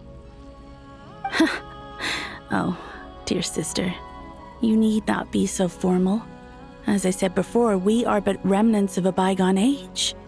You, on the other hand, were born alone in that distant future, and you have walked a long and lonesome road since then. How could I bear to let your story end here in this dungeon? Don't forget, we are your sisters, your family.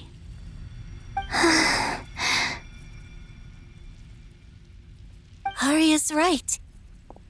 Actually, I've always wanted a little sister. Can you imagine how it's been for me? Getting nagged by 2 older sisters all the time. Now, I finally get to be the big sis. And not just that, but I get to help you return to your world, too. How could I say no to that? Sonnet. Canon?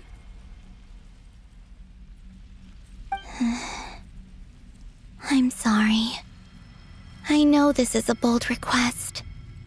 The Frost Moon is rightfully yours, and it remains intact. Oh, no, please, don't misunderstand me, Columbina. I was just thinking back on the years that the 3 of us once spent together. You cannot imagine how happy I am to hear of the future world you describe. The Frost Moon Scions, your lovely, kindly friends. For the 3 of us, whose purpose in life was to maintain the peace in Teyvat, it is a great relief to know that the people of this world live in such an abundant future. If your plan can save them, and save not cry, I will gladly give you all that I can. Besides, the 3 of us have been together since the day we were born. I could never abandon them to live on alone without them. Canon. Still, I do have one question I would like to ask you before we proceed. Certainly. What is it? Why do you cover your eyes?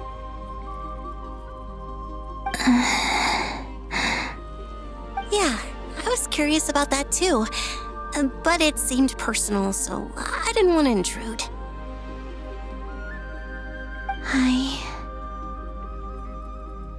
There was a time when I refused to look upon the world. I believed it was full of nothing but lies and falsehoods. I wished to hide my feelings, seal my heart, until I could return to my true home. I see.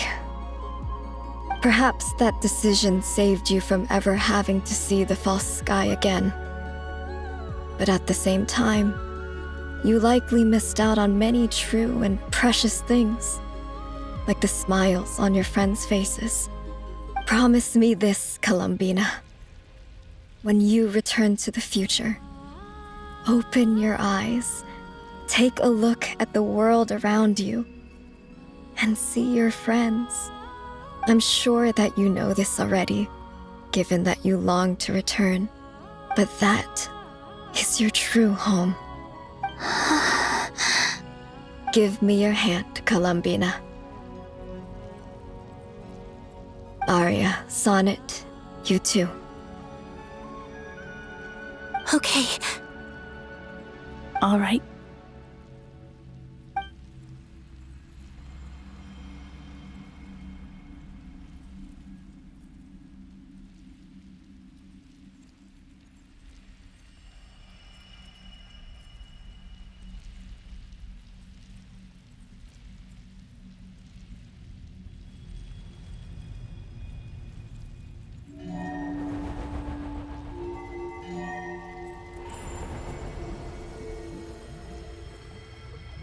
We once were the songs sung for eternity, but now it is you who must continue to sing.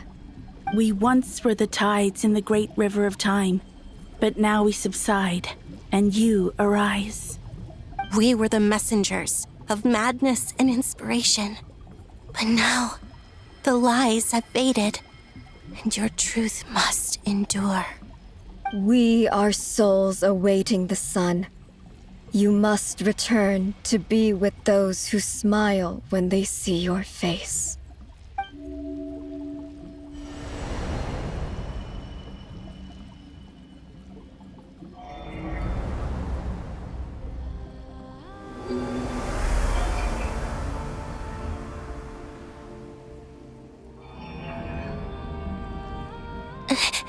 Is it done? Yes. We have transferred the authority over all 3 moons to Columbina Hyposelenia.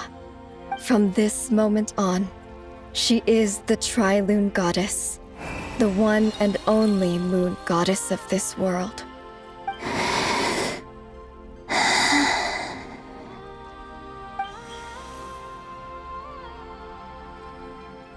Thank you. Thank you, my sisters. Now go, and do what you believe is right, Columbina Hyposelenia. Be aware that we cannot grant you the power of the 3 moons beyond these prison walls. The conflict that arose over their remains following our disappearance will still take place. I understand. Sisters, oh, my body. It feels...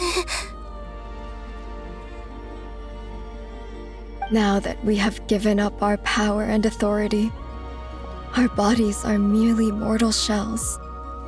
This prison is dissolving them as we speak. It's okay, Sonnet. The end must come for every god, just as it does for every human. That's all this is. The final destination of our lives. Canon and I will be by your side the whole way. We have one final request, Columbina. Could you use the 3 moons' power to send us back into the real world? Now that we have lost our powers, I doubt this space will seek to hold us further. It's just... we would like to spend our final moments together in the only place we ever called home. Of course. Gladly.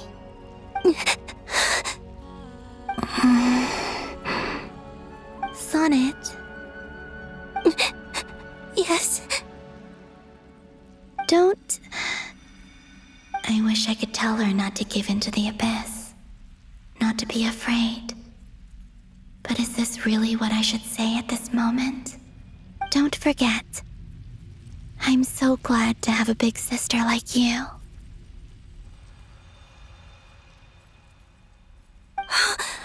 No, Hypo. Thank you. I'm okay. I'm not afraid.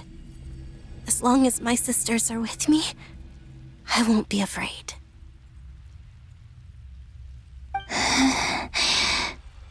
It looks like this is goodbye, sisters. Goodbye, Columbina. Take care of this world in our stead. I will.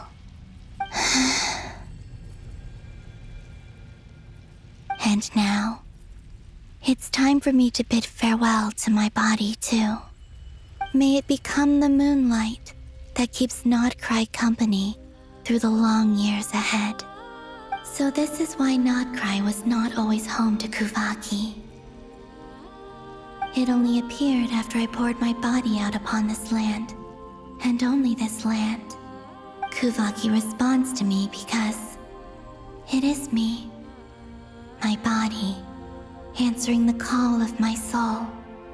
And the golden energy I've encountered on my way here was, in fact, that very soul, which I am about to leave here to guide me. O power Tri-Lune, eternal moonlight. I, Columbina Hyposelenia, lay aside my body. Let it be cast into the dark night to illuminate the future. May it be a companion to all who dwell beneath the moon.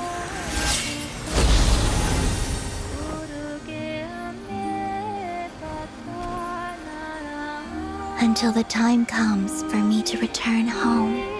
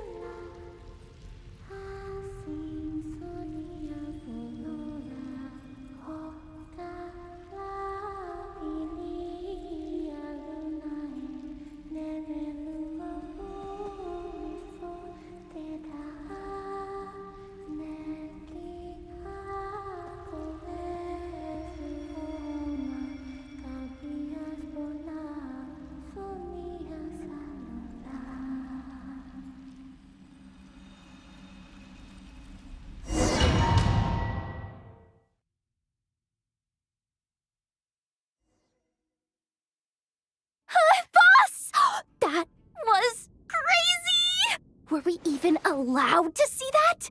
Is anyone? Oh, can you still see? How many fingers am I holding up? I see 2 fingers, and a look of sheer terror on your face. Truly astounding, Miss Nefer. Your eyes have glimpsed the very ends of the world, and yet they remain as sharp as ever. Or is the credit for this miracle due to Miss Lauma? It seems that even time itself is no match for your medical skills. Surely you jest, Mr. Flint. I suspect we have Columbina to thank. She must have realized the immense toll that the ritual would take and purposely set aside some of her power in the past to protect Nefer's eyes when this moment arrived. There is always a great price to pay for witnessing the truth, but it seems that this time, Columbina has shouldered that burden on our behalf. She chose the perfect method of getting a message to us. Though her eyes were always shut, she was clearly so perceptive. She knows us well. She knew exactly how we would think and what we would try. Despite being separated by time and space, we're seeing the same possibilities and seizing the same opportunities. We still don't even know if she's okay right now. But as long as there's a chance we can do something, we'll fight to make it happen. We'll get you back somehow, Columbina.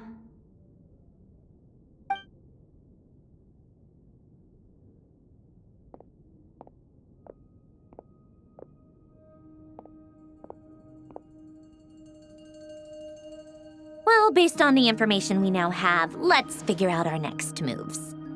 Thanks to these gentlemen, we have a much clearer picture of the situation with Dottore. The civilian population has been moved to safety, so we no longer need to hold back. Miss Androne, how are the calculations going? So far, so good.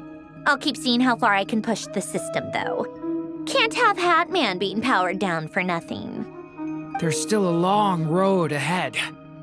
Where should we begin?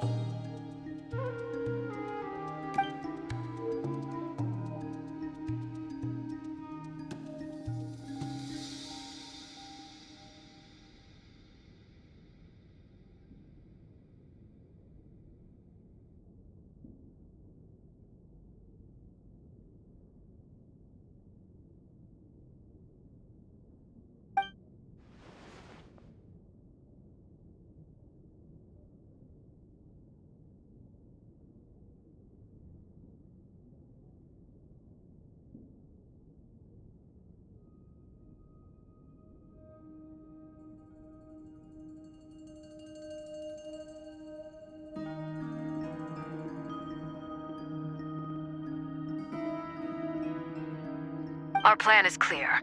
Time is short, so let's get moving. There's just never enough time, is there? Time is the bane of my existence. Ugh. Anyway, I'm gonna get back to work. All right, we'll do our part too. Yeah.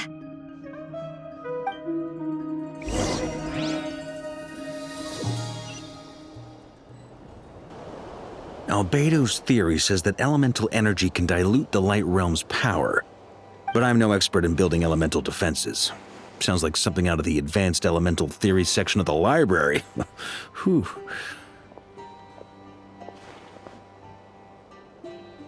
You seem quite troubled.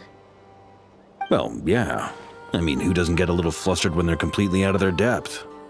You were the very picture of confidence back when you approached the Hexen Circle. Yeah, I could have been faking it through that whole meeting for all you know.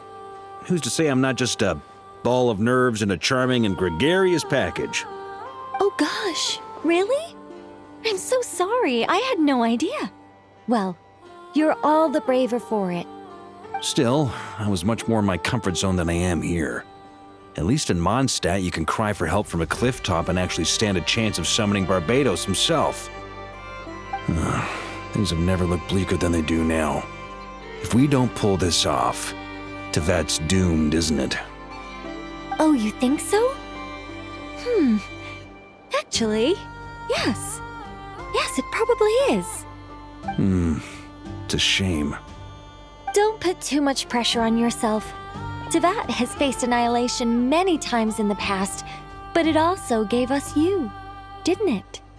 Hey, don't give me that. It's not like I'm anyone special. I disagree. Every human born in this world is special. We angels have always believed that. In that case, this humble human being has a big favor to ask of you. I thought you might say that. I'm sure Alice, in her great wisdom, sent you here precisely to help us in this difficult time, yes? Well, that has less to do with her wisdom and more to do with my power. Of course, of course. Well, the thing is, these elemental defenses we're about to build, I don't think it's a question of if they'll fail, but when. Durin's findings from his patrols make it clear that Dottore is constantly expanding his territory. First it was his lab, then the design bureau, and now this. It's not realistic to completely stop him encroaching on the rest of Nagrai. Rather, our goal should be to stall him for as long as possible. If Miss Sandroni's calculations are correct, well, they're the closest thing to certainty we have in this situation, so let's assume they are. Anyway, her calculations suggest that our best hope for victory lies in Miss Columbina's return. It's up to us to slow Dottore's advance and buy time for her to make a return. Are you asking me to help you with building the defenses? No. I'd like you to prepare for what comes next. When he eventually reaches us, we will have to fight him. You were an angel once and a mage now. I'm asking you to lend us your protection. Oh. Can I take it that you're triggering the terms you fought for during our three-way talks? Well, technically those terms were about protecting Mondstadt. But if you're happy to agree to the change in location, then yes, let's do that. You're cashing in on this much sooner than I'd imagined. Well, yeah. The way things are going, I might not get another chance. Very well. The mages have heard the knight's plea, and we will respond. To tell the truth, Alice and I had already discussed how we might help you all, so I didn't come empty-handed. I always like to be prepared.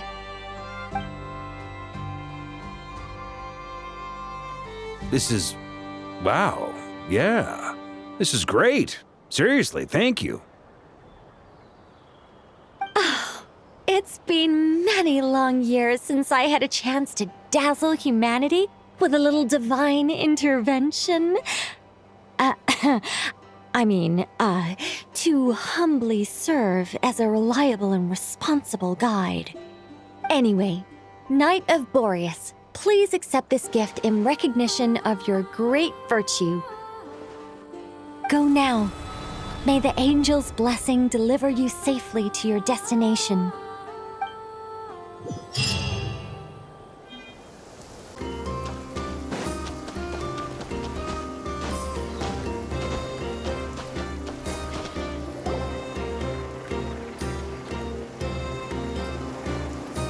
You're here. Sandrone! How are things going? Glad you asked.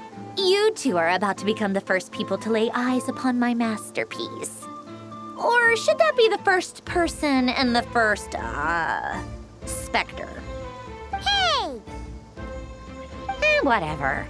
Come, feast your eyes on this. Wow! We've never seen something like this before. This meter displays the progress of my formula. Currently, it's still making the most important connections. Once it's finished running, I'll deliver it right to your side.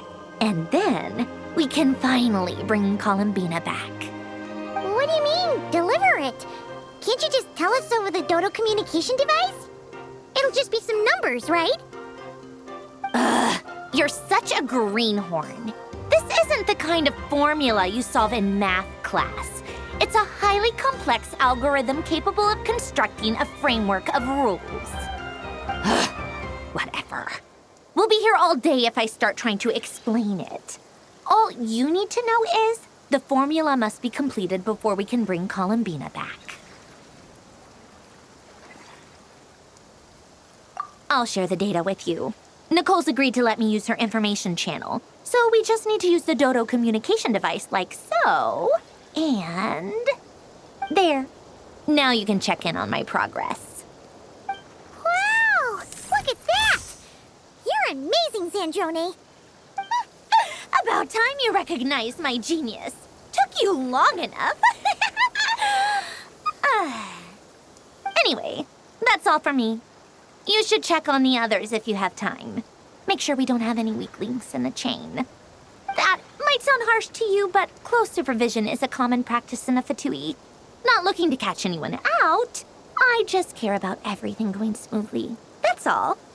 I'm kinda stuck here while the formula's running, so I need you to be my second pair of eyes in the meantime.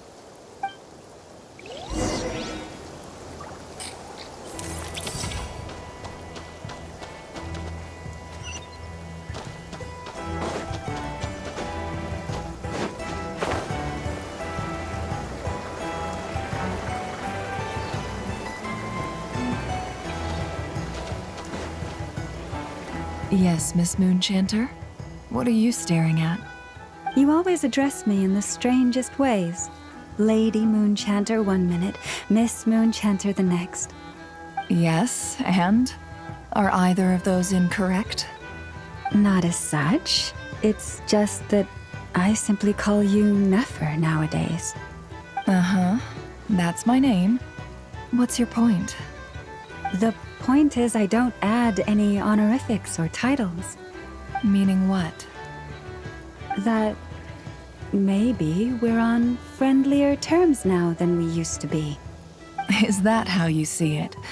Then I thought I was the one with eye damage. Never! Wilma! Paimon, traveler. Just swinging by to check in on you. How are things going? Did you manage to get some rest? Don't worry about me. I won't slow us down. And I give my all to ensure our victory. Ah, yes. Allow me to give you two a quick checkup. All done. You're both in good shape. You're welcome. You'll have your work cut out for you in this battle against Dottore, so make sure to get some rest in first. Paimon will keep an eye on her. Don't you worry. I'm glad to hear it.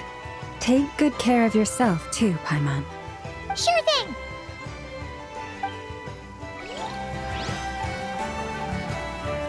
Okay! New life! Hey! Traveler, Paimon, a pleasure to see you both. Friends! How's everything coming along?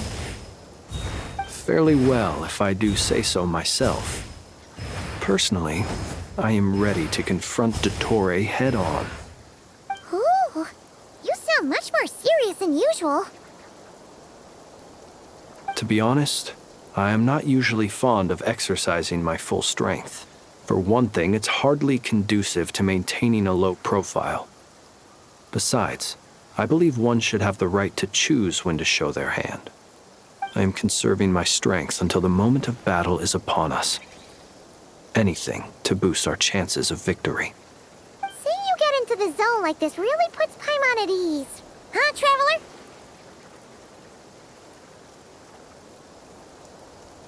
I consider it an honor to have your trust. Rest well. I look forward to seeing you both in your element during the battle.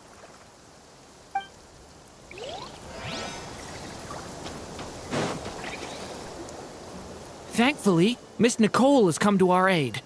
Nasha Town is now looking very well defended. Golden Flame. Yes, that's Nicole's power, all right. Based on the latest message from Grandmaster Varka. It sounds like they've reached an agreement. The situation should be more stable with her assistance. Everyone will have at least some degree of protection. Albedo! Durin! Hello there, you two. Are you well rested? That's good to hear. As per the plan, Albedo and I will be in charge of Nasha Town.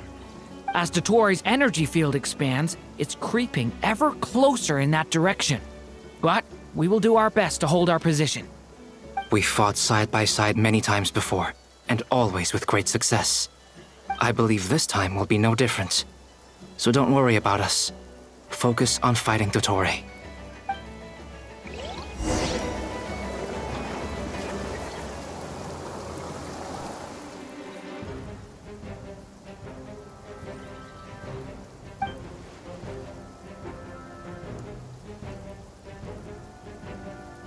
Here they come.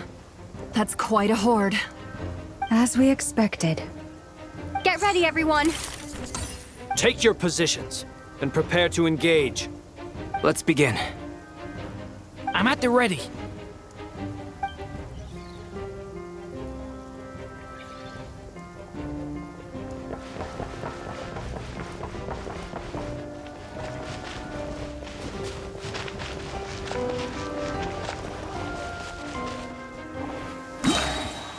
Waste of time.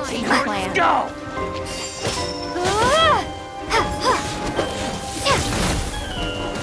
Time for the big one! Be silent. To dust. Close your eyes. Another one? Be silent. Close your eyes. Pretty strong. To dust. I'm rather out of sorts.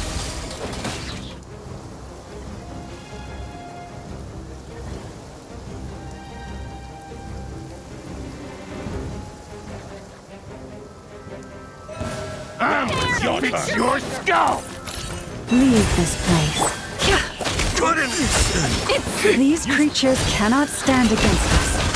Oh, fighting talk. Just don't let your guard down. That goes without saying. I'm hardly the risk taker in this group. Excuse me?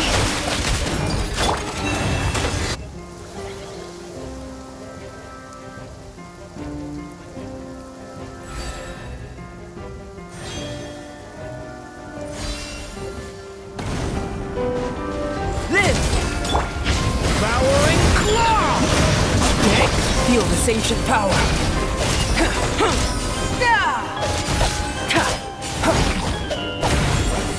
That was easier than I thought. Naturally. What do you mean? Is it because as created beings go,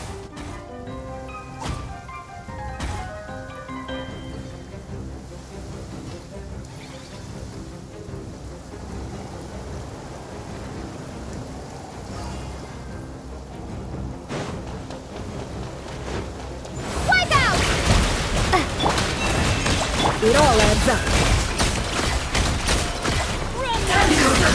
People have always used fire to drive away wild beasts. Wouldn't a lantern work just as well? You read my mind, my dear friend. I was just about to say that. All right then, dear friend. Bring the light. Go! Doris?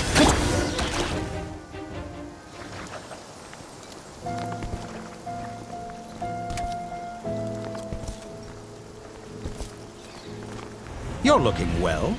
I trust you've had a good couple of days. Dottore. It's actually a good thing, in my view. If the subjects of my experiment were to die prematurely, it would throw quite a wrench in the works. And so, I must thank you all for your resilience. We are no longer on the same level, but you are nonetheless worthy of my respect. A creator god should be merciful and gracious after all.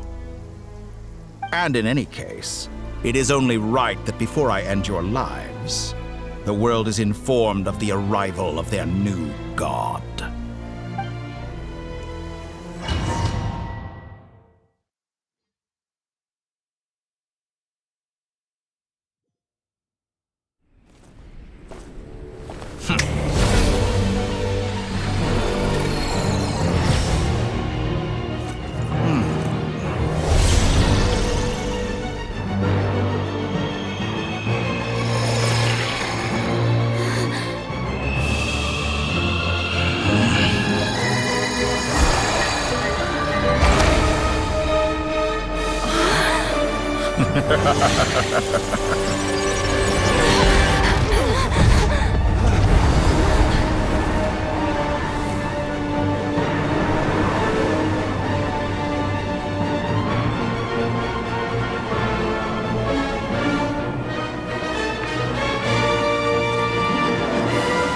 The experiment begins.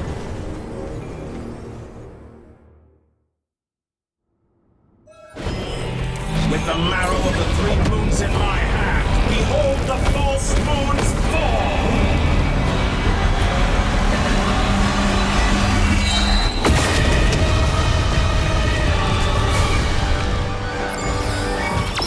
Bombs away! Go! I thought you Can't hide the dodged truth. that. Reverse. Close your eyes. Observe. To dust. The mystery unravels.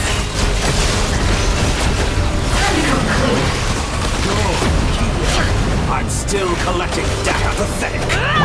Go! By the frost moon of all, you poor lost lamb. It all adds up. Seek within. You barely managed to touch my Can't hide the truth. Be silent. Observe. Night falls.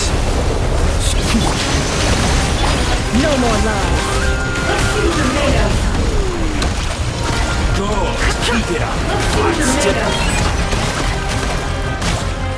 Close your eyes. Observe. Night falls. Be silent. Like an ant in my palm. Steady now. Oh, I've been moved inside another space. And it's sealed off. Looking at the structure of it, it seems like the Tory intends to trap us here. There's no exit. Our endurance is about to be put to the test.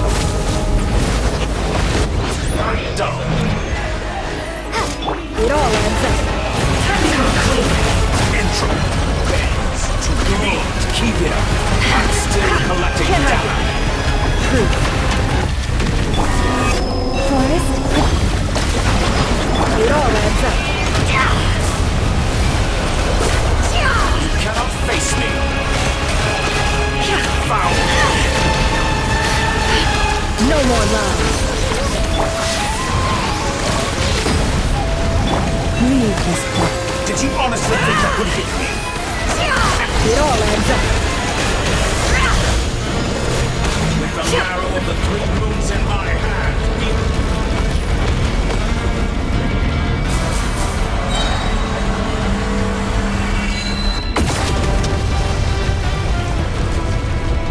Can't hide the truth.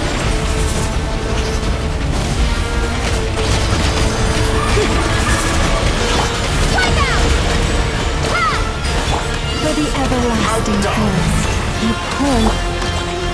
The deception ends here. Tell me, where It will all you try adds up. scurrying off to next? Looks like Dottore has opted for a divide and conquer strategy. But we will not allow him to triumph. Now, I shall pray for our victory.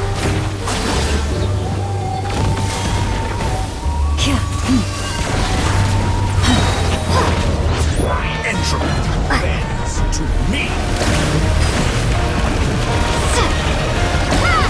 No more lies.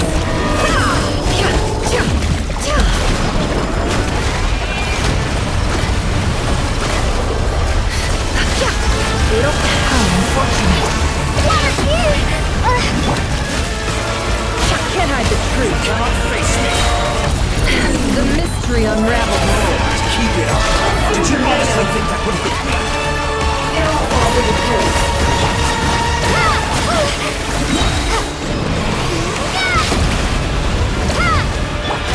That's all.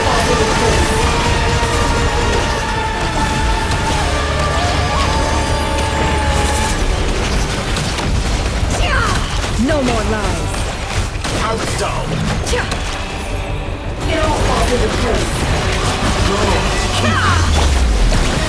It all adds up. Let's see what you're made of. Reverse. Water jet!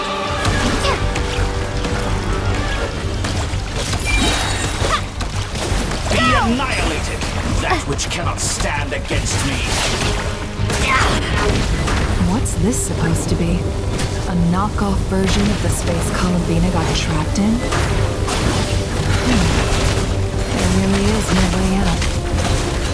We'll see about that, Dottore.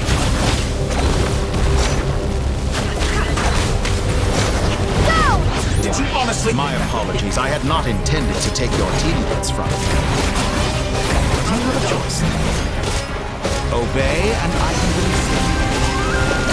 An excellent deal, if you ask me. Won't you consider that?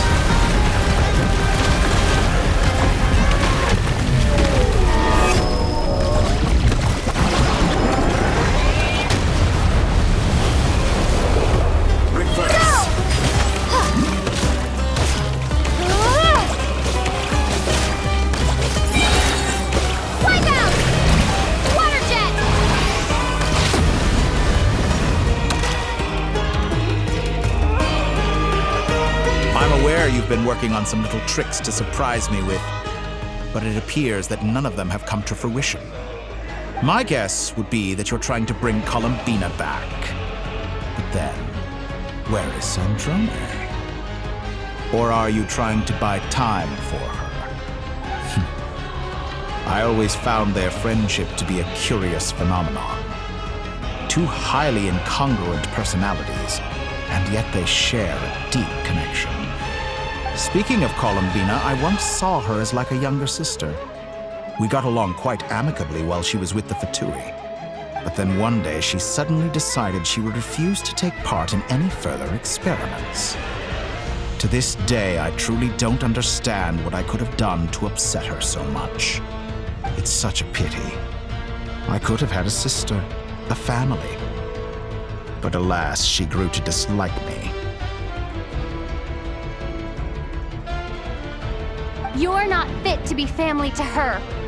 That I can't deny. So many people, all obsessed with playing out the same tired old dramas. This world is rotten to the core. And then there's you. You had every opportunity to reach the right conclusion. The thought of killing you off like this? But I maintain that I approached you in good faith, so I will offer you another chance. Will you work with me? You have until I count to 10 to make your choice. 1, 2, 3. Not in a million years.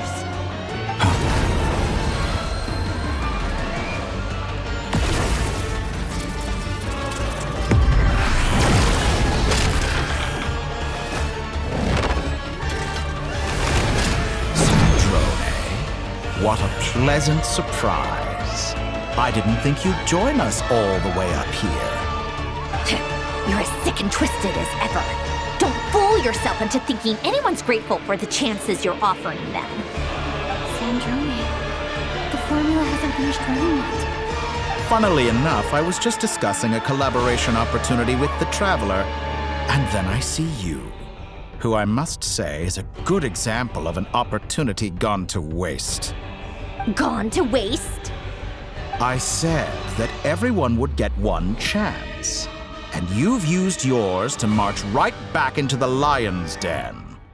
So yes, it's an utterly wasted opportunity. And what makes you think I believe a word that comes out of your mouth? I was planning on disposing of your little formula after wrapping up more urgent business here. But since you've taken the trouble of serving it to me on a silver platter, I can simply bring it forward in the schedule.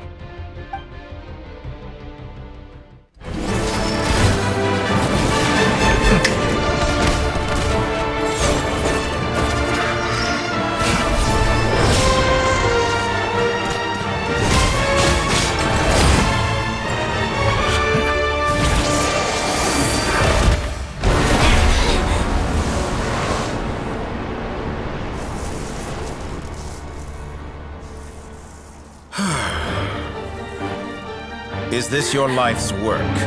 This piece of trash?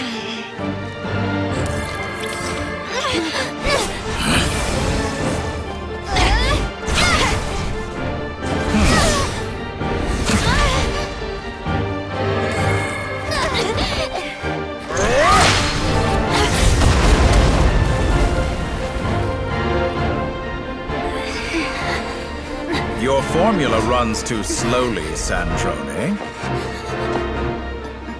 You put your hope for success on others instead of fighting dirty. That is why you have failed. Now, whom should I slay first? Any volunteers? No one? How nice of you to leave the decision to me.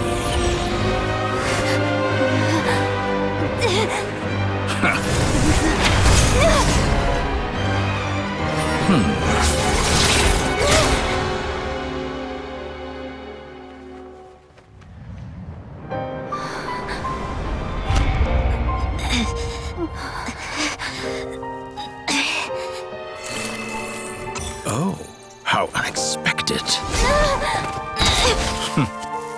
Sandrone, any last words for me, comrade?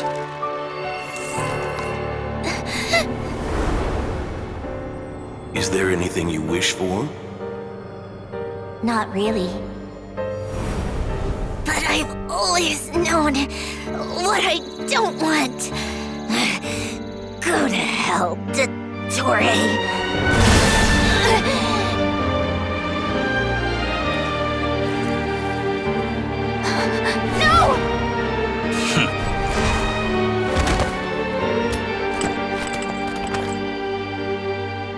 And now, you have failed.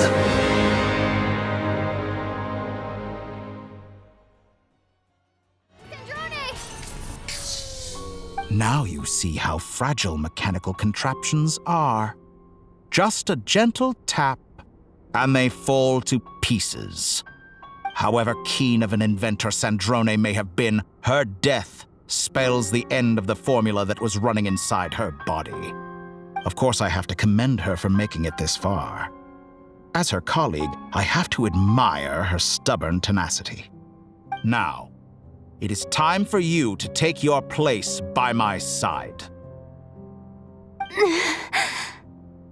My count was interrupted, but the second chance I extended to you still stands. Once again, you are welcome to join me. By now, I'm sure you have gained a greater appreciation for the power and authority I wield. What is stopping you from embracing a new world of endless possibilities? Not in the mood to talk? As you wish. You seem less talkative than usual today. I'll change the topic to something more apropos. Sandrone was always like this, never trusting anyone. Always so reluctant to share her research with them. Objectively speaking, she had her strengths. It is remarkable how she extracted and even optimized the world formula from so much data. But her inability to trust was her undoing.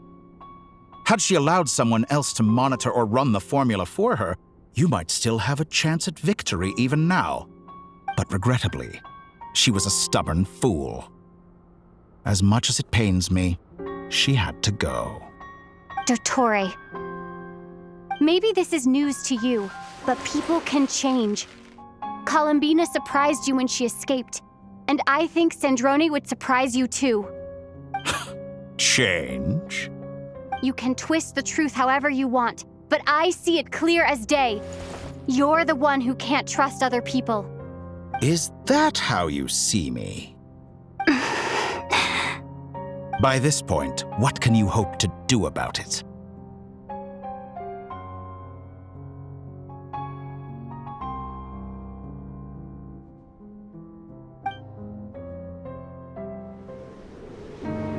It is pointless to fight on. You've already lost. Wrong. You can't win this, Dottore.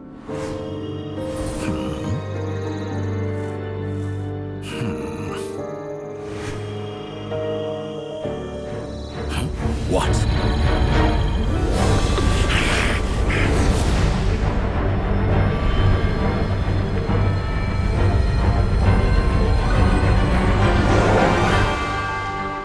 My formula can get us 90% of the way. It will connect you to Columbina. Then, I will bring the formula's output to the Traveler's side. For the last 10%, do whatever it takes. Just bring the moon down.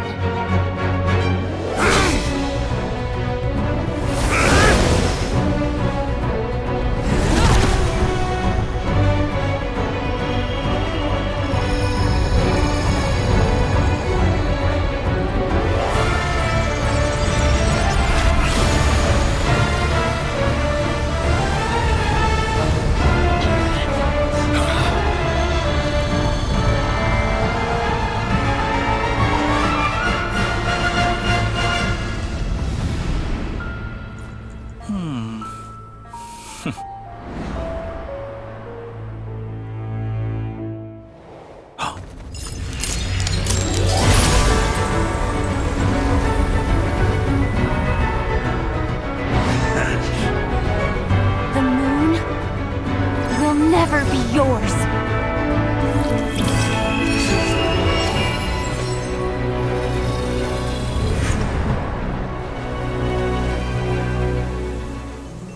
I turn my body into moonlight and pour it over Nodcry.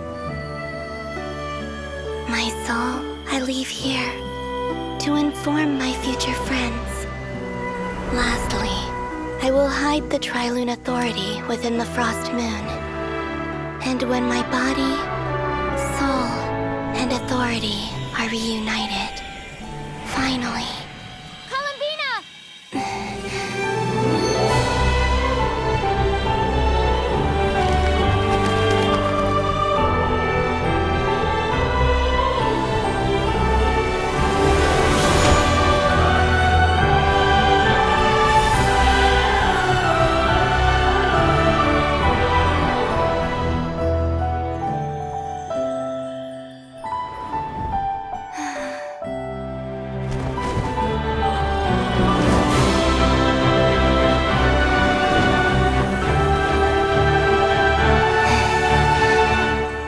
It's been too long. I'm back.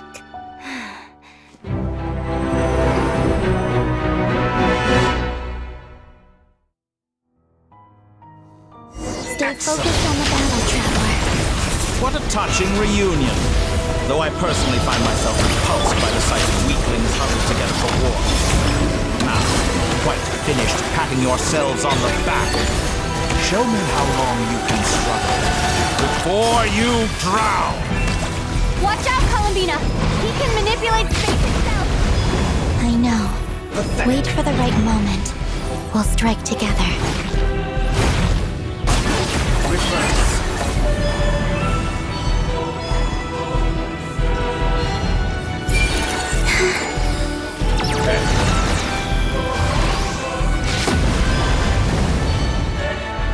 Did you honestly think that would hit me?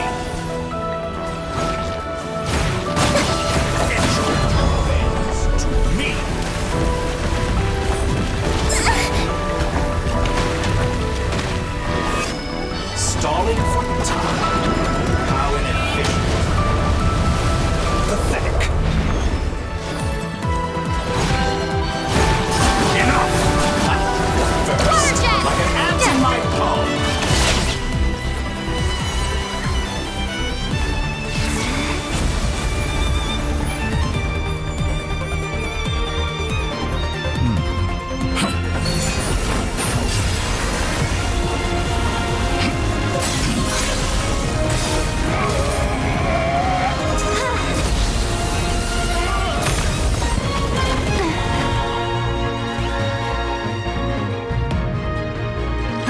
grant you the new moon's blessing.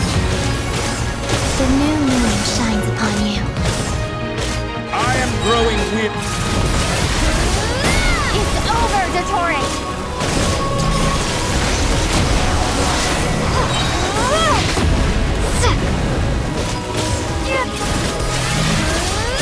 Time to pay for your... No longer must the world call on the cold night. So close. I was so close to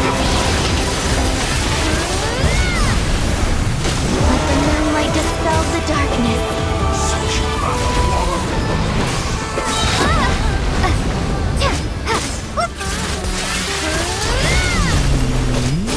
Everlasting as the moon.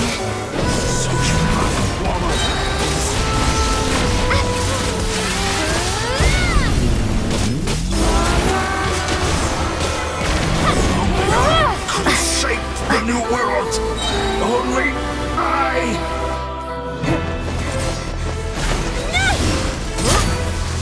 Willfully blind. How can you be so satisfied with your fate?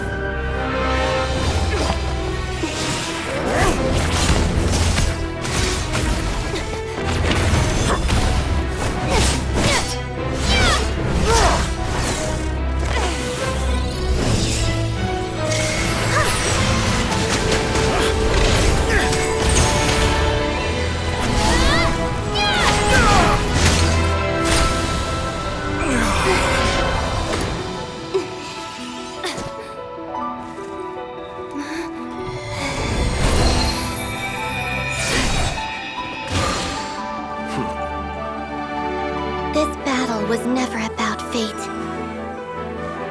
It's about friends, family, and the home you stole from them. So dull. Only the weak rely on each other for comfort. You shall see. Once I transcend fate, you will be nothing but fodder for my grand experiment! That will never happen.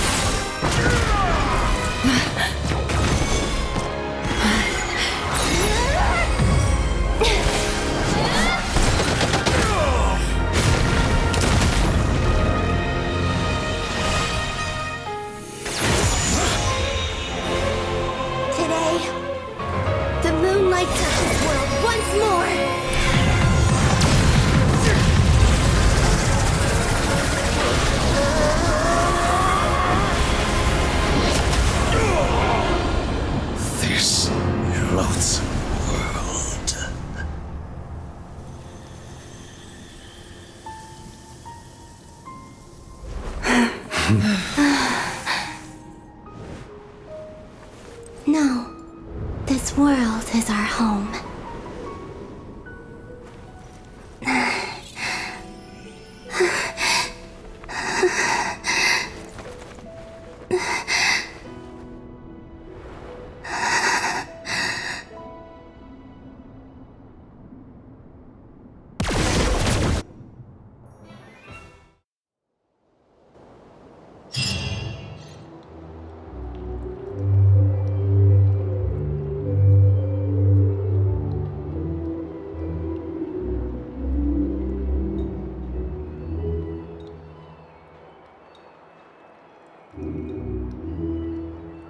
No, you're doing it wrong. The moon looks like this now. What are you trying, children? The new moon, Mom! It looks different than before, doesn't it? Also... Can I go buy a sugar sculpture today? Please? Just one? All right. I suppose today is a special day after all. Almost like a festival. Extra, extra! Get the latest Nasha Express here! Post-disaster report! Nasha Town reborn beneath a new moon! The voyage begins today. The future looks bright thanks to the League. Want a copy? I knew things would be different. But I didn't think that would include the moon. They say a new moon goddess has been born. A new moon goddess? Who's saying that? The Frost Moon Scions? I guess so. I'm not too clued up on the details. As far as I'm concerned, the moon's still in the sky and it's business as usual. Hey, since we've come all this way, shall we grab ourselves a free meal while we're here? Are you a convert now? Or are you just here for the free lunch? Oh, come on. What does it matter? After everything we've all just been through? That smells good. All right, that's it. I'm hungry. Time to eat. Come on! We gotta get there early, or there won't be any good spots left! Shh, keep it down. This is a residential area. What if people are still sleeping?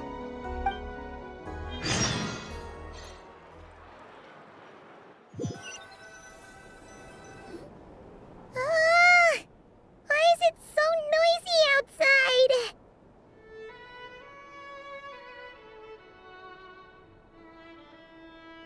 It's okay. Paimon was pretty much awake anyway. It's been so long since we last had a chance to relax, huh? Feels like time is moving slower than usual. What about you? Did you rest well? Still winding down from everything that's happened? Or are you wondering how our friends are doing? Or is it about what Dotori said to you?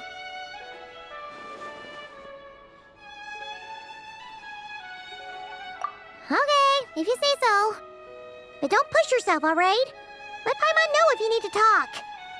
What we just went through was a lot. It's totally normal if you need some time to get back in your groove.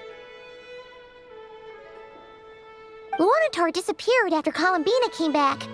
Apparently, she was part of Columbina's soul or something. Still, Paimon kind of misses Luanatar somehow. But anyway, you did great. So did Paimon. We all worked our butts off to contain this disaster, and in the end, we made it. So, chin up, Traveler. You should be proud of yourself. Hey, don't poke fun. You should be glad that Paimon's growing as a person.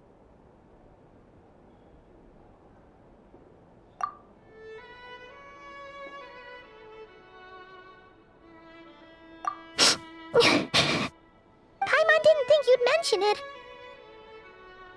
You have no idea how anxious Paimon was. She was worried sick about you. Well, if you really want to show Paimon you're sorry, you're gonna need to make it up to her. You better be ready to splash out on a lavish meal.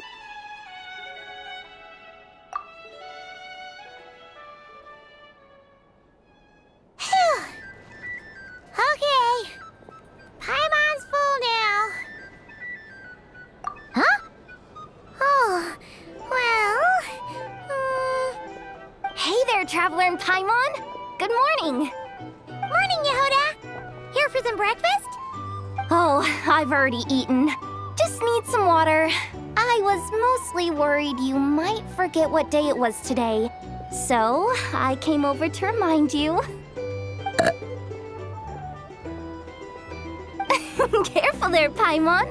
Too much food will make you drowsy. Don't let anyone catch you hiding at the back and nodding off during the League meeting. You should probably be saying that to Aino. She's the baby of the group, if anyone. True. You know, I'm surprised that all these competing groups are actually coming together to try to solve things together. Definitely a first for Nodcry. Well, nothing like a region-wide calamity to bring people together.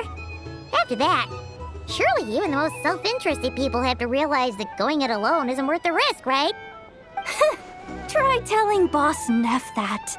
She's not exactly convinced that people are gonna get with the program. Really? But if she's so pessimistic about it, why'd she agree to be the Curatorium's representative in the League? Probably 'cause even though Unity sounds like a pretty far-fetched idea, the benefits it would bring make it worth a shot. I think things will work out, though. I swear, Notcry feels like one big family now with everything that's happened. More than it used to, anyway. Paimon's with you on that one. And it seems like plenty of other people agree, too. Just listen to the bustling streets. All right. Everyone's been rebuilding these last 2 weeks, and the evacuees have been coming back in droves. Life's slowly returning back to normal. Which means my workload's probably gonna shoot back up. Were you about to head out? There's still some time before the ceremony begins, you know. Yeah, we were gonna take a stroll around the square and say hi to some friends first. Sounds good. See you later then.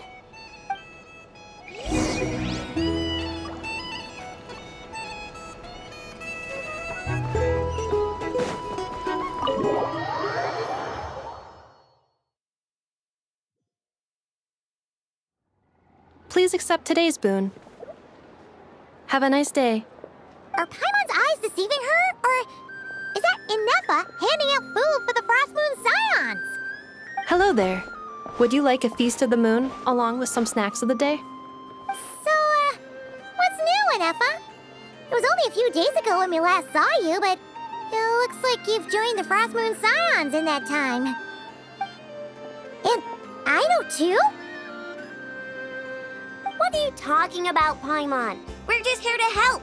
Duh. In the wake of the disaster, it's all hands on deck.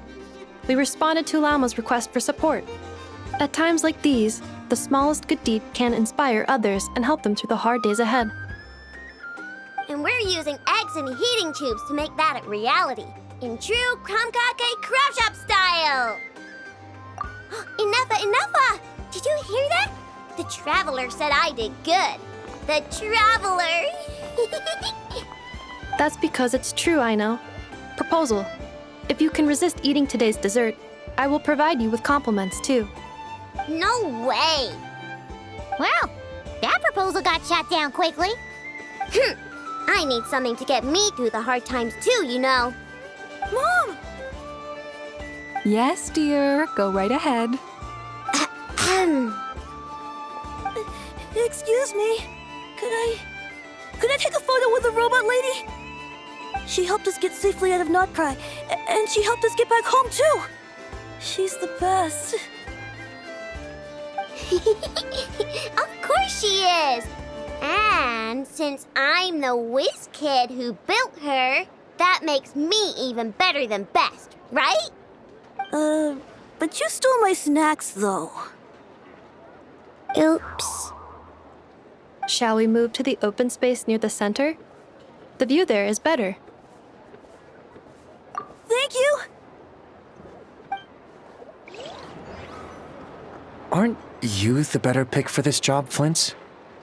You underestimate yourself yet again, Master Ilua. Not at all. I rarely come by Nasha Town. I don't know any of the big shots here.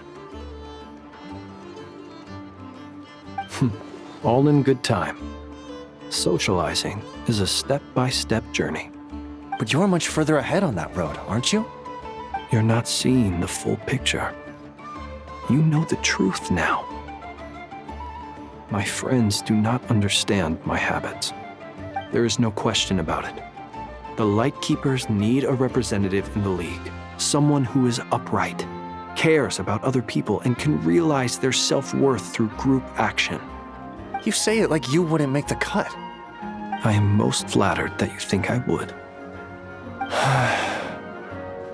Sigh a little less, Master Ilua, and have more faith in yourself. All the Lightkeepers agree that you're a very promising young man. That is precisely why Starshin and Nikita felt safe delegating such important work to you. I'm sure we all also agree that we would sooner die of dehydration than manage to wrangle anything out of you in a discussion. My apologies. I am not in the habit of bringing water with me when I go out. Whatever. I'll take the job. By the way, who else is part of this? Oh, it's quite the who's who of Nodcry. There's the Moon Chanter of the Frostmoon Scions, the boss of the Curatorium of Secrets, a representative of the Voynich Guild, and even someone from the adorable Kromkake craft shop. I'm sure you will find speaking with them to be a genuine pleasure. If you say so. I've never done this work before, so I'm honestly a little scared of making mistakes. But I'll do it. Not only is it our duty as Lightkeepers, but because I want to make Nodcry a more welcoming place. An admirable attitude to take. The beacons are lit, Itlua. We're but one step away from breaking through the blizzard. We have the chance to band together and build our shared homeland into an Elysium. This is unprecedented for Nodcry. An opportunity not to be missed. Yeah. You're right. I'll do my best. Quite a few familiar faces have arrived. Let's go, shall we?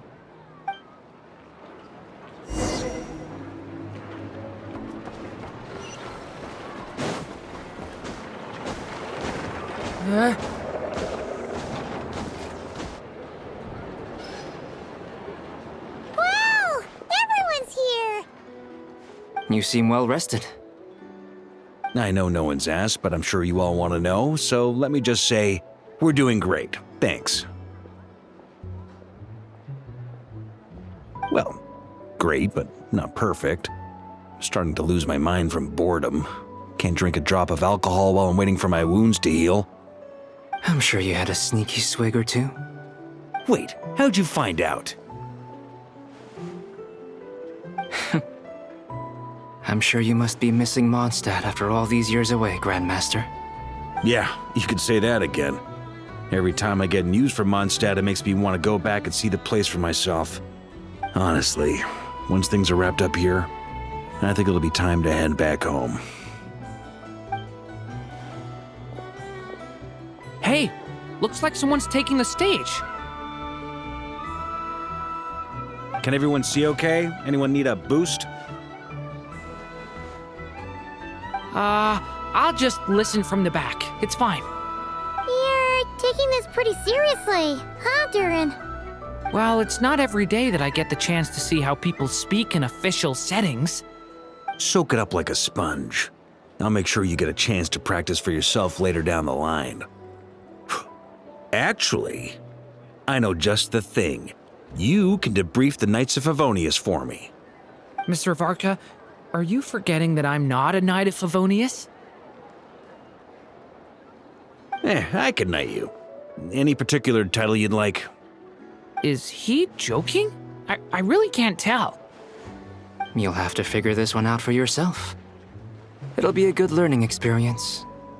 It is my honor to host the opening ceremony for the League, and to have this opportunity to speak to you all in my capacity as Voynich Guild representative. Could this person also have been pushed onto the big stage by the real big shots? Guess I'm not the only one then. We come here today, having weathered the trials and hardships of yesterday, and having learned from them the importance of unity and cooperation. All right, here we go. Uh-oh, looks like Aino's off in Dreamland already. Wait, Boss is looking kinda drowsy too. What's up with her? Come on, get this speech over with already. Nodcry is our home, the land we rely on for survival. And as we chart a course for the future, may we persevere through the storms ahead as we sail towards a new era of prosperity, freedom, and hope.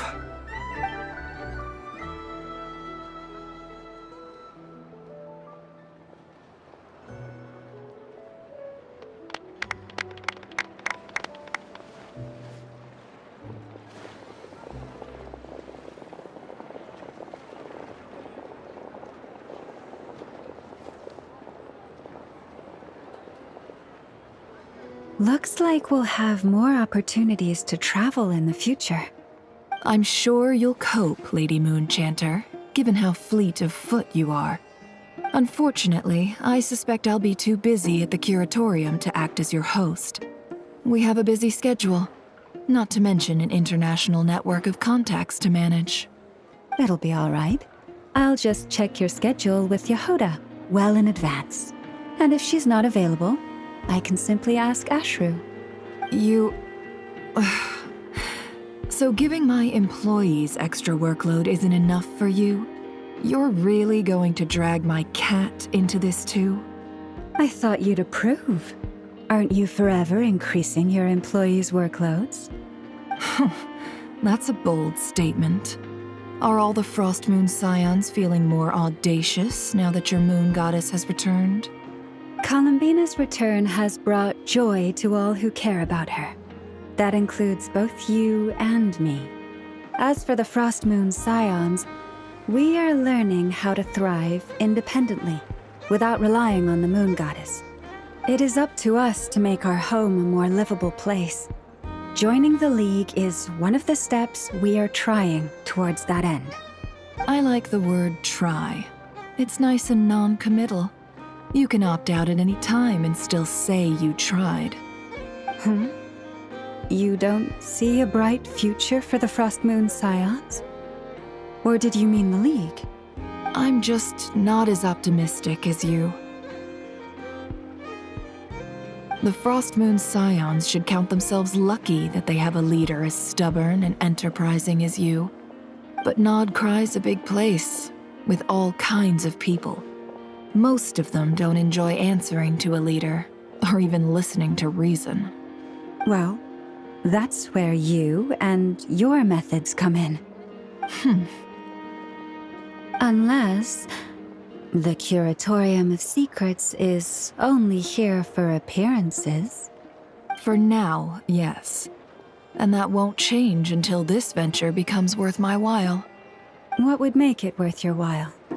Getting out more than I put in. Right now, I'd barely break even, but I'll grant that it's a good start for Nodcry. Then maybe it's worth a try. All right, you can stop now. Or do I have to join the Frost Moon Scions before you'll get off my back? You'd be very welcome to join us. Hey, you two! Congrats on all your hard work! What are you chatting about?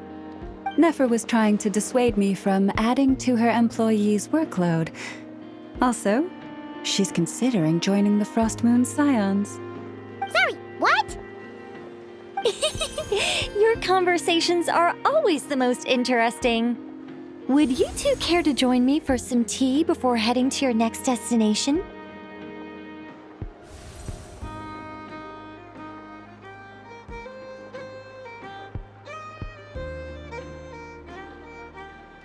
Nicole? Wait, where are you? Aren't you gonna show up today? Sadly not. I'm otherwise occupied right now. I'm sorry, Paimon. I can hear how disappointed you are. If it's any consolation, let me say that how things appear on the surface is a far cry from what they are at their core. Perhaps you'll feel better if you focus on the fact you have a special line of communication with the great mage herself. Okay? Has something happened? No, or not yet, anyway. Well, that's not ominous at all. Not for the time being. Just think of this as a general check-in to make sure this communication system is still running smoothly. Besides, it's good to chat once in a while if we want to maintain our friendship. You could have just said so. Paimon got all worked up for nothing. Still, the best friendships are built through face-to-face interaction, you know. It's never gonna stop being weird having tea with you when you're not there and just talking to thin air. All right, fair point. I'll bear that in mind for next time. Yeah. Any update on that crisis at the world's borders? Alice just informed me that they had their work cut out for them. And now everyone's thoroughly exhausted. But they did finally get things back under control. Still, we can't let our guard down yet. The disruption caused by this disaster has made Teyvat easier to detect from the outside universe. She plans to wait for things to stabilize, then reschedule her Mondstadt vacation plans. As for me, I agree with Hat Guy's perspective. This is a time when many new variables are emerging, and the situation is changing constantly. Plus, most of this change is for the worse. We have to remain vigilant and ensure that the embers of chaos are not rekindled. I did notice that the energy in Nodcry changed somewhat after the War of Funerary Flame, but since it was still aligned with the Light Realm, I never gave it a second thought. It looks like I'll have to examine the connections between phenomena I observe more closely in the future. Just doing my duty. It's more or less second nature by now. Of course! To give you the full picture, I'd have to start with the substance from which angels were formed. Never mind. Paimon's right. Showing off my knowledge would be much more satisfying in person. By the way, you did receive the gifts from the Hexen Circle, yes? I'm not trying to claim credit or anything, but my pride demands that I at least mention it. They're quite similar to the protective talisman that Alice gave Dory, but with some very special enhancements. Oh! So that's what kept our friends safe when Dotori trapped them. Indeed. We went to great lengths to make sure they were invisible to his eyes. I'm so happy they came in handy. Still, not fishing for gratitude, by the way. I just want you to be aware that sometimes your friends may be protecting you in ways you cannot perceive. Anyway, I'll contact you if anything else crops up. If not, you know what they say, no news is good news. Oh, my angelic instincts are tingling. They say you should head to the docks next. Your friends are about to board their ship home.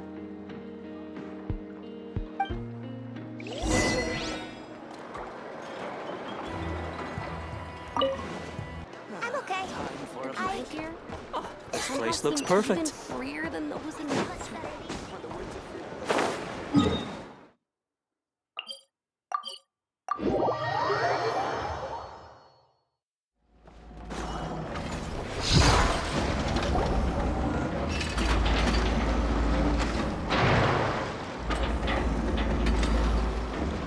You're here. You're here too, Hat Guy. Are you heading back together? No. I'm bound for Sumeru, and she for Fontaine. We just happened to cross paths at the harbor. Everything seems fine. Sandrone may have an abominable temper, but she's always been very responsible with important calculations and things entrusted to her by valued friends. You always speak as if you know us inside out, Mr. Hat Guy. Maybe I'm just a good judge of character. I certainly hope that's all there is to it. Regardless, you have been a significant help in this matter. For that, you have my gratitude. I didn't do anything special. Sandrone's the one who completed a seemingly impossible formula and turned the tide of the entire battle, even giving her life in the process. She's the one we should be thanking. Even we were unaware that Sandrone had hidden the real formula inside Polonia's body.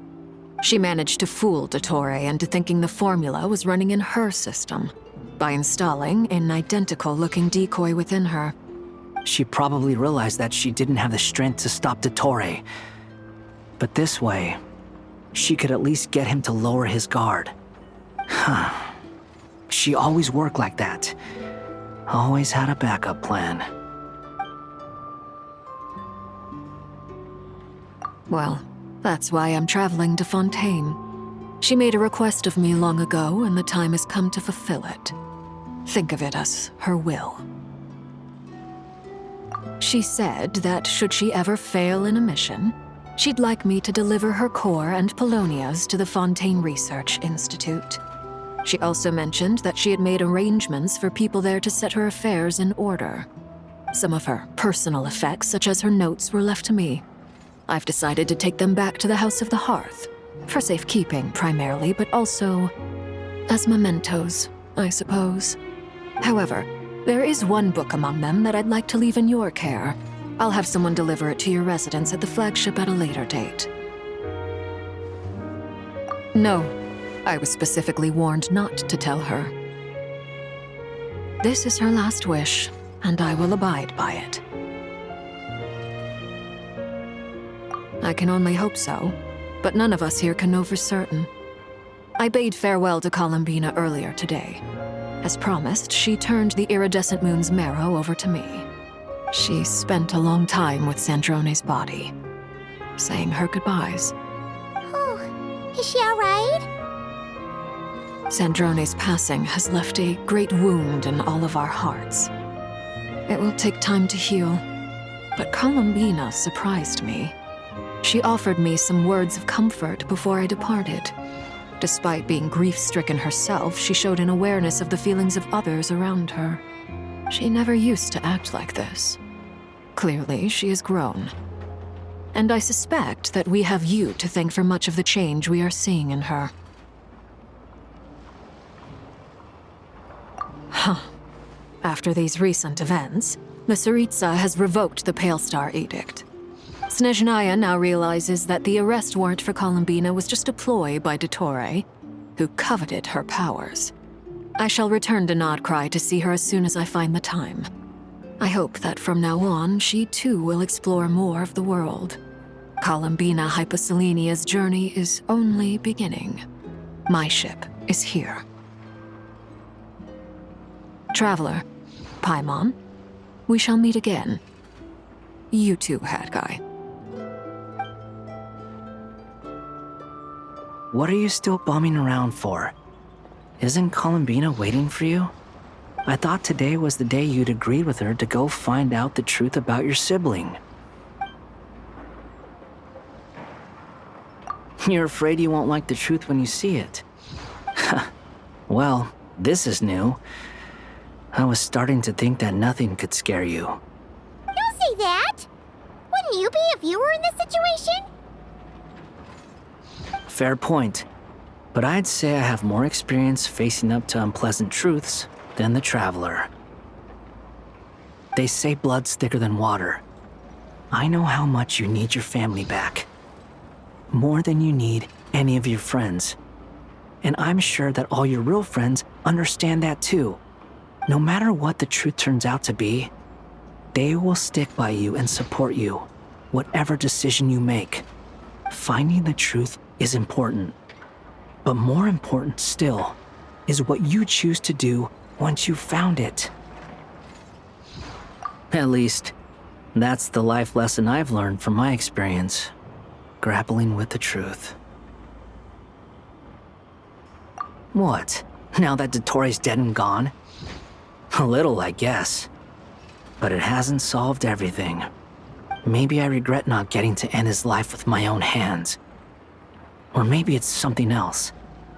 But for whatever reason, I still feel like I have a chip on my shoulder. Either way, I'm going back to Sumeru. Lesser Lord Kusanali is gonna need help dealing with all the chaos Dottore left in his wake. Not just from this incident, but everything he did in the past, too. You should continue with your journey, as you've always done. Who knows? Maybe we'll meet again someplace else. So, what should we do now? If you want to explore a bit more to steady those nerves, Paimon's game! After all, when Columbina said she knew where your ship was hidden, Paimon promised to give you two some alone time with the truth. It hasn't been all that long since we were last apart, sure, but with Columbina there, Paimon's sure things will be just dandy. Ain't no biggie. Paimon might be all about that food and fun, but she knows how to do right by people. Paimon's sure you'd prefer to digest the news about your brother in peace.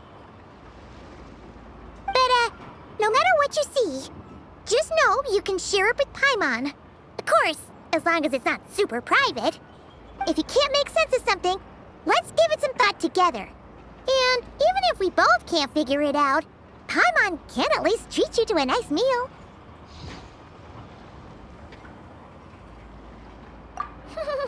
Glad hear it. Feel better now? Alrighty. Next up, time to meet with Columbina.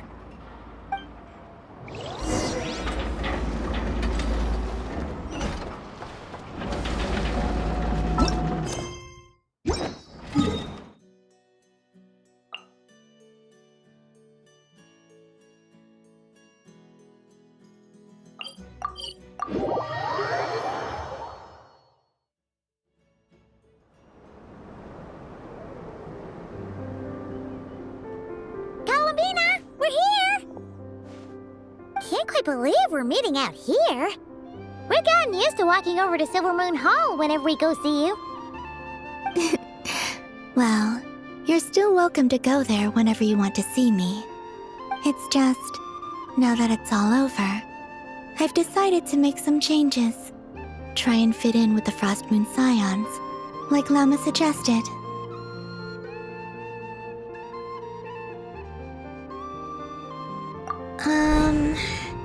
The older generation are still timid around me. They don't dare get too close, and they bow their heads when I walk by. But things are much better with the children. I see more curiosity in their eyes. Hopefully, by the time the next Moon Prayer Night comes around, I can enjoy the festival with them as myself, without having to pretend that I'm only dressed up as the Moon Goddess. You'll do fine, Columbina. Paimon's sure they'll realize you're super nice once they get to know you better. You really think so? When we first met, you thought I was a little up in the clouds. We were just starting out then, come on! So Llama told you, huh? I'm only teasing. I know that I have you to thank for pulling me back down to solid ground. It feels good to finally stand firm on the earth where I was born. Oh, that's great!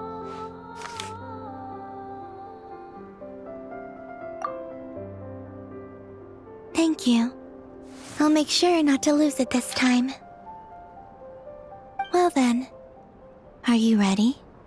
Ether, what happened to our spaceship back then? Why did you leave? It's time to learn the truth at last. I'm ready as I'll ever be. Good. Then let me open the way for you.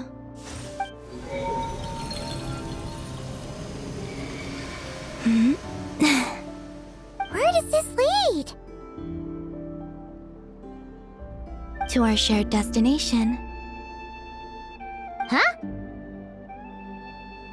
Do you remember me telling you about my missing prologue back when we just met? I said that my story began on the moon. But while I was inside the moon's reflection, I realized that my prologue was really hidden in the future. I just had yet to discover it at that point. The story of the time before I was born was in fact the story of my distant future. It's truly fascinating. But when I obtained the Trilunar Authority and returned to our present reality, I sensed something I hadn't expected. Your prologue. So you mean... Yes, your spaceship. All this time, it has been hidden on the Frost Moon, which lay beyond the sky. The great ruler of the firmament. The heavenly principles. Wait, them? Why would they do that? I don't know. Perhaps your ship contains something that is incompatible with Tevat. Or something that cannot be known. Oh, did I pick a bad time to say this? I know it must have been hard to work up the courage to do this. Maybe I should have waited until you were on the moon, with no chance to back out. That would have been kind of mean, you know.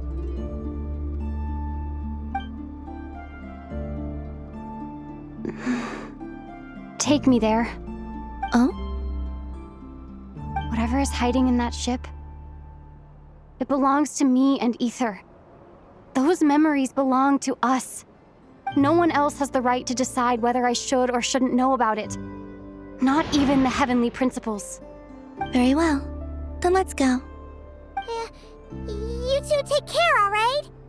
And don't forget to come back soon! Rest assured, Paimon. We will. Traveler, after you. Thinking about the story that we'll find hidden on the moon? Yes. And hoping that it has a happy ending. Stories like that don't exist, you know? You don't believe in happy endings? I don't believe in endings.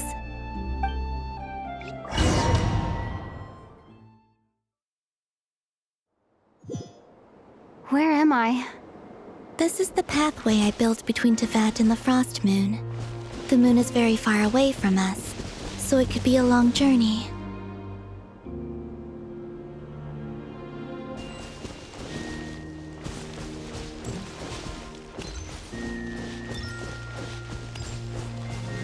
After I obtained the Trilunar Authority, I unwittingly saw past events from many of my friends' lives.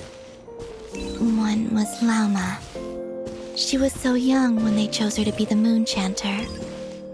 From then on, the Frost Moon Scions looked to her to bring messages from their goddess. But, for better or worse, I had left Hisi Island before she was ever born. It was not until much, much later that she met me. I think it's for the best. Because of the way things turned out, you had the opportunity to become friends. You're right. In that sense, I think we were both very lucky.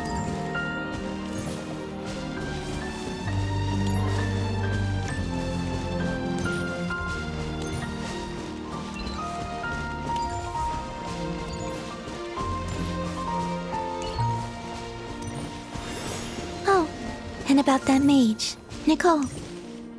I only recently learned that she has lived in Teyvat since the time of the Three Moon Sisters. The Moon Goddesses always had a good relationship with the angels. I suppose our friendship continues that tradition.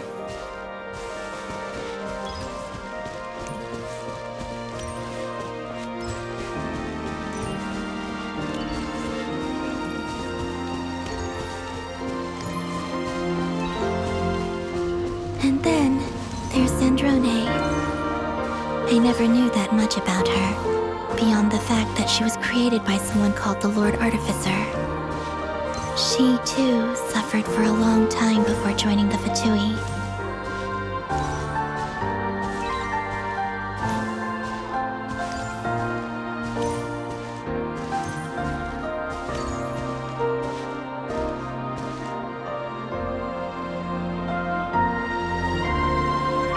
How I wish I could talk to her again, even if only to hear her say nasty things to me.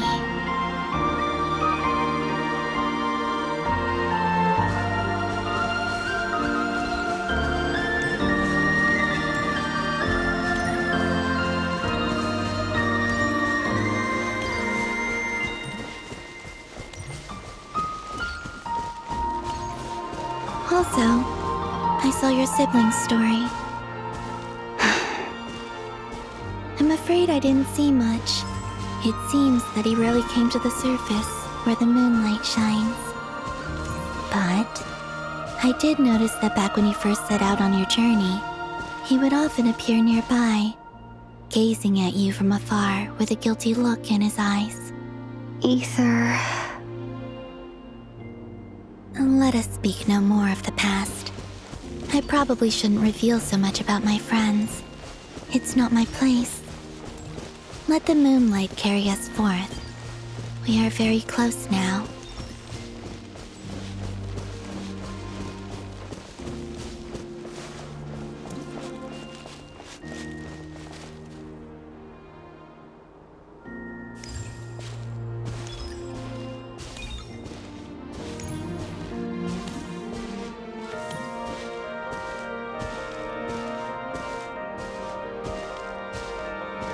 After this, I'd like to bring some kuhenki to the moon as well.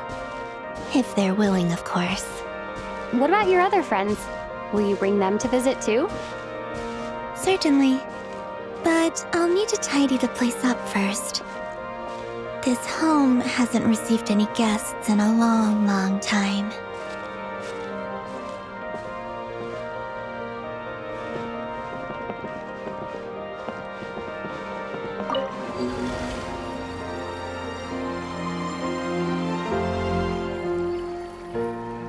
I remember writing something similar with you on Moon Prayer Night. I believe it was called Dodoko's Whirligig. Yes, that was it. You asked me if I was afraid to return to the moon, and I said that I was. The idea that I had gained something precious, only to lose it so quickly. That frightened me. But I'm not afraid anymore. Besides, this time, we're traveling together.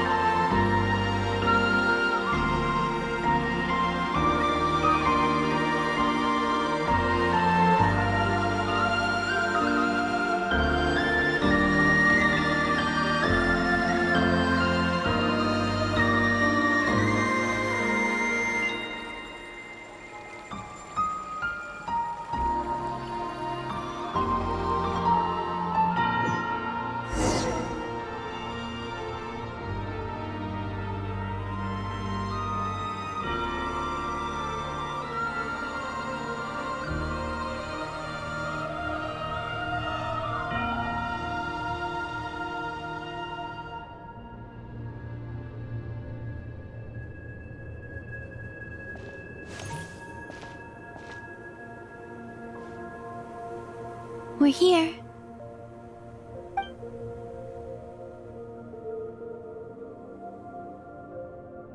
Over there.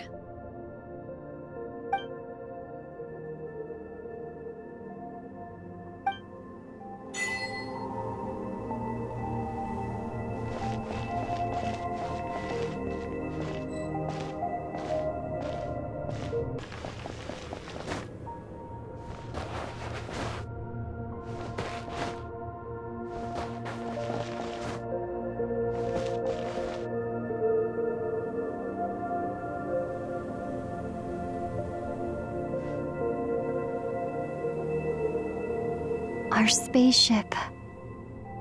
It's huge. I suppose that the moon is the only place one could hide it. It'll be all right. Huh?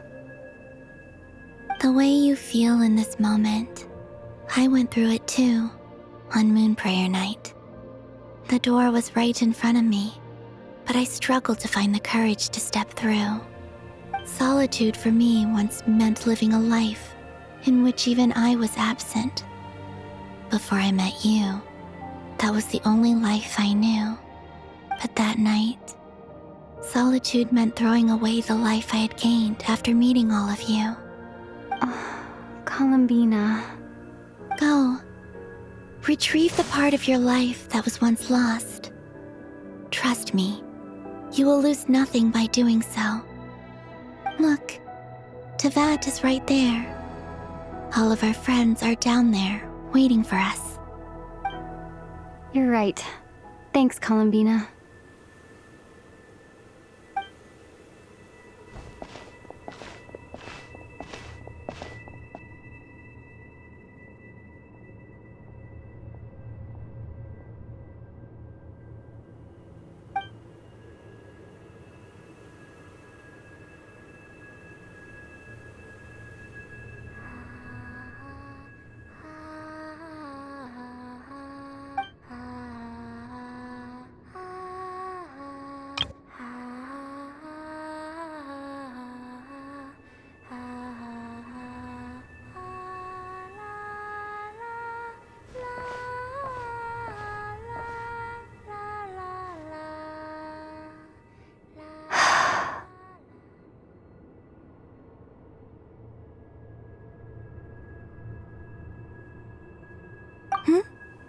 Finished? Yeah. Why did you take your eye mask off?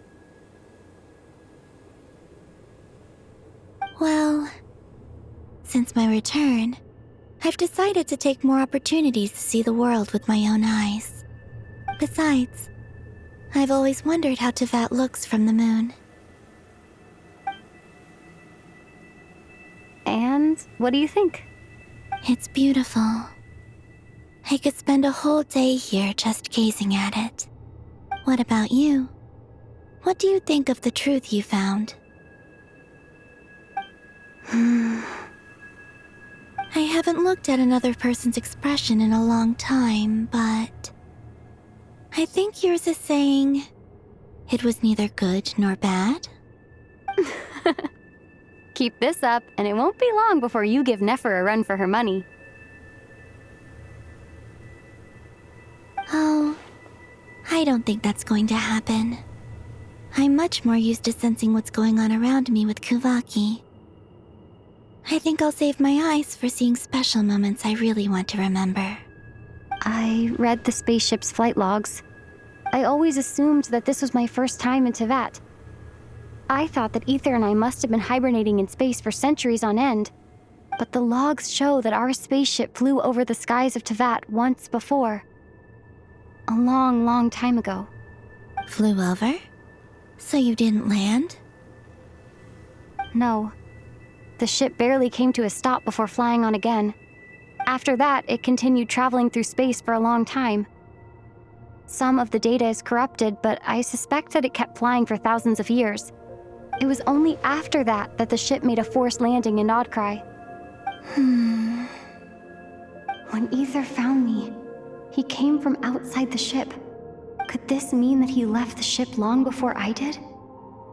Maybe even during our first pass over Tevat? Are you alright? Yes. I can feel that the truth is coming together, one small piece at a time. I remember Ether telling me that when he first arrived in Conria, he could not recall the past. So this might be something that even he doesn't know. Here, I made some space for you. Your mind must be racing, and this seems like the perfect place to relax and clear your head. Oh, wait, there's one more thing. What is it? Wait here a moment.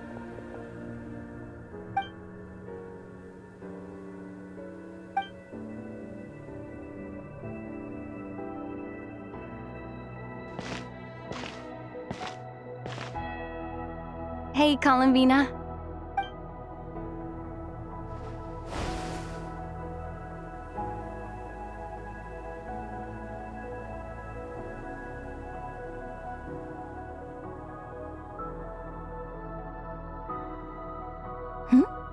Is that a new outfit?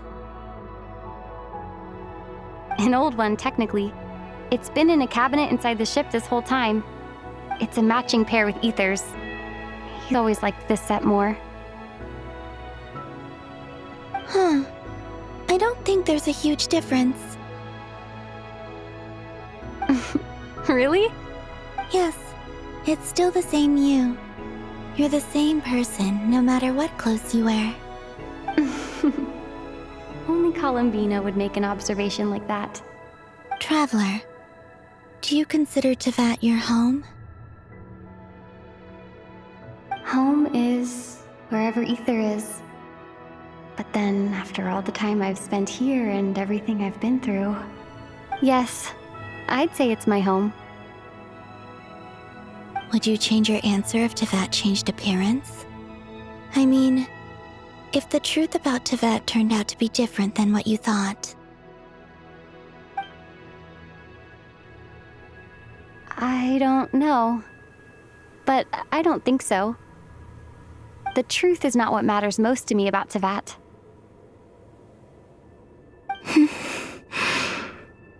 When I was first born, I longed for a home. And when you get something before you're mature enough to understand the world, you just take it at face value. I thought that a home was a transaction. You give me what I want, and I'll do the same for you. But you and your friends taught me what a true home should look like. You never asked for anything, yet you gave so generously to me. That's because your friendship matters to us. It was worth it. In the past, I thought that my birth in Nodcry must have been a mistake. But after journeying to the distant past where the story began, I realized that it was I who chose Nodcry to be my future home. Now, I am glad that I made that choice. I'm sure your friends are just as glad.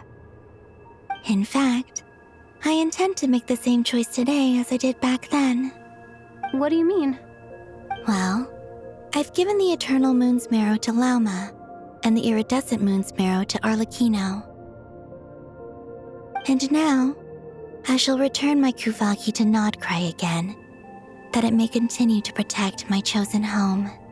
Wait, but what about your body? Oh, are you worried that I'll disappear again? I won't. Not this time. The Frost Moon has now entered the fall sky, and I am the Trilune Goddess. I am only returning to Nodcry the part of me that it needs. I am giving what I can, because my home is worth it. Oh, and I have something for you, too. For me? Yes. Come closer.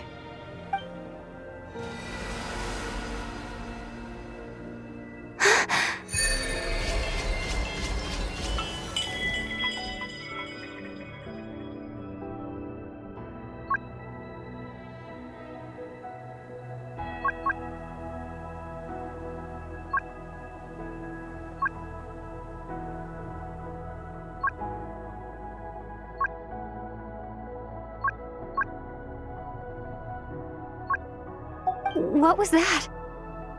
I lifted some of the restrictions this world placed on you.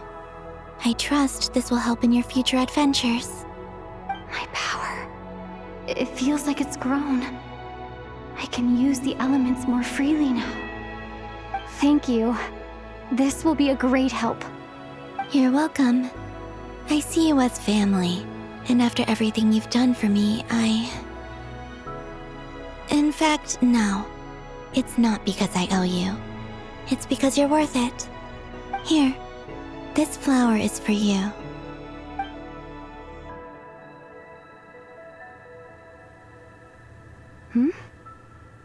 Isn't this a moon prayer blossom? Yes. Don't worry. You will never see these flowers lose their color again. I'm finally discovering the joy of giving. How I wish I'd learned this sooner. Hey, better late than never. What are you thinking about now? Why don't you take a guess? You get 1 shot. I don't think I'll get it in one guess, but I'm sure it's a happy thought. That's kind of a sneaky answer. I can't say you got it wrong. Down into that, the moon seems so far away. I felt it might always lie beyond my reach. But on the moon, everything feels so close by. The haze that once enshrouded the skies has finally been dispersed. I feel like a traveler on a winter's night, starting a new chapter in my tale by the warmth of a bonfire. I don't have a lot of luggage, but I do have a lot of hope for the future. Well, what's next? Next? To start with, I want to stay here just a little longer. After that, let's return home and continue our journey.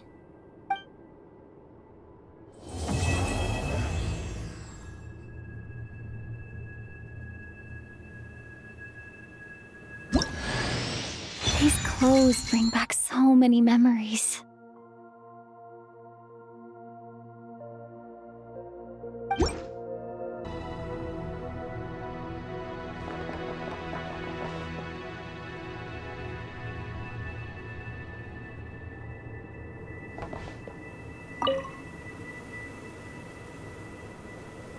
The journey goes on, for you and for me. Like I said, this is not the end. I don't believe there has to be an ending. Oh, is that your next destination? Most people would probably tell you to pack some warm clothes. But I experience things differently than most people, so I can't know how cold it is. In fact, it is home to quite a wondrous heat source. I think they call it Kreshnik's torch. Every city in Snezhnaya is built around one of those. I sensed the energy it gave off as I was passing by on a railway train. It felt grand and distant. I also recommend the Korolievsky troupe in Snezhnograd. They give performances quite regularly, and entry was free for harbingers. I liked them a lot.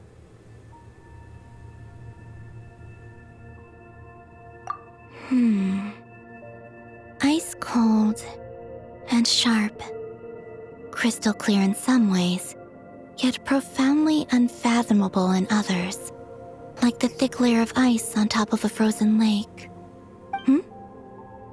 That's just the impression that Tsaritsa gives me. I was never able to glimpse what truly lies beneath that icy exterior. In fact, I don't think the people of Snezhnaya even know what kind of power their god wields. Maybe that's because the Tsaritsa herself has never acknowledged, nor accepted that power. There's Regrator, the Rooster, and the Jester. Between them, they control a lot of what happens in Snezhnaya, but I can never wrap my head around how exactly power is split between them. I just know they are each responsible for many specific domains. I noticed that the Rooster and Regrator often appear to get along on the surface, while working against each other in secret, and theirs is not a friendly rivalry. But I wasn't particularly interested, so I tended to keep my distance. Now that I think about it, the term Mistelton often seemed to come up in connection with Project Stuja. Once things settle down in Notcry, I'd like to explore the world beyond Snezhnaya. You've told me so many stories about the other places you've been to, and all the friends you've made there. I'm curious to visit those nations and see them for myself. It would also help me learn more about the journey that has made you into the person you are today.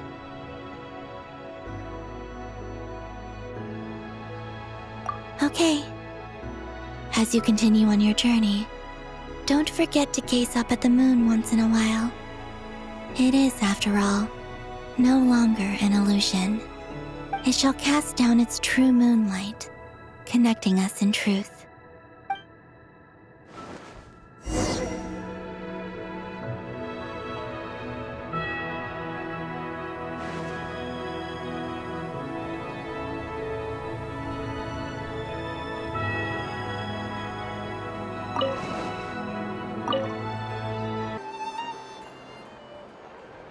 To Jean, acting Grand Master of the Knights of Favonius. This preamble is such a pain to write. It's probably high time we got rid of this acting business. I trust that Dern has updated you all on recent events. Hope we didn't worry you too much. The good news is, we managed to come together and put a stop to the Doctor's evil schemes. With that, I think it's safe to say that Notcry is finally out of the woods. As for the Fatui, not counting the Damselette, aka the Moon Goddess, who has left their organization, we found ourselves allied in this instance with both the Knave and Marionette. May she rest in peace. As ever, we find ourselves better off for making friends rather than enemies. But until we can ascertain the Tsaritsa's true intentions, the future remains uncertain. In a short while... Wait... How am I meant to surprise everyone if I tell them in the letter that I'm heading home? Well, that would be a huge waste. Okay, got it. I will begin sending the expeditionary team back home in waves. I'm sure they'll be able to answer any questions you still have. I hope they won't gloss over the details of my many heroic deeds. But if they do, I'm sure it'll be because they're just too exhausted from the long journey. I think of Mondstadt daily. Please give everyone my best regards. P.S. The honorary knight went above and beyond this time. Are there any other honors we can give her? I'll leave it with you. P.P.S. Please be extra nice to Klee for the foreseeable future. I cashed in on the last favor that the Hexen Circle owed us, so we need to earn some more goodwill. If there's any serious problems, feel free to stick me in solitary confinement when I get back. I'll do the time for her. Whew. And that, as they say, is all she wrote. End of an era. And with the moon shining down brighter than ever, I think everyone is going to sleep well tonight.